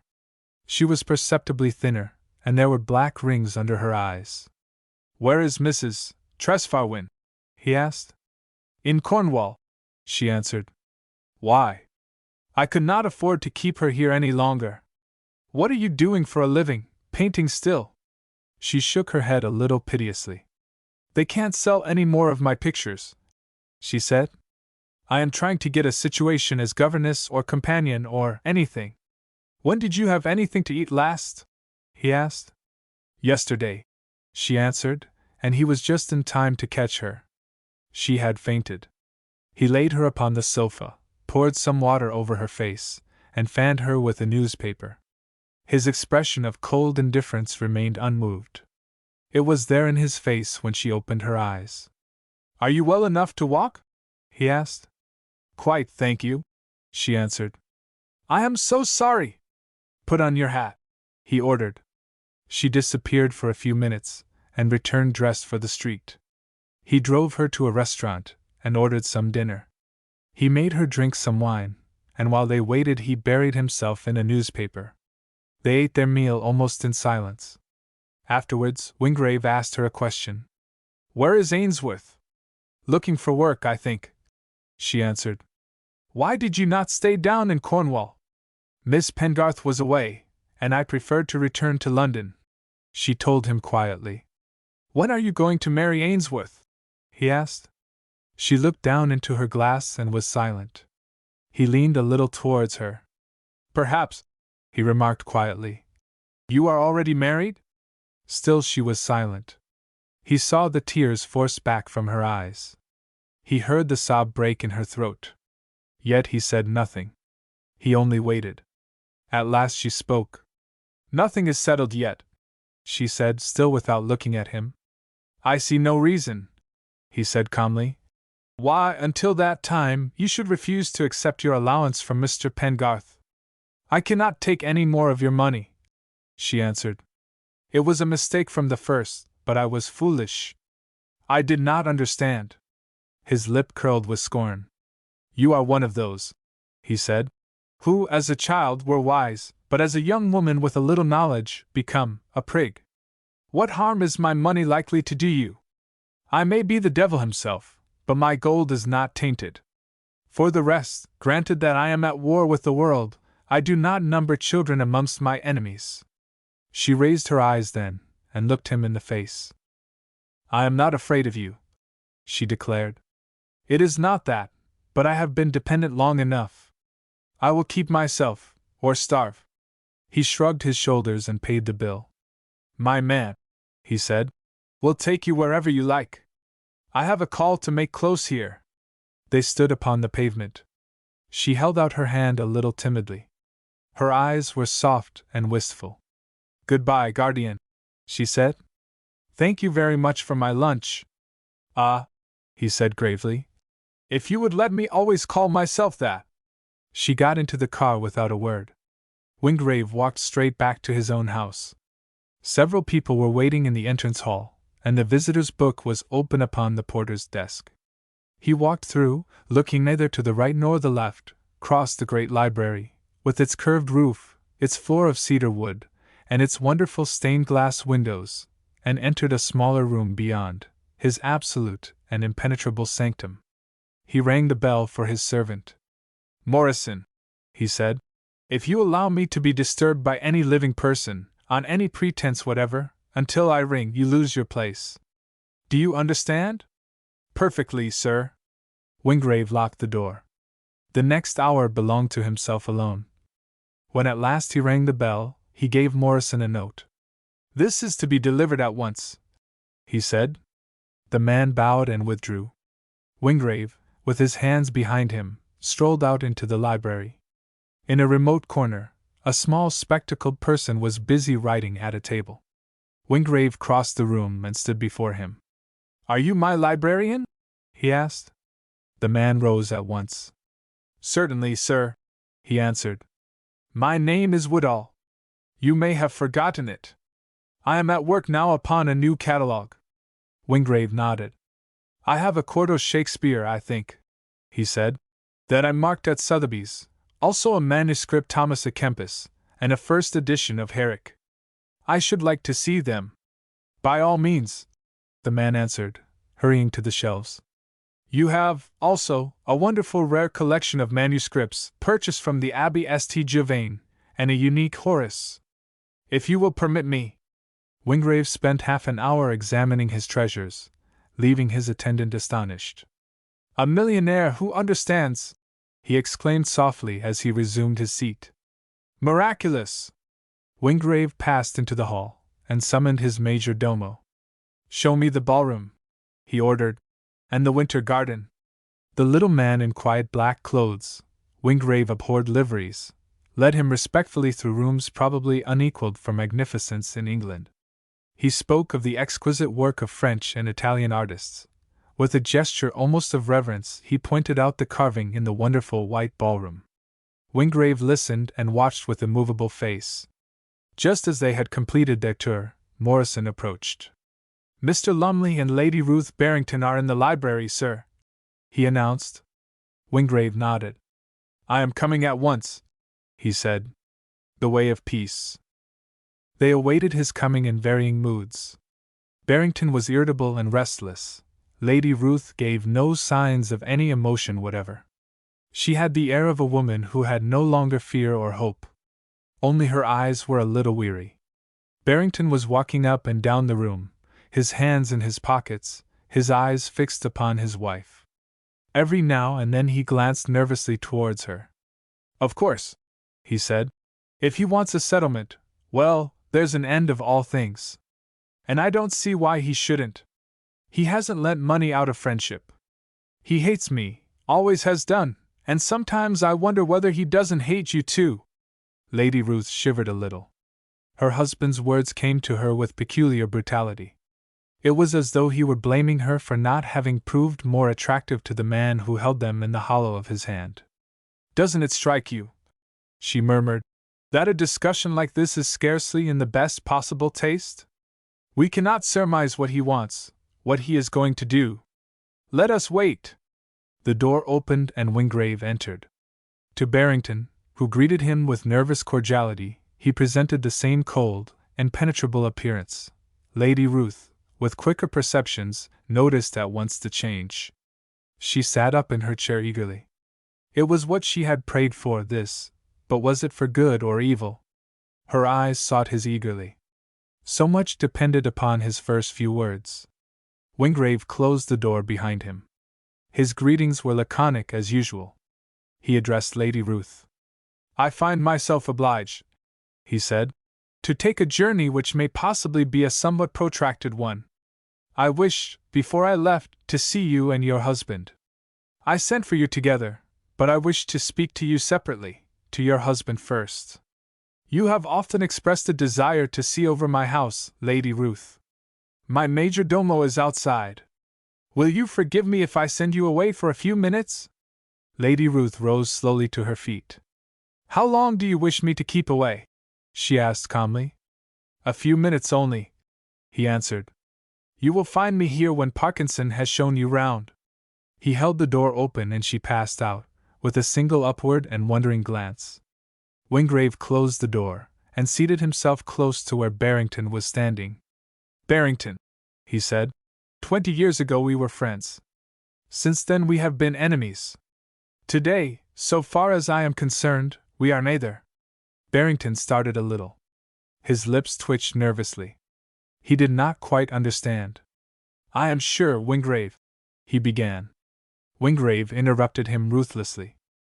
I give you credit, he continued, for understanding that my attitude towards you since I reappeared has been inimical. I intended you to speculate, and you did speculate. I meant you to lose, and you have lost. The money I lent to your wife was meant to remain a rope around your neck. The fact that I lent it to her was intended to humiliate you. The attentions which I purposely paid to her in public were intended to convey a false impression to society, and in this, too, I fancy that I have been successful. Barrington drew a thick breath. The dull color was mounting to his cheeks. Wingrave continued calmly. I had possibly in my mind, at one time, he said, the idea of drawing things on to a climax, of witnessing the final disappearance of yourself and your wife from the world, such as we know it. I have, however, ceased to derive amusement or satisfaction from pursuing what we may call my vengeance. Consequently, it is finished. The light of hope leaped into Barrington's dull eyes, but he recognized Wingrave's desire for silence. A few feet to your left, upon my writing table, Wingrave continued, you will find an envelope addressed to yourself. It contains a discharge in full for the money I have lent you. I have also ventured to place to your credit, at your own bank, a sum sufficient to give you a fresh start. When you return to Cadogan Square, or at least this evening, you will receive a communication from the Prime Minister, inviting you to become one of the International Board of Arbitration on the Alaskan question.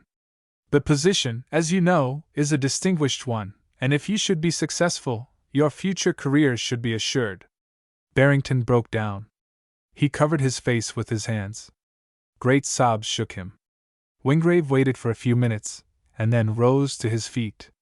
Barrington, he said, there is one thing more. What the world may say or think counts for very little. Society reverses its own judgments and eats its own words every day.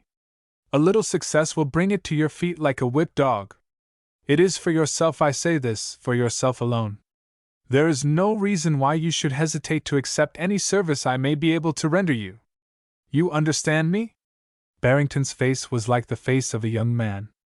All the cloud of suspicion and doubts and fears was suddenly lifted. He looked through new eyes onto a new world. Thank God! He exclaimed. Not that I ever doubted it, Wingrave, but thank God! Barrington left the house radiant. Lady Ruth and Wingrave were alone. She watched him close the door and turn towards her, with a new timidity. The color came and went in her pale cheeks. Her eyes were no longer tired. When he turned towards her, she leaned to him with a little seductive movement of her body. Her hands stole out towards him. Wingrave! She murmured. His first action seemed to crush all the desperate joy which was rising fast in her heart. He took one hand, and he led her to a chair. Ruth, he said, I have been talking to your husband.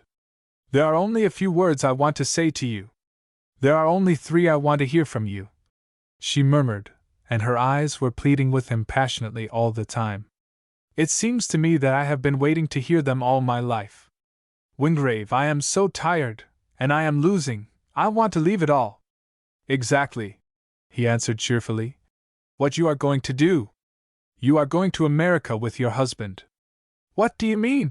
She asked sharply. He shrugged his shoulders. I am rather tired of the game, he said. That is all.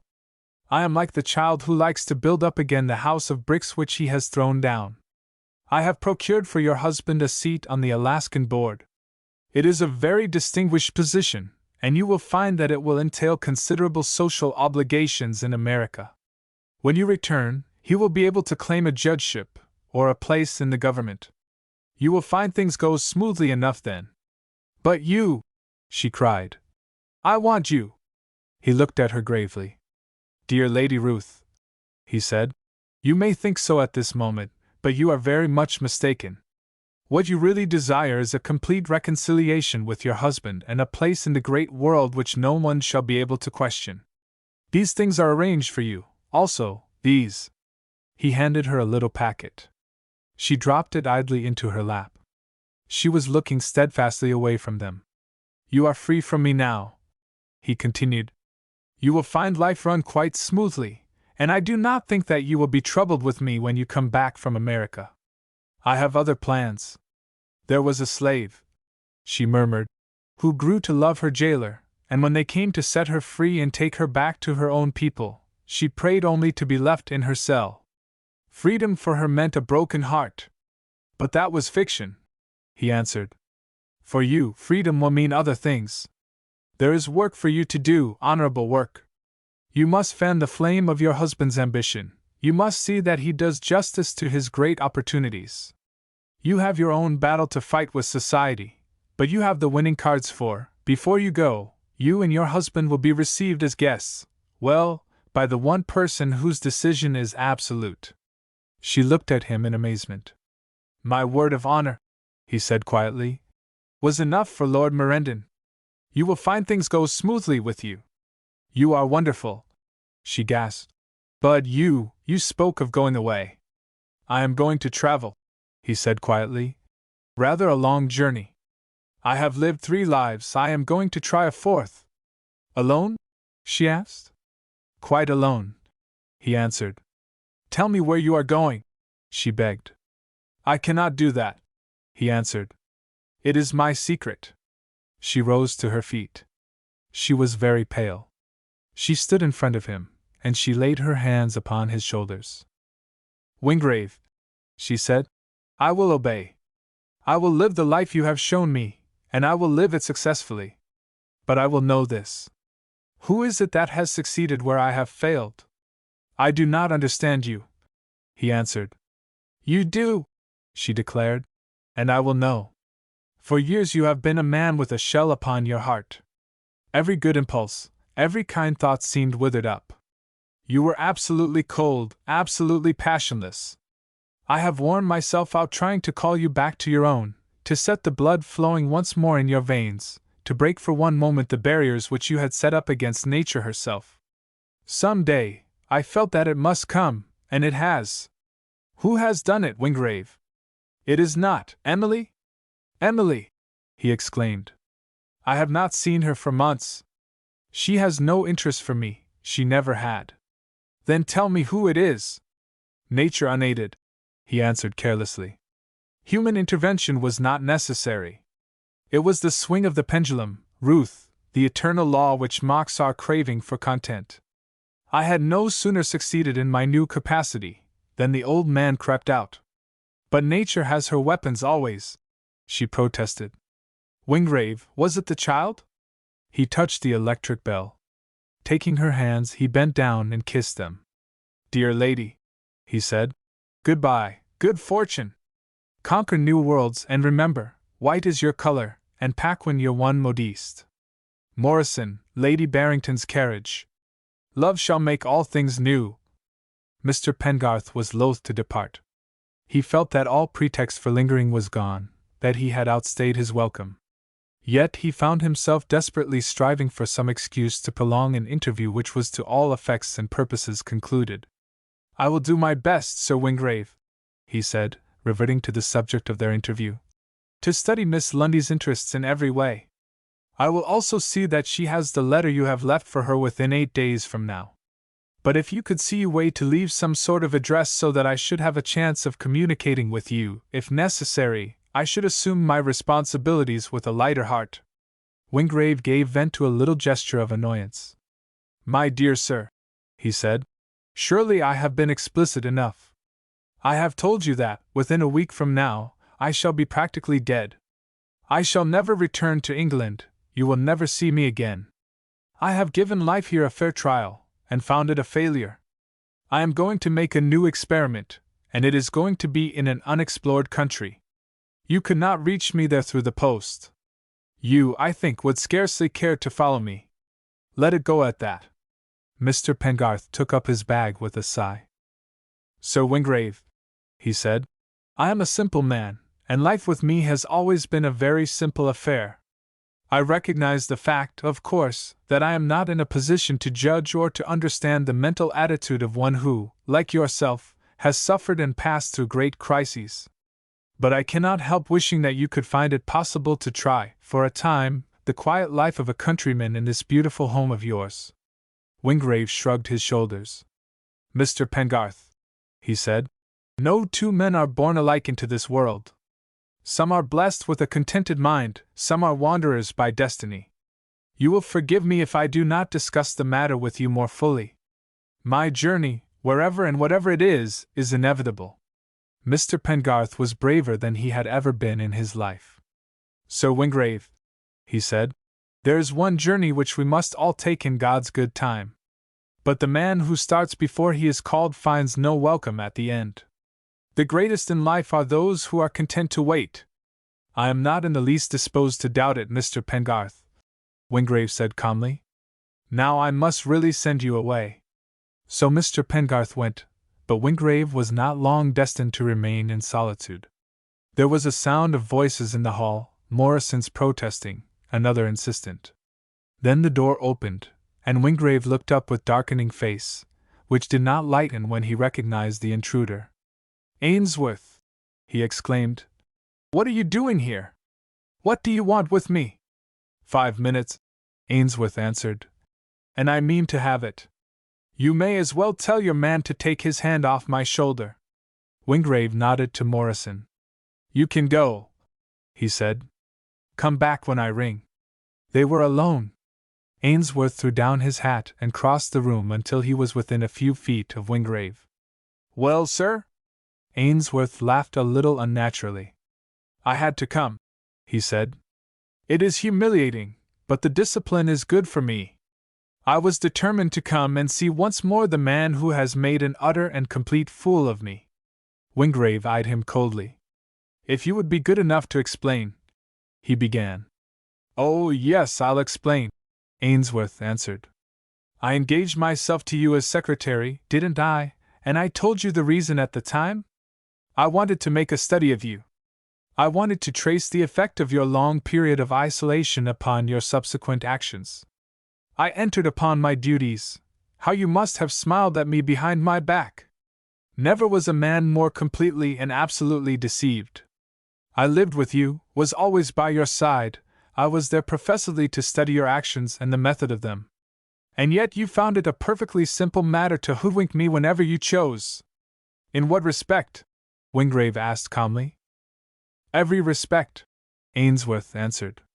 Let me tell you two things which happened to me yesterday. I met a young New York stockbroker, named Nesbit, in London, and in common with all London, I suppose, by this time, I learnt the secret of all those anonymous contributions to the hospitals and other charitable causes during the last year. Go on, Wingrave said. I have come here on purpose to tell you what I think you are, Ainsworth said. You are the greatest hypocrite unhanged. You affect to hate your fellows and to love evildoers. You deceived the whole world, and you deceived me. I know you now for what you are. You conceived your evil plans, but when the time came for carrying them out, you funked it every time. You had that silly little woman on the steamer in your power, and you yourself, behind your own back, released her with that Marconigram to her husband, sent by yourself. You brought the boy Nesbit face to face with ruin, and to his face you offered him no mercy. Behind his back you employ a lawyer to advance him your own money to pay your own debt.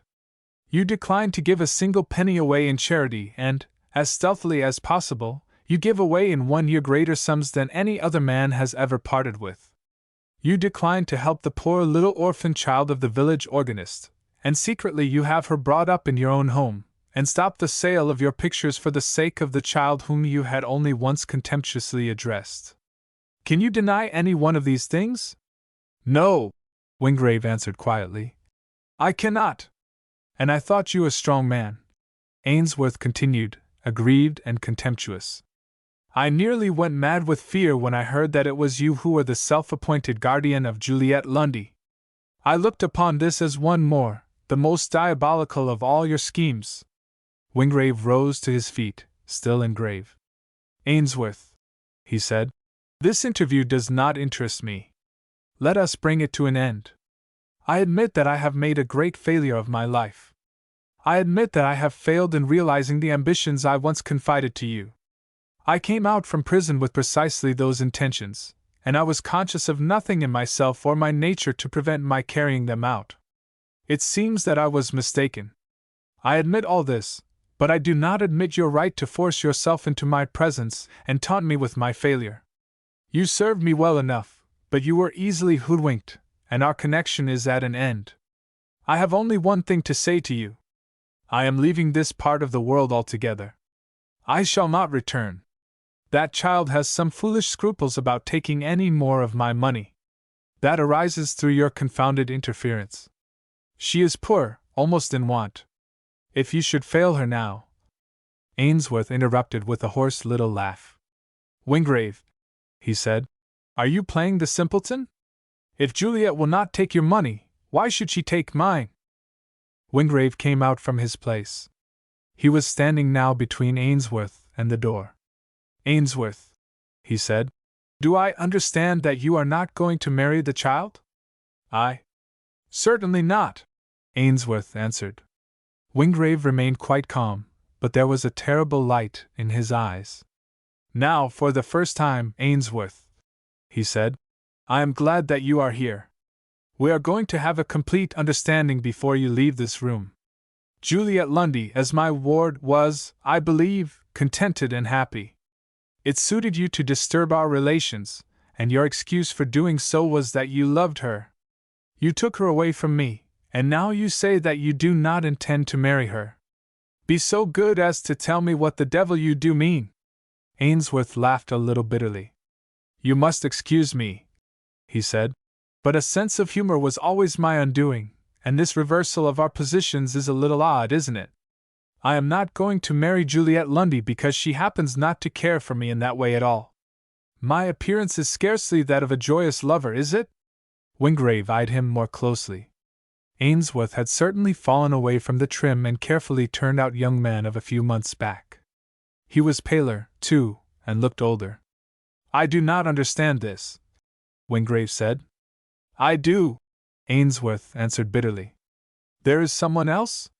"Someone whom I do not know about," Wingrave said, frowning heavily. "Who is he, Ainsworth?" Ainsworth shrugged his shoulders. He said nothing. Wingrave came a step nearer to him.